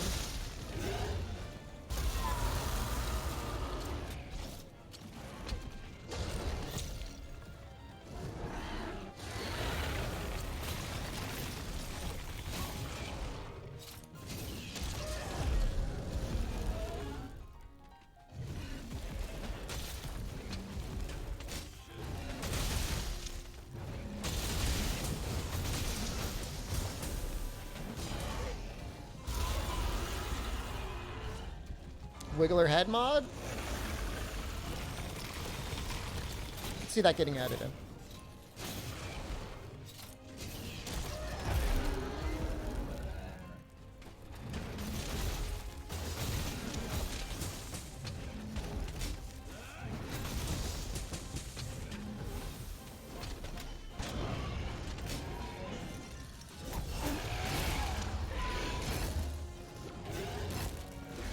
Have you seen Wiggler cosplay? I've seen it in person, yeah.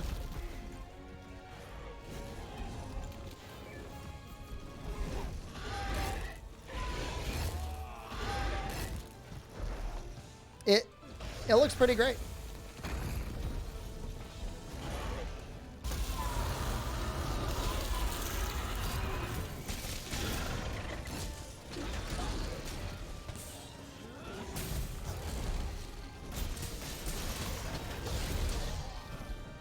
Have I ever gone to a TwitchCon? I've never gone to a TwitchCon before. Oh. I've gone to plenty of PAXs. I've gone to one E3.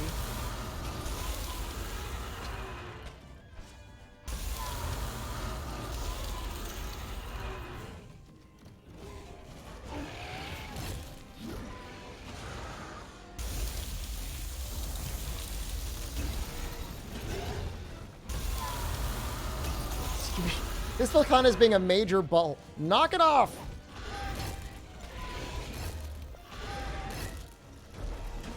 Have I been to SawCon before? I have. There was like nothing there. That was a cool guard point. It's really disappointing.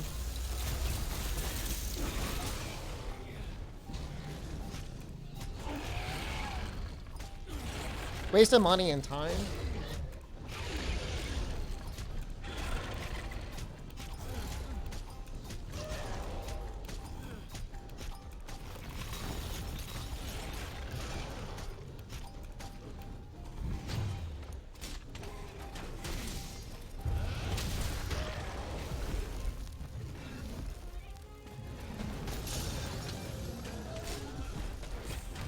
I'm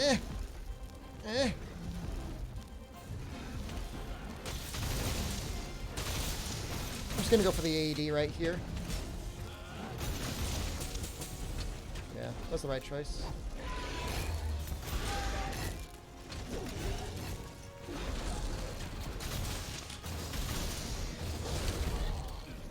I mean, I'm of the opinion that guard point on Savage Axe almost sucks. I mean, I guess if you're playing the game regularly, obviously you're gonna protect yourself. But like with Rocksteady or Temporal, it just kind of screws you up.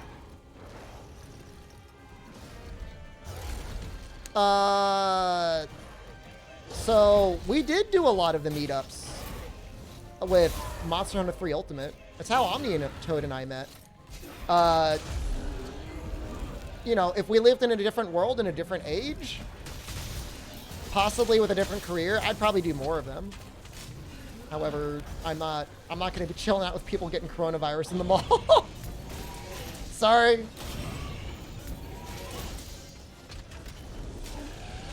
Yeah, not with coronavirus. You know, I mean, I'm vaccinated and I'm boosted, but you never know. Coward? Okay. I'll take that purely as a lighthearted joke and not as a vaccine denier or coronavirus denier comment. Yeah, I don't want to be hosting an event that turns out to be like a super spreader event.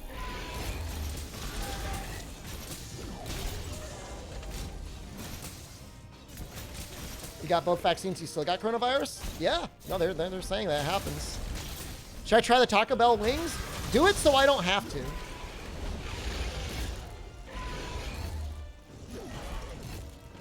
I mean, here's the main issue. If I'm doing something that isn't streaming, then I'm gonna have a lot of people saying, "Where's Shepard? Why isn't he streaming?" I mean, that's why events like TwitchCon and stuff like that are nice. People that really want to hang out, there'll be like one event you can go to, not like hanging out at a mall necessarily.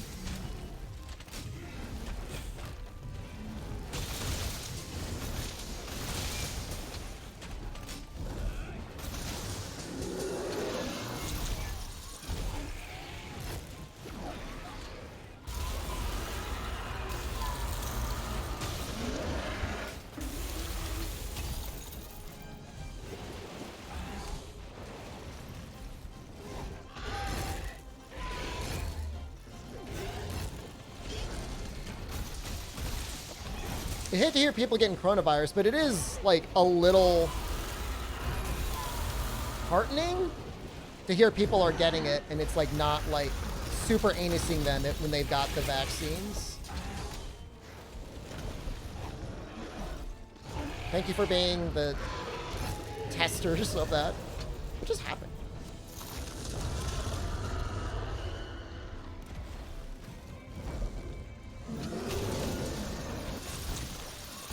See you, Grady Tig. Ooh, nice.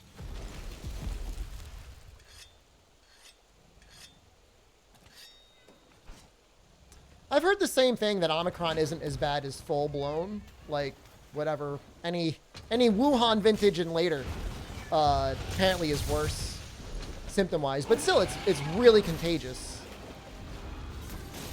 And I guess that's the biggest danger of it.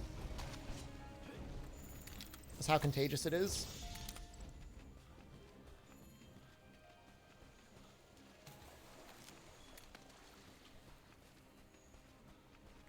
Yeah, I know that's the concerning thing. Like, it's fine now, but like, you know, if like everybody gets Omicron, then like eventually somebody might mutate it to be super contagious and like more deadly.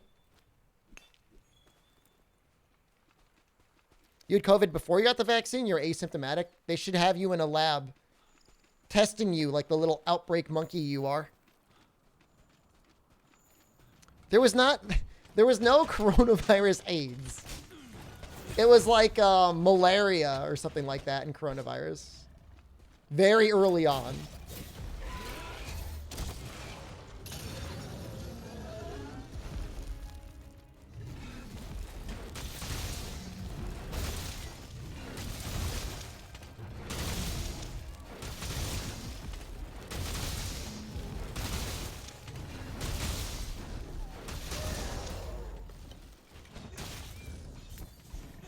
People can't use you? They'll hurt you before they come near you? Dude, they'll tranquilize you. Put you in a little glass observation cell. Leave you in there, like, naked, which is like a little hospital gown on. Put all sorts of tubes in you. Oh, DXR Elements. What's going on, man? Don't worry about what we were just talking about. That was just a little banter between friends. You're new to the Monster Hunter series? Welcome and enjoy. Is World or Rise your first Monster Hunter game?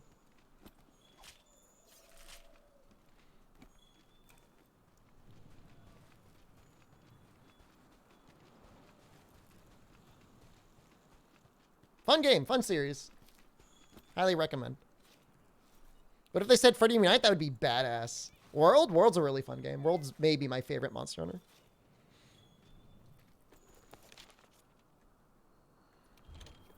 What if they said GU?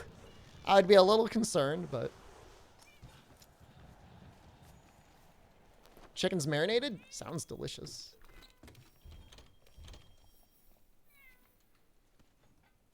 You're going to tell them I need to be locked up too? No way. Got sensors all over the place. Testing for people coming for my beans. Do I recommend a weapon? If you're brand new to the series, I usually recommend the hammer. Just because it's pretty easy to learn on. The moveset's pretty simple. It'll teach you good habits. If you're really struggling and like you're having a hard time just getting through the game, you could use light bowgun. But hammer, I think you'll have a lot more fun. What's the other monster? Could be like a Savage Joe down in that Rotten Vale. Or maybe like a Brute Tigrix or something. Am I having YouTube stream tonight? No, I don't stream on YouTube on Saturdays. It's Monday, Tuesday, Thursday, Friday. I do the YouTube streams.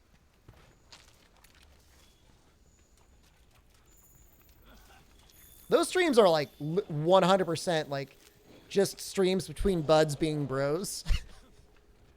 just some guys and girls being guys and girls having fun. Hammer it is. It's good. It's a good weapon.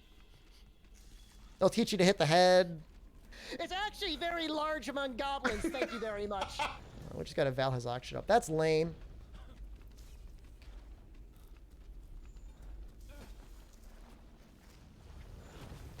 Fight him without miasma resistance, maybe? Did 10 years on Skyrim? Why do you say that like you were in prison?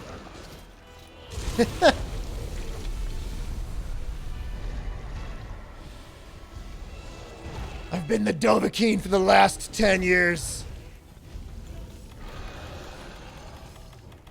I can't handle it anymore. If I hear Fus Roda one more time, I'm gonna crap my pants. That's a good game. It's been a long time since I played Skyrim, but I enjoyed what I played.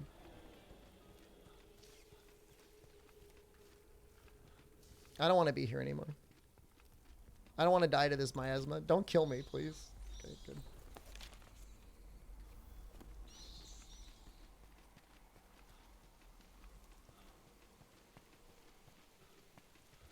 I feel like a lot of people are going to have a lot of fun with Hammer. Hammer may not be the immediate choice for most people, but it really is a very easy to learn moveset.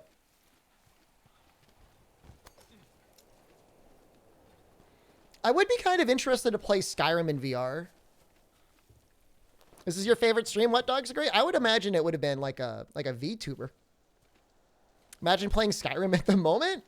Are you actually playing it right now? Oh my god. It's okay. I won't bully you. Do I have a VR set? Nah. Apparently, they just announced the PS VR 2. And maybe I'll get that one. I'll think about it. When I'm gonna get a Goblin VTuber avatar? I don't really feel any need to have a VTuber avatar.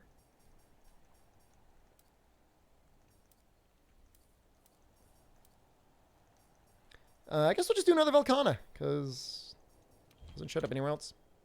Do you think the Steam Deck will be worth getting? If you don't have a gaming PC and you've got $400, hell yeah. Peanut Avatar?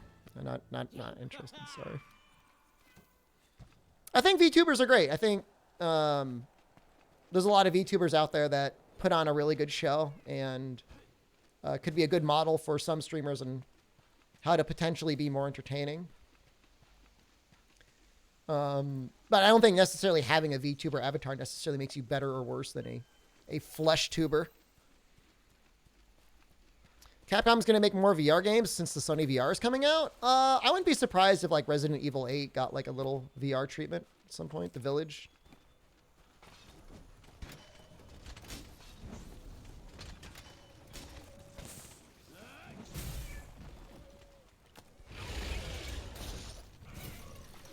Capcom creator things? I already joined it. Control what creators say? I don't think so.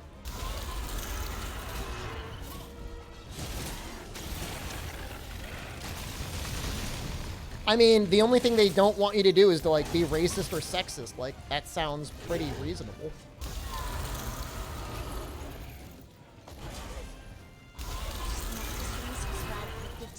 DJ, thank you. Control what chat says? You think Capcom would do that? Pass your tail, please. Do you have anyone to cut my hair during COVID? I got a Flowbee. It's a vacuum cleaner. My wife uses it on my head to vacuum my head.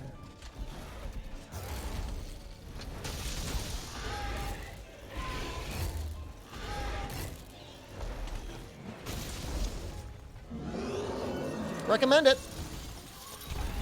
It's like $100. It's already paid for itself. I'm not sponsored by them, by the way. Works great. I might never do it this weekend, actually. Give me a little trim on the sides.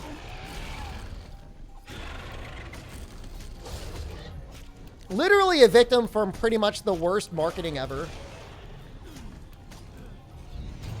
It's a real thing, yeah. And we cut my hair. Nope. That's Jen's job. Jen does that. Tony Stark! You know, I've been watching, like, for some reason I've been getting all these, like, Marvel clips in my YouTube feed, and I've just been watching them. Like, I kind of enjoy the Marvel movies, but, like, I don't love them, but, like, for some reason, like, YouTube seems to think I love them. Can I do a Flowbee stream? Not really. I'm usually, like, kind of naked when I'm doing it, and I can't really be kind of naked on stream.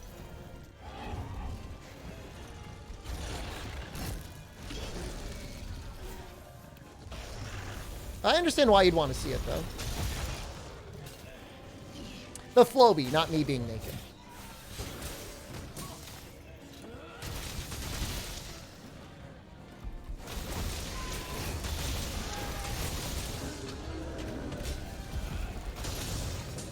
One thing that I always thought very interesting was in that Marvel creative universe, like they really made Iron Man a really significant character. Which, I mean, I guess like Tony Stark was always like kind of a big deal in the Marvel universe, but like I never thought of him as like the leading man. Whatever. I know I like his laser beams, so that's fine.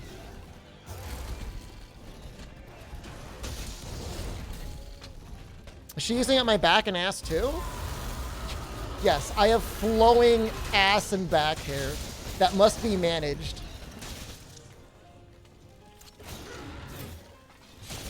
I mean, they did the Hulk, right? They did the Hulk before they did Iron Man. With Edward Norton. I don't know what happened to Edward Norton. I guess he probably wanted too much money or something. But they definitely found a formula that really works. Oh, I gotta gilly up. Should you pretend the Defender and Guardian gear and weapon aren't a thing? If it were me, I would recommend not using those because it'll like make the first 10 hours of your gameplay really easy. And make basically, especially the weapon, making any other weapons feel like pointless.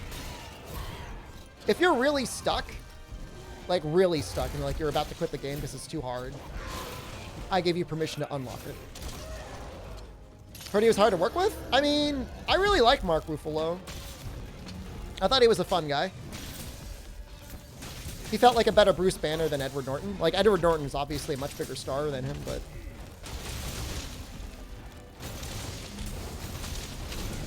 I mean, Sunbreak Defender gear is just like... free gathering set. I mean, that's fine to use. I'll be using it. I don't see any reason not to use at least some bits of it, at least for your gathering set.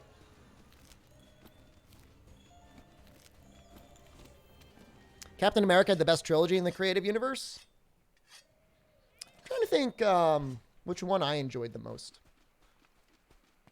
Yeah, I did like Iron Man. There were some scenes and concepts that seemed very strange to me.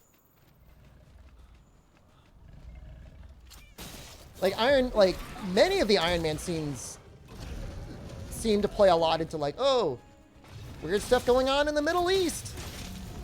Like, I don't know if that was just like lazy writing or military was paying them to do that or something. I really don't know.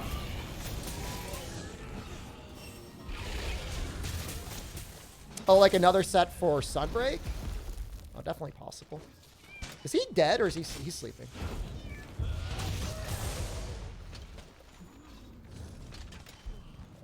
It was weird stuff in Siberia for Iron Man 2. Oh, fair enough. Okay. Right. Sorry. It's got to be the Middle East or it's got to be Russia. The Floby looks crazy. It honestly works really well. Like, we've been over this before, okay? The Floby has some significant marketing and branding issues. Oh, wait, hold on. I've got it right here. I'll grab the instruction manual.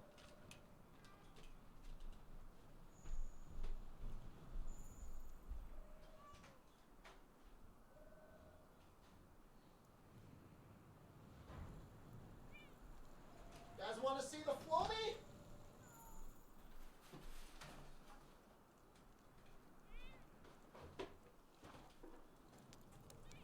Here it is. Here's the Floby. All right.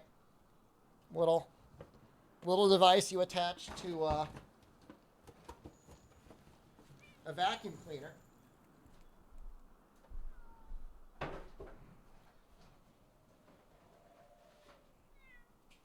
This was purchased. I purchased this in 2021. So in 2021, they have style guides for you. Okay?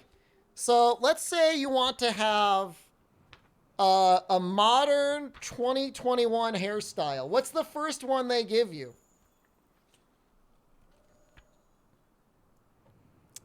The single length look.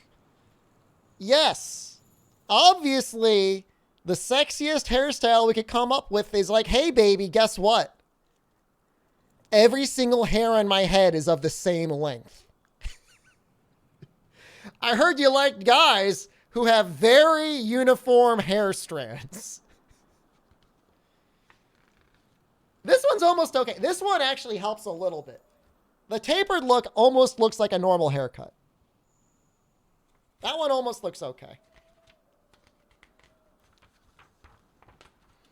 Oh, God.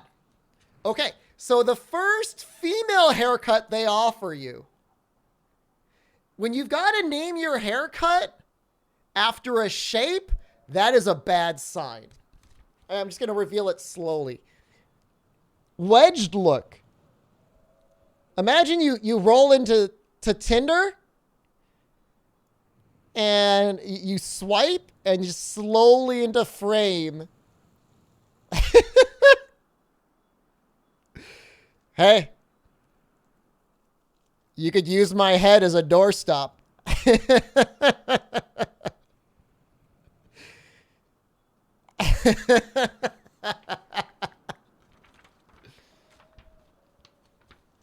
They've got some marketing problems. There's definitely definitely they could do with a better person. The guy who runs it, okay? He's very excited that he's able to cut his own hair, which is why he made this device. Look how he looks. He's like straight out of the 80s or the 90s. Like, what are you doing? You can have any haircut you want with the Floby. You chose that. Subscribed for 8 months. Yudo Sato, thank you. That's not me. He looks, he looks like a strong guy. He looks like he's very handsome, actually. Don't use it on your facial hair. Definitely do not use it on your junk. You will suck up your junk and cut it off.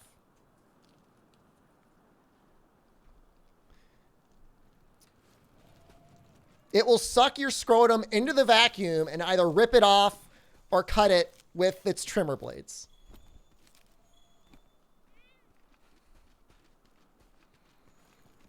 Floby Mini. A little micro vacuum cleaner. It's really a genuinely good device. If you like the I just got my haircut look, and it's not that long, I think the Floby is a really great product. How much of a chance is there for a future Monster Hunter MMO? 1% or lower.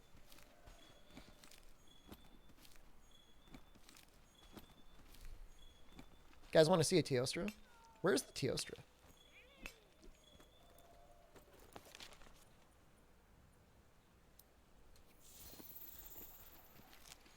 Yeah, literally, Capcom Online Games does not exist anymore.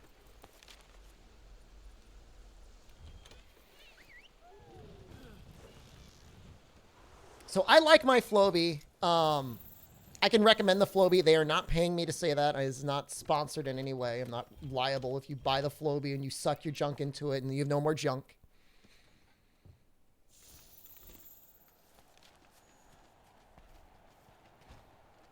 I mean, I've probably spent close to $800 on Monster Hunter MMOs over the years.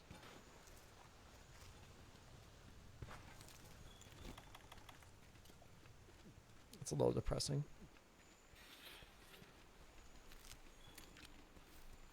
Should get a sponsorship? It's a little bit harder to approach a company directly for a sponsorship. I mean, I already get a semi-regular stream of, Jesus Christ, people that want to sponsor me for other products. But I mean, I would do it. That's not a wall.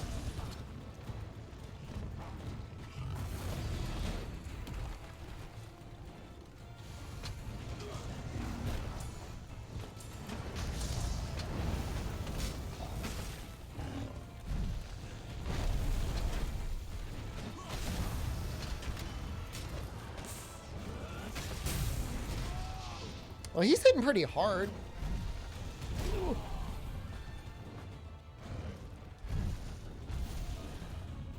Is Tant resistant to explosions? Yeah, he's not resistant to raw. Devil Joe's here. We're fighting him. I want to fight him way more than I want to fight Devil Joe. Or Teostra.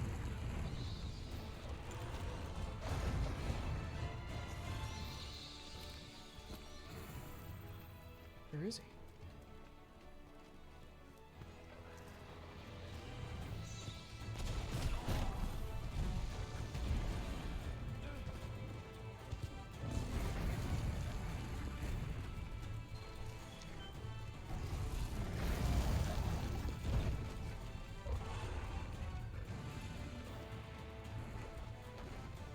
Forget all the mats and guiding lands? I don't really know what his stuff is used for specifically. I just think he's going to be a really fast fight. He'll be really great to grind MR on.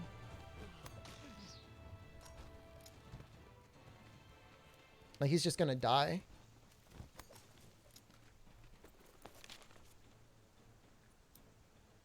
Oh, so he's over there.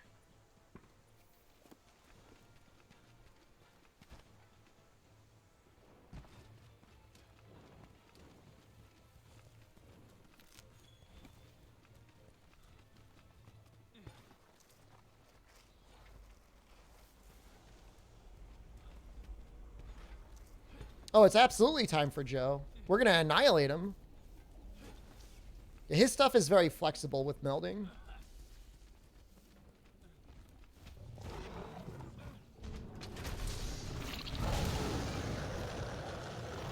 I think Savage Devil Joe is a worse fight than normal Joe. Just because he's too easy. But he's still fun.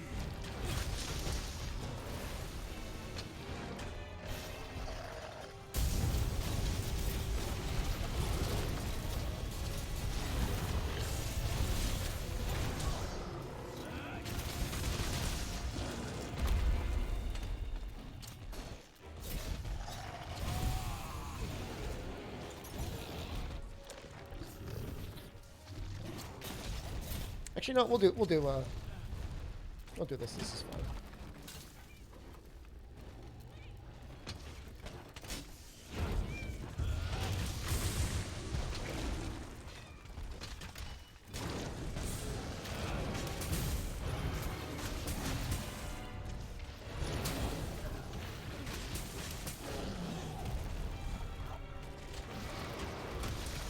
So I've got a Latreon Charge Blade. And I thought it would be really fun to fight him with that setup.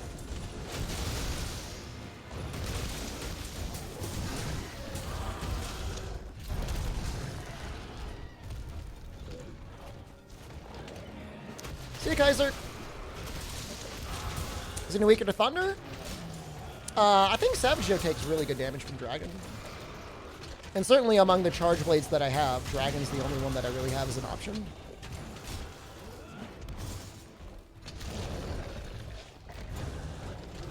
Oh, can't guard that one. Oops.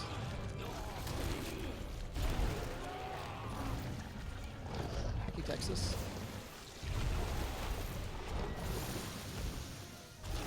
I mean, I've got a Latreon armor, which is like baby's first Safi armor. I get up to like nearly 80 element.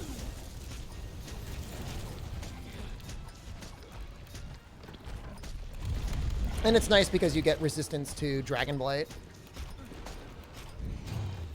Is it true that everything's bigger in Texas? I've seen some pretty big things in Texas.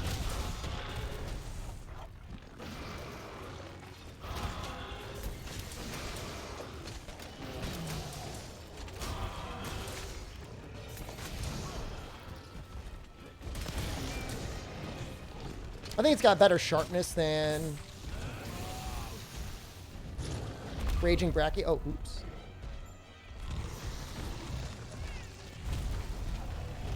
I remember really struggling with Apex for you, Joe.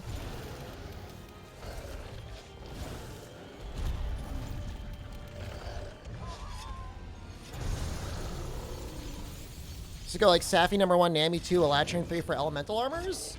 I don't know that Nami was ever really a good choice. It was kind of an interesting choice, but it never felt like really worth it.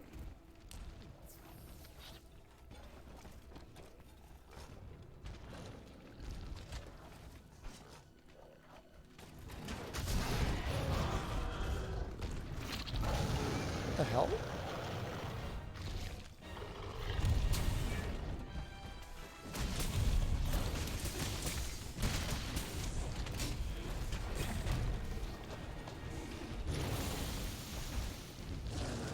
Yeah, True Critical Element was definitely really good.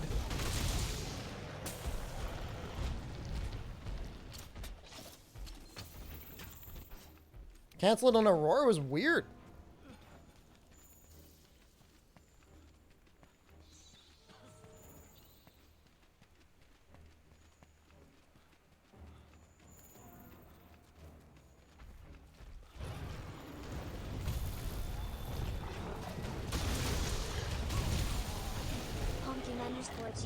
Pumpkin! I love you. Not that we're gonna have to worry too much about the listers this next week, Pumpkin. But your service is not forgotten.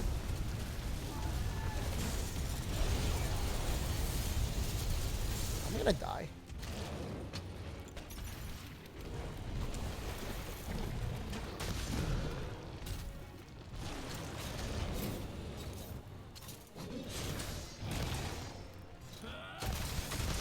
I mean, Frostcraft, I think, really depends on the weapon. I feel like that's very situational.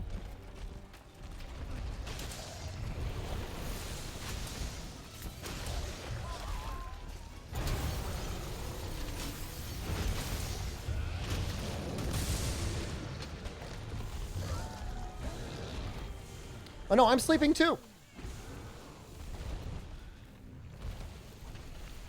We'll have to because Capcom will leak the entire Sunbike roster in the PC version. Yeah, it's gonna be.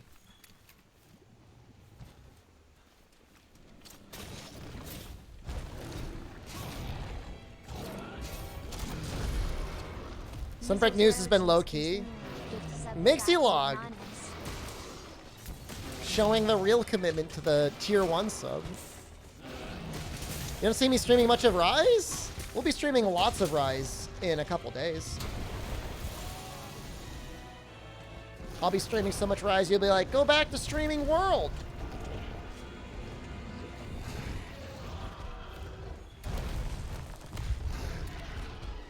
That's just pathetic.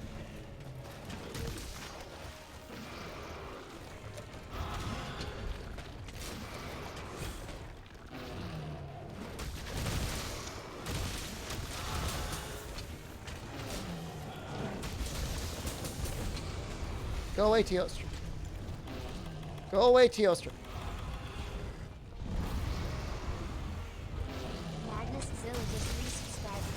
Magnus Zilly, thank you too. Is Joe Leg a viable spot to hit? Mostly you go for like, see that little red spot on his stomach?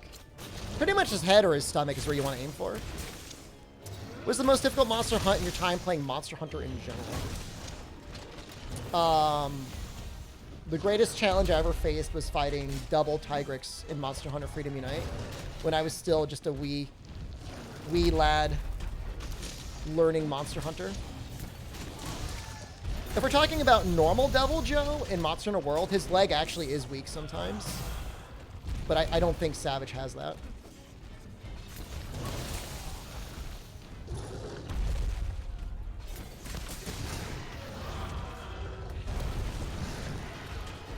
I didn't even hit him with anything.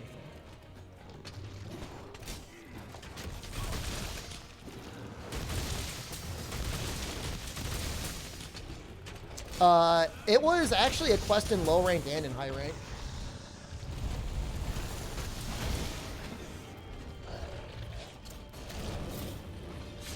Double Rajang was a pang too. It was scary. Why am I dying?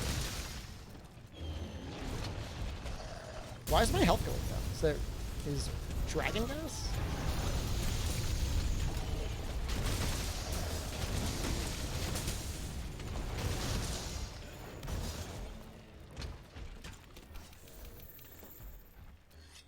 You know, we're just going to capture him anyways.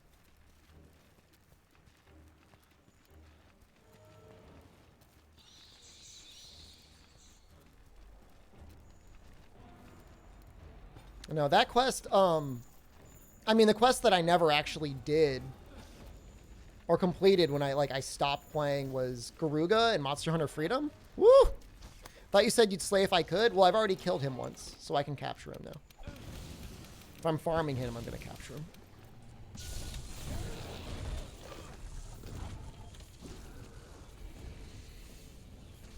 Yeah, we'll try out a, let's try and put together an Elatrion set for him. That'll be fun. I did Freedom Knight solo, all Guildhall quests and training quests. I think I did the same thing. Pretty sure I did.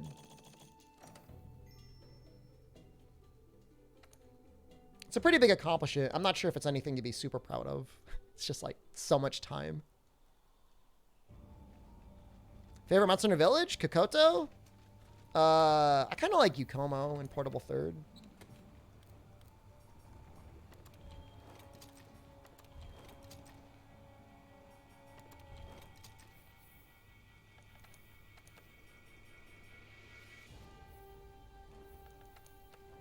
So let's see if we put that. Pretty much the same. The only difference is just like the amount of agitator.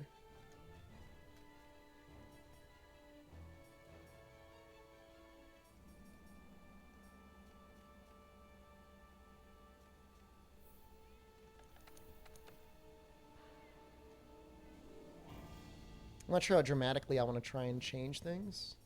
I don't even care about GLG anymore. Like, I'm so done with that.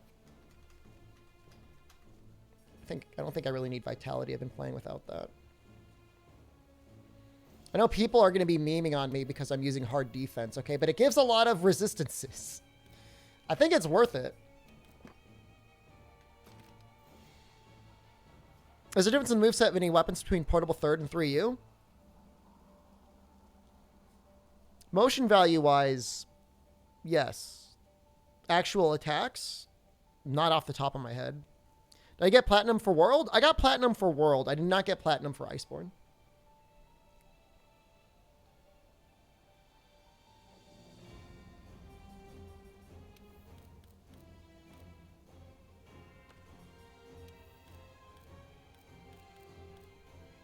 I don't think I ever will.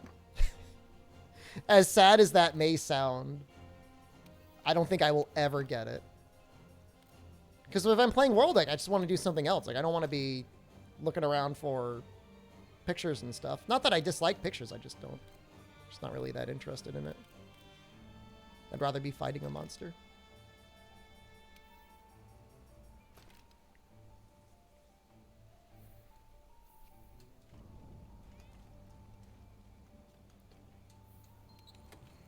Well, I could really use more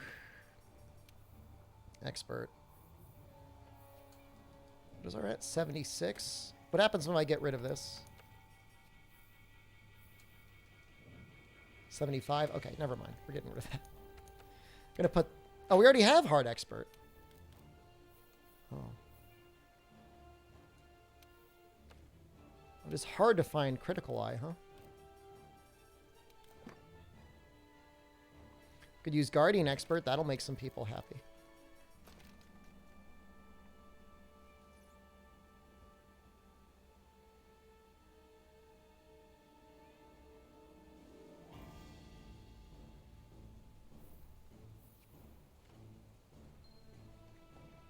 I have a tough time knowing what my equipment goals in Neo 2 after Way of the Samurai. Do you just rush through the main missions to get access to everything? Getting yourself some green gear and upgrading the plus value on your weapon is pretty much all you need to do in Way of the Strong. How would I rate Rise? A great foundation of a game with with a number of issues. Not like complete world-ending game-breaking issues that couldn't be fixed in an expansion, but... And not even stuff that just couldn't be fixed by like some mods. But it's not a perfect game. Rampages don't stay great forever or for very long even. there are monsters that you fight that basically are good fights but give you no rewards. And like, I'm of the opinion that you should at least get like a little trinket if you do a hard thing. You have noticed your info what purchase would suit you more, Elden Ring or Rise? I mean, if you've never played Rise, you'll probably get like 500 hours out of Rise. I don't know how many hours you'll get out of Elden Ring. That's not a known quantity to me, and I haven't really like looked up anything on it. So I can't really tell you.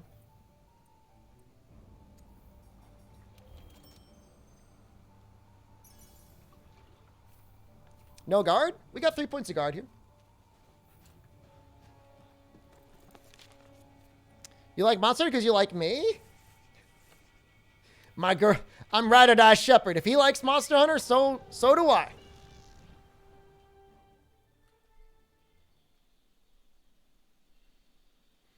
I mean, 500 is pretty much the amount of hours that I got in my version, and I'm a streamer that streams Monster Hunter full time. That was about the time when I wanted to keep playing it, but I had to start coming up with reasons to play it for people to want to watch it. And people just lost interest. It's definitely not Monster Hunter World. And that's just because the way they designed certain systems. It's a really fun game. Like, if I had to pick between the two, if I could only have one game, I mean, it's a little hard to say because, like, you know, I've already played Monster Hunter. But even with that in mind, I'd still probably pick Monster Hunter. But I'm sure Elden Ring's going to be a really fun game. Should I slot full guard in whatever Charge Blade build you make? Usually 1 or 3 is enough. Rise or God of War in PC? Oh, Rise. 1,000,000%. 1,000,000% every time. Rise. God of War is a fun game, but I don't know. I would not pick it over Monster Hunter. There are certain fights where you want 5 points of guard. Like, I think Ruiner, you kind of want 5 points. For a lot of people who tapped out of Rise super early, I could see you feeling like it's too easy. But they definitely made some changes with the patches and added a lot of content in up to 3.0. Gonna stream Ragnarok when it comes out? Probably. But I'll complain about it the whole time.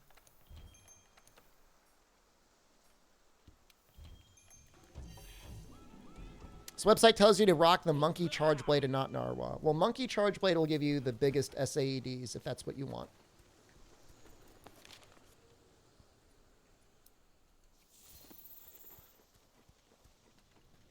I mean, the Rise of End quests are really challenging, but, like, oddly, confusingly, like, bafflingly, like, they don't give you anything. Like, I just don't understand that. Like, I don't know how, like, we're so trained in Monster Hunter, like, you do a thing, you get a reward. Like, it's like a little Pavlovian machine, you know, a constant feedback loop where you're like, wow, like, hey, I got this cool thing, great. Hey, everyone check out this cool thing I got by doing this hard quest. And then you add all these quests in, hardest quests that we've ever seen in the series. Well, among some of the hardest quests we've seen in the series. You know, I don't think you even get a sticker. As upsetting as that is, like, I don't think that's even there. Want to gang up? I'm riding solo, man. Sorry. But thank you. Yeah, Rise PC will be up to the Sonic and Tails update. Like, there's going to be a lot of stuff there.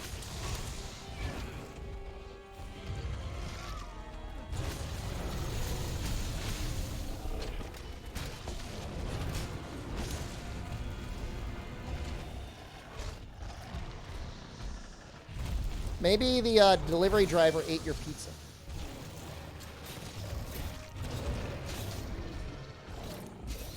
The most fun weapon in Rise. Switch axe, probably. Switch axe is a good choice.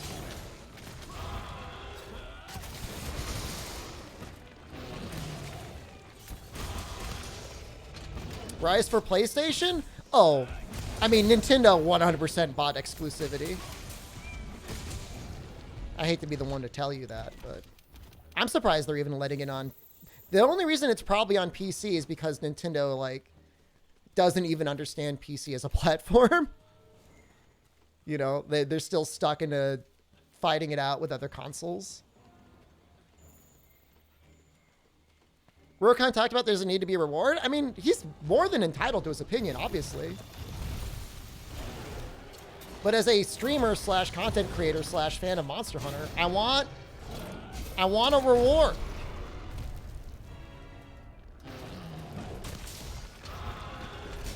You know, Demo Magnamaldo was like a little bit of an exception, but even then, you technically got a reward for beating him.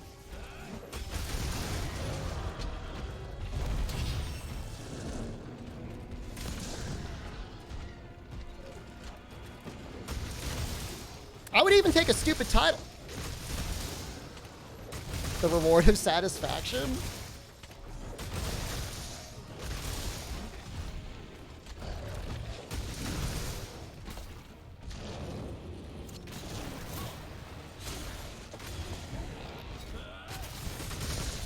This is going to be juicy. What did Demo Magna give? Like a scale. In the full game, from when you collected your demo rewards, I think you got like a scale or something. Ultimately meaningless within the context of everything that you'll do. But it was something.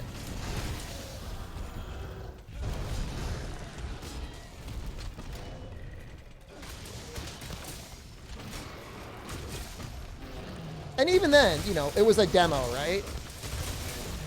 Like, I'll forgive a demo all day long for not having anything discrete because it's just a demo. But, like, in the full game, like, you think about what you got from an AT in World. You got a new armor set, and you got a new layered set. And the armor set was usually really good. Now, I'm not even asking for a new design armor set. Like, whatever, it's fine. Or a weapon. Or hell, even a layered, but, like, something. You know, and like it's hard to say this, but like I can't help but feel that it's some sort of like attempt or experiment or reach for like they want to put all the cool layered stuff in the store and just like have people buy it. But the problem with that is like, yeah, you go out and buy it. Yeah, maybe it's fun, but like you get no satisfaction in using it or seeing it. Like that's not cool. Hey, look at this cool layered armor. I just proved I had $100 to burn on cosmetics. Well, see, the thing is, like, you don't even need to fight any of the Apexes to get charm melding stuff. Unless you're doing the ultimate degenerate strategy of going into the arena and speed killing yourself to advance time. You can get plenty of melding material fighting, like, a Gosserog.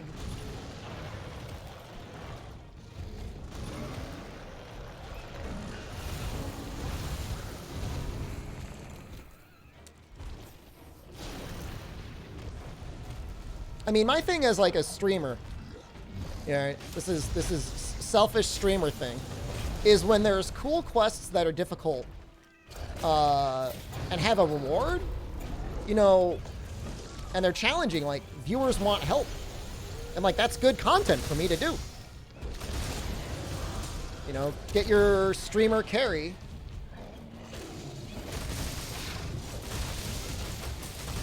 And that's missing, like that's bad. You know, like nearly every other video game has that gameplay loop. You know, Diablo, Destiny, whatever. You know, even Sea of Thieves has things where you'd want to partner up with people to get rewards. Like, it's not like, I'm sorry, it's like you want to play a game, you want to feel like you did a good thing and you got a reward for it. That's all.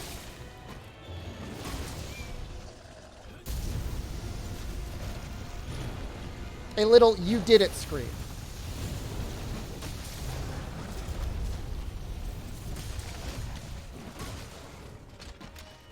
Yeah, you know, if you were in World, you know, you were a real badass. If you got the Draken layered armor, it means you were able to be in a group that cleared Extremith.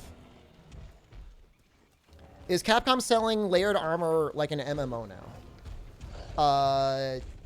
You can spend literally $100 on 4 bundles and get a whole bunch of layered armor and soundtracks and some other garbage.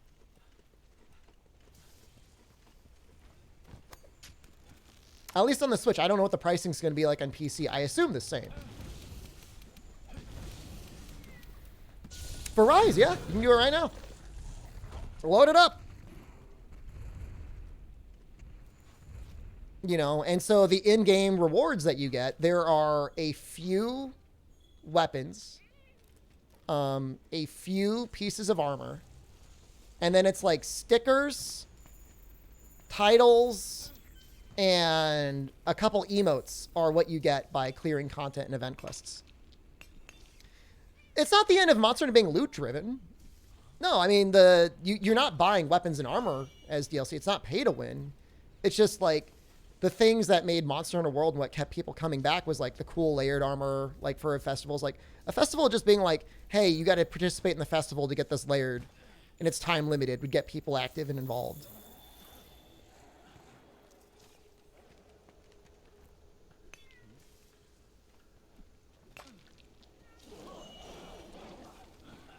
It's very optional to buy layered. Layered is free on PC. It's either actually free or if anybody like tries to put that stuff available for you to download, like they'll get DMCA'd super hard.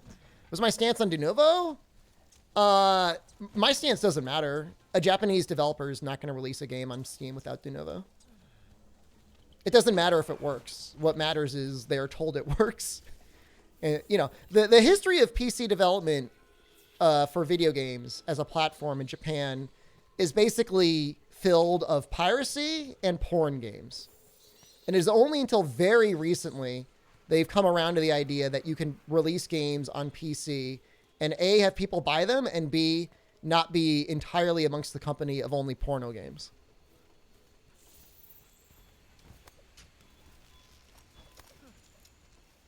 So, like it's fine now. It's getting better, but you know they're told, or at least they're sold the concept from De Novo. If you purchase our software and you include it in your program, you will sell more copies of your game, and so that's believed, and so that's what they do. I don't think Capcom's going to go in the direction of selling like actual equipment and stuff like that as stuff, but there's definitely a huge push to be like, Monster Hunter is a huge title. How do we get more money out of it? Why don't we try selling our layered rather than giving it away? The worst part about that is then the things that are given away, for some reason, again, they say like, we have this theory. We don't want players to feel like they're locked out of content, so we're going to make sure it's really easy. Like, I think the exact moment I stopped playing Rise was they released a quest that was like Great Baggy and Great Azuchi, low rank in the arena. And I got like a title. And I'm like, all right, I guess I'm just going to stop playing this for a while. I'm like, all right, this is, if this is what we got to look forward to, I'm just going to pass. You know, and I bought some music, you know, I bought some layered stuff. I mean, here's the thing. If they come to streamers, you know, I mean, we're still just basically video game players. I mean, we're not anything different from anyone else.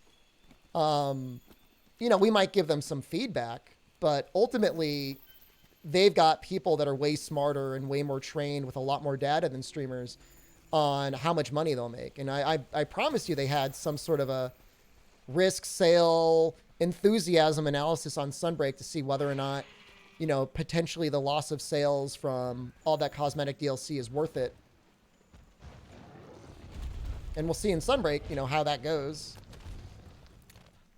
I mean, fortunately, if you're a PC player, it doesn't really matter because you're going to end up being able to get whatever layered you want. Because there's going to be plenty of mods for that, hopefully.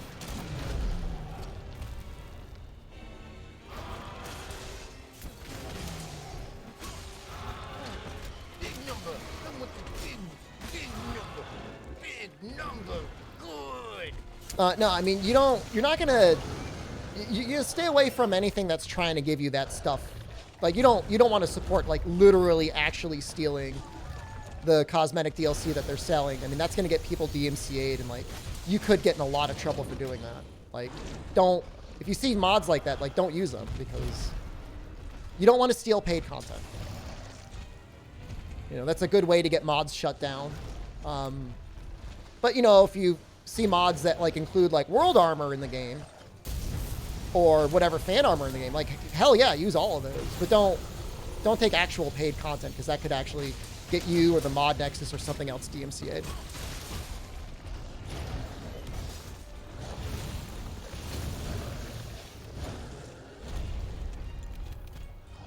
I mean, if a Pink Fluffy do, it really stands out. It stands out compared to World, and it stands out even compared to a lot of the older games. You know, I mean, you know, there wasn't really layered armor in Generations Ultimate or 4 Ultimate or 3 Ultimate or anything like that, but there were a lot of event quests that had unique rewards.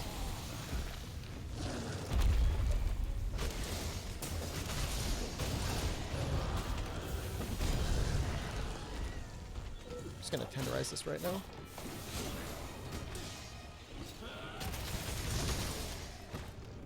Yeah, you don't want to steal. You don't want to. Here's the thing. For you, anyone personally watching the stream, you don't want to steal because you don't want to get your account messed up. And for anyone else, you don't want to steal because you don't want to get DMCA'd or you don't want to get the mod nexus in trouble.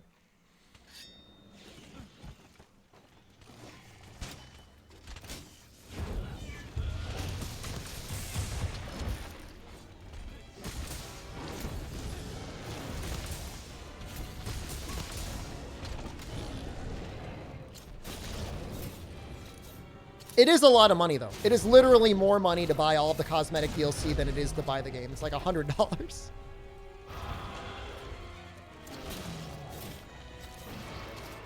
You haven't pirated any games or music since 2013. Are you a good boy?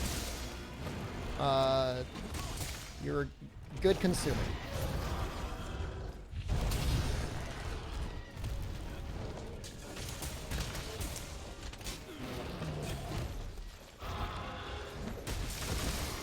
You need to hunt the Devil Joe? It's a fun fight. Let's go with this.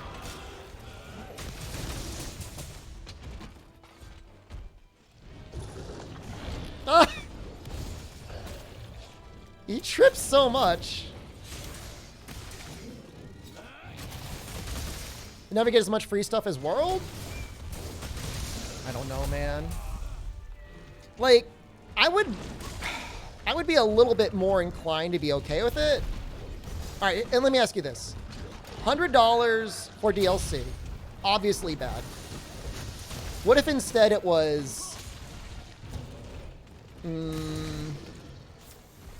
three $15 season passes? Like, what's better or worse? They're both bad. I feel like a season pass model, though, would incentivize them to put more into it. Could possibly benefit non-paying players. Would probably be cheaper. All I know is I don't like straight up paying $100 for stuff, because you don't even feel like you earned it. Hard no? I mean, understandable. Passes are bad. Just feels like every game wants to include them, though. If it's timed, I think it would be timed. What's he attacking? You buy from actual retailers like Steam, or do you go to third-party sites that resell them? The only time I go to third-party retailers to buy things is if I'm doing like a giveaway and I need to give somebody something from like Europe or something. Otherwise, I always go direct. I don't do sponsorships and stuff from key retailers because like I just can't be sure that they're not using stolen credit cards. And, like, I don't want to see my name in that scandal if they have been stealing stuff. Now, I can't help it in some cases. Like I said, like, if I want to get somebody, like, a copy of, like, whatever,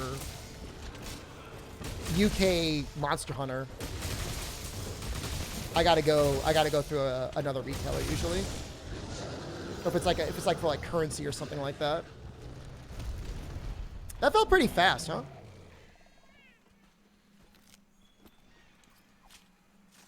You know, I don't really even buy that many games. You know, I have Humble Bundle. I've got Game Pass. I've got PSN. I've got people just flinging codes at me. Like I posted on an anonymous message board that I'm single and ready to mingle. You know, just throwing their codes right into my inbox. PC Game Pass is pretty good. You know, for the price. You know, at least it feels like a good value. Streamers don't buy games. I'm sorry. Should you go Nergigante Chargeblade or Gold Rathian? I think Golden Rathian. I think Nergigante. Well, Nergigante is going to take you forever. Wait, hold on. Yeah, you're not going to be able to make the Nergigante Chargeblade for a really long time. If you can make it,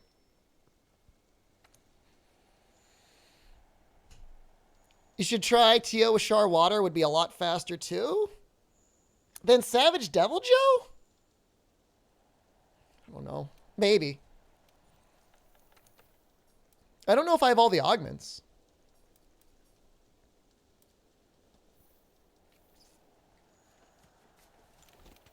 I mean, for me, like, I was able to get 3 years of Xbox Gold for like $180, and then I converted that to Game Pass for like $1. So it's like $60 a year for full Game Pass, or like $5 a month, and that feels fine. I upgraded Char Water, but I didn't augment it. You slept all day? It's so late. It's almost noon. I'm waiting for him to cycle through again, so I want to lure him out.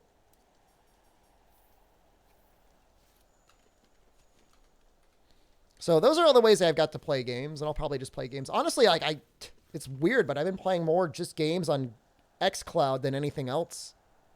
It's either that or on the Switch if Jen ever holds it, gives it back.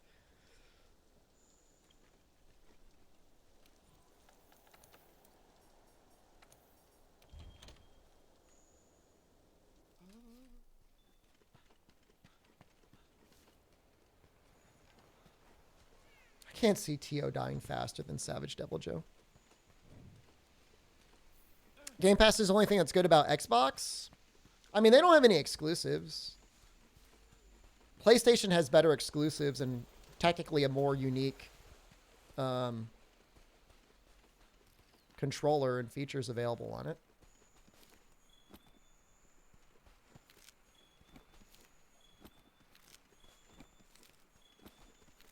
You play League of Legends all day? I'm sorry. One Bloodborne on PC?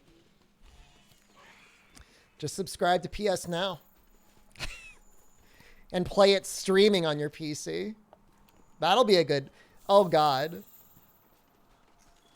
Frame pacing and input lag. That would be delightful.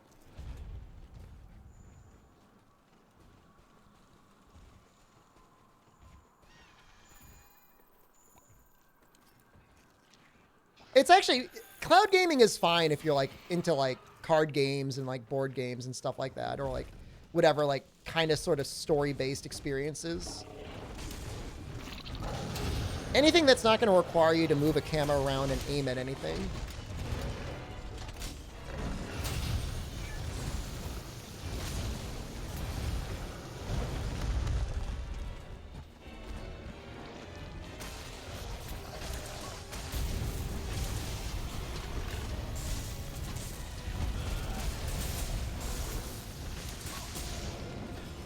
Let's get a...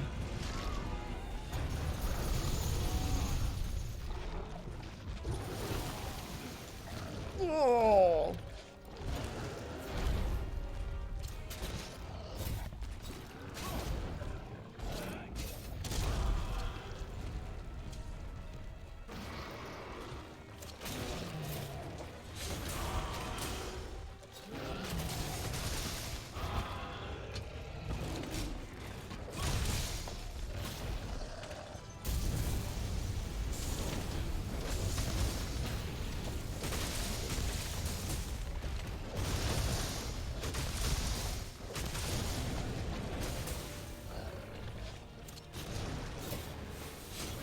He's just such a juicy meat bag. Spike rocks deal more damage than other wall bangs? Never really studied enough to really know.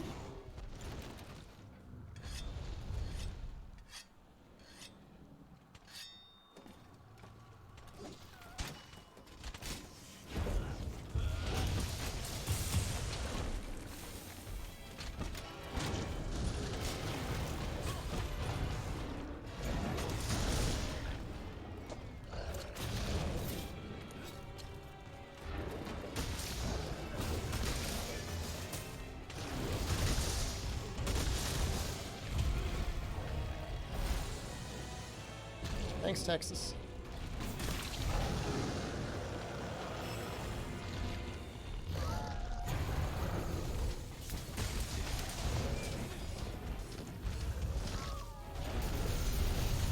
Apparently there are areas in Rise where the wall bangs deal additional damage, but I've never really looked into that. Oops. Completely whiffed each other.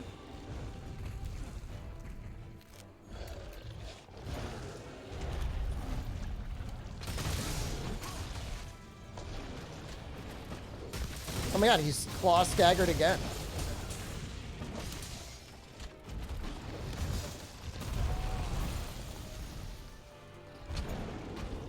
The lava walls that would open up?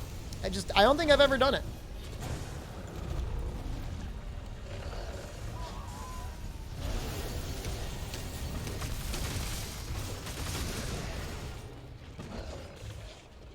What a sad monster.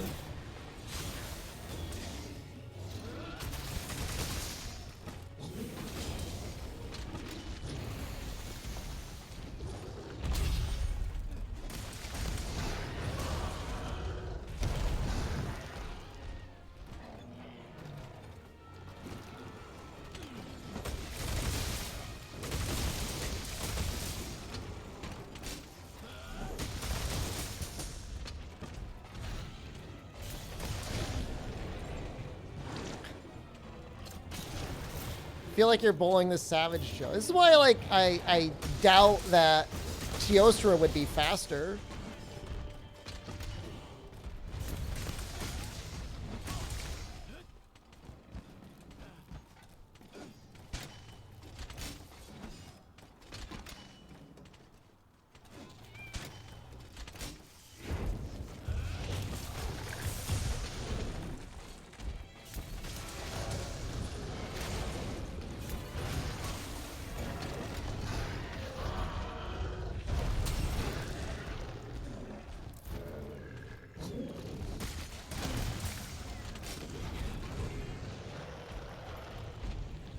Has anyone seen an ad for a microwave? Not since maybe no. I don't think ever. Why would you need to advertise a microwave? It's like advertising an oven. Like maybe a boomer would.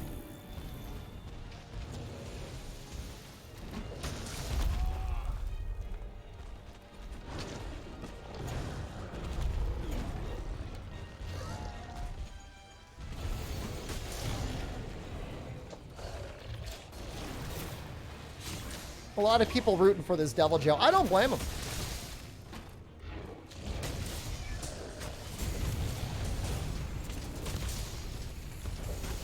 Oh, we don't have Savage Axe on.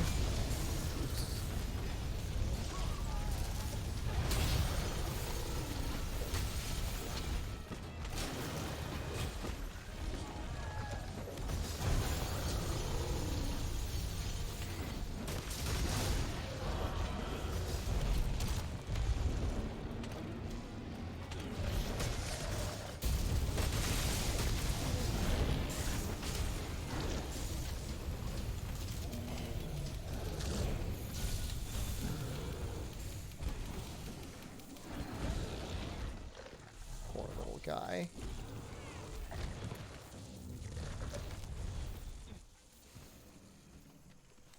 I think he is kind of cute. Rise Charge Blade is so sad? I'm going to get good at it. And then you'll be like, wow, Rise Charge Blade is cool.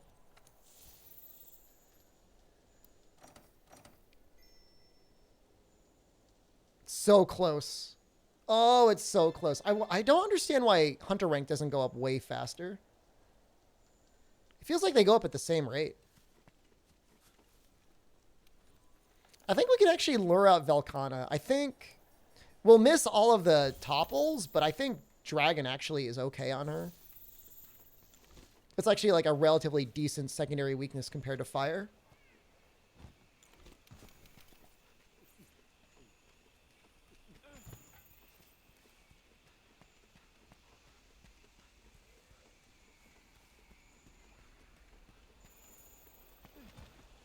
$20 on the head. I mean, it's like... It'll probably end up doing more damage than the impact files at the very least. The only issue is it's going to pop her out of her ice mode like instantly. Isn't there a good master rank event quest with increased ranking rewards? I don't think it's as fast as just doing this because like you have to keep in mind like I get to keep Fortify up. There's no quest loading screens. There's none of that. Rise SAD is sad even when you're good at Charge Blade. I can't fix that. I'm not going to do that. I'm going to do Savage X.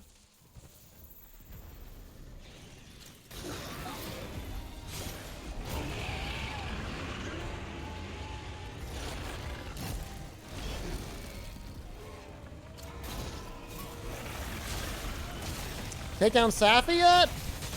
Can't do it. It's going to have to be next week.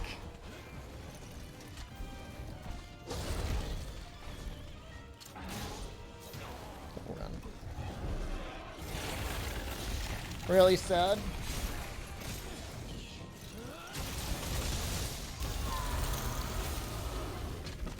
Getting fit? Giga Chad soon? I don't know if I'm quite Giga Chad level.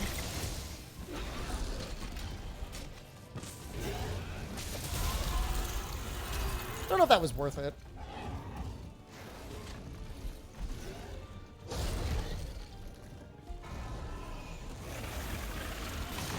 Oops. That definitely wasn't worth it.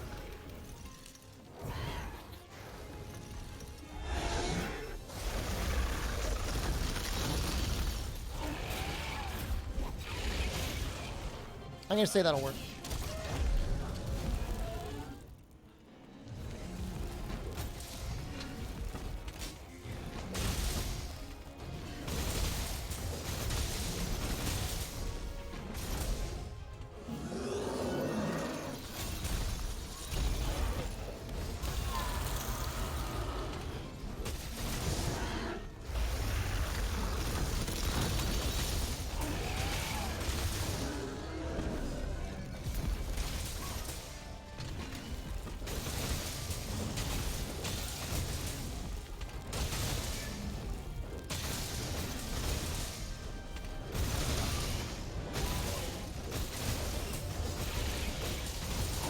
I think the impact files did end up doing more damage, but I think the actual attacks are doing more damage. You need guard up for that, right?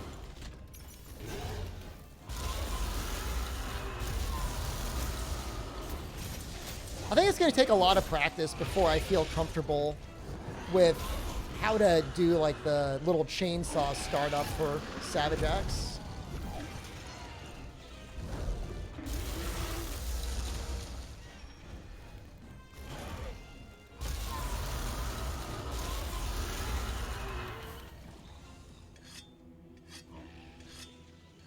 Right, Switch Axe is better than any Charge Blade? Well, it's not fair to compare, like, the funnest weapon in the game.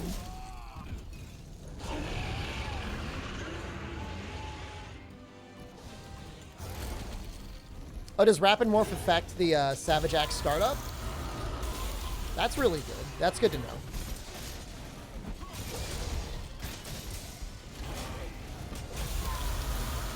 Does it increase the damage, too?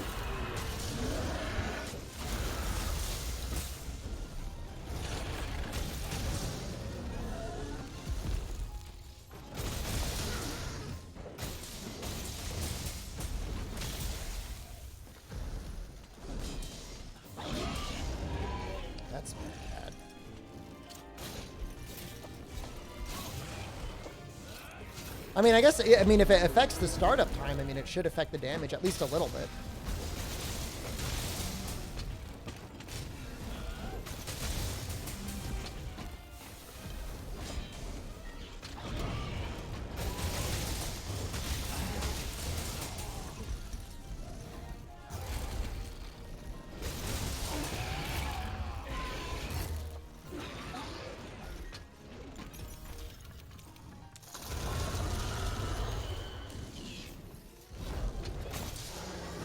I think silver just spawned. I think I just saw a silver scale.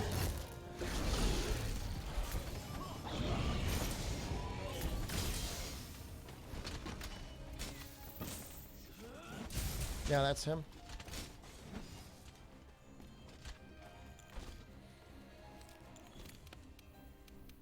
Well, it's doing a little bit less damage than I thought it would. I knew it wasn't going to be great. But I did think it would be better. You really got to hit the head for using Dragon.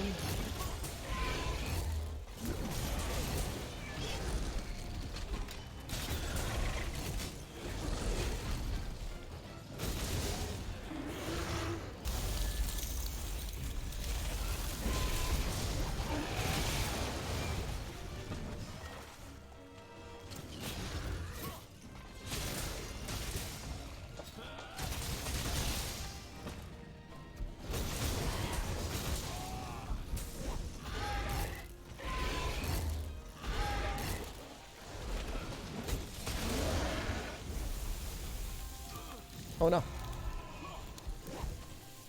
It's walking to the side.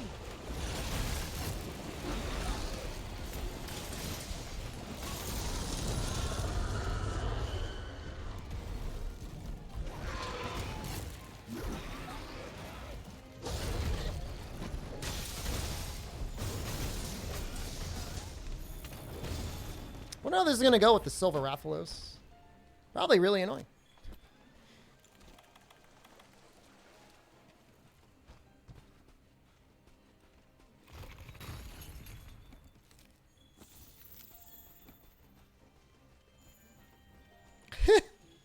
Just like looking at him.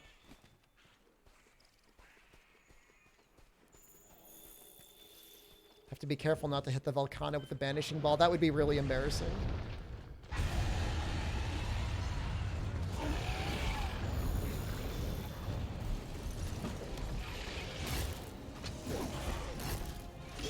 Oh, that would make sense. I don't really want to fight Silverless, though. I mean, I killed him once.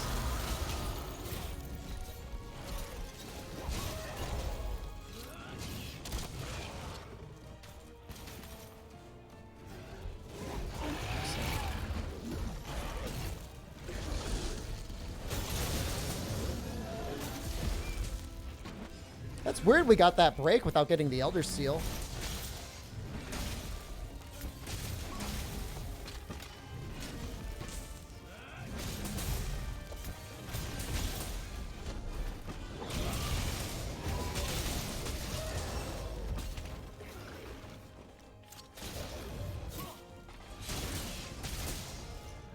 Four-piece Silverless for critical element? Think so, yeah.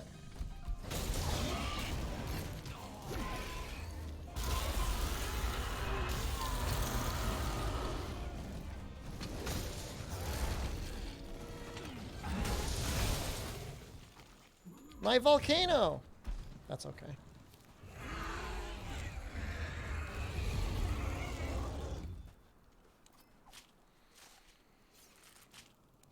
Volcano's one of the few elders that aren't aggressive on sight. I think there's actually quite a few elders that aren't aggressive on sight. For the most part, they all kind of ignore you. Nergigante hates you. But Luna and Tia will ignore you. Kieran will ignore you. Black Veil Valhazak can't even see you. And I don't even know if normal Valhazak gets angry with you. I think it's more fun in Rise, light or heavy bowgun. Heavy bowgun's better in Rise. Or it's more fun. Luna and Tia definitely do not ignore you. Kashal ignores you. Luna's aggro on sight? I could have sworn I've seen Tio ignore me before. He's not there, though. Tio will chill? Okay. So Luna doesn't. But most, I would say the majority ignore you. Namiel, I think, ignores you.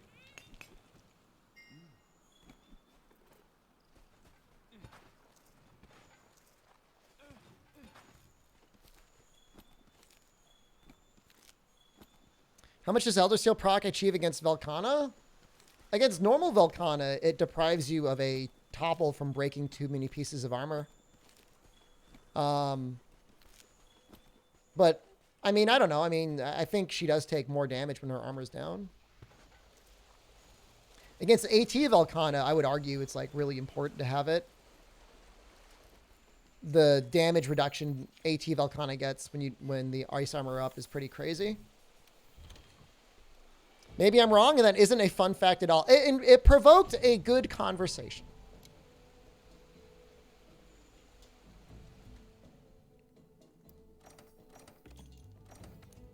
It's the beauty of speech on the internet. It's free to say anything. Before you know it, someone will be correcting you. All right, so Monday for sure.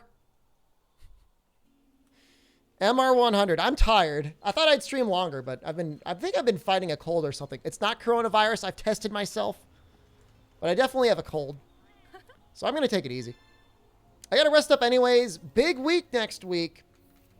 Monster Hunter Rise on Wednesday? Is that right? Is that the 12th? It's either the 12th or the 13th. I think it's the 12th, though. All right. New undetectable variant, goblin variant. I haven't even been outside. Okay, I'm leaving. I love you. I want you to all have a wonderful weekend. I will be taking it easy. Join the Discord if you haven't already. It's a fun Discord. You can also join the YouTube. It really is a great Discord. The fun keeps going. All right, I'm leaving you. Goodbye.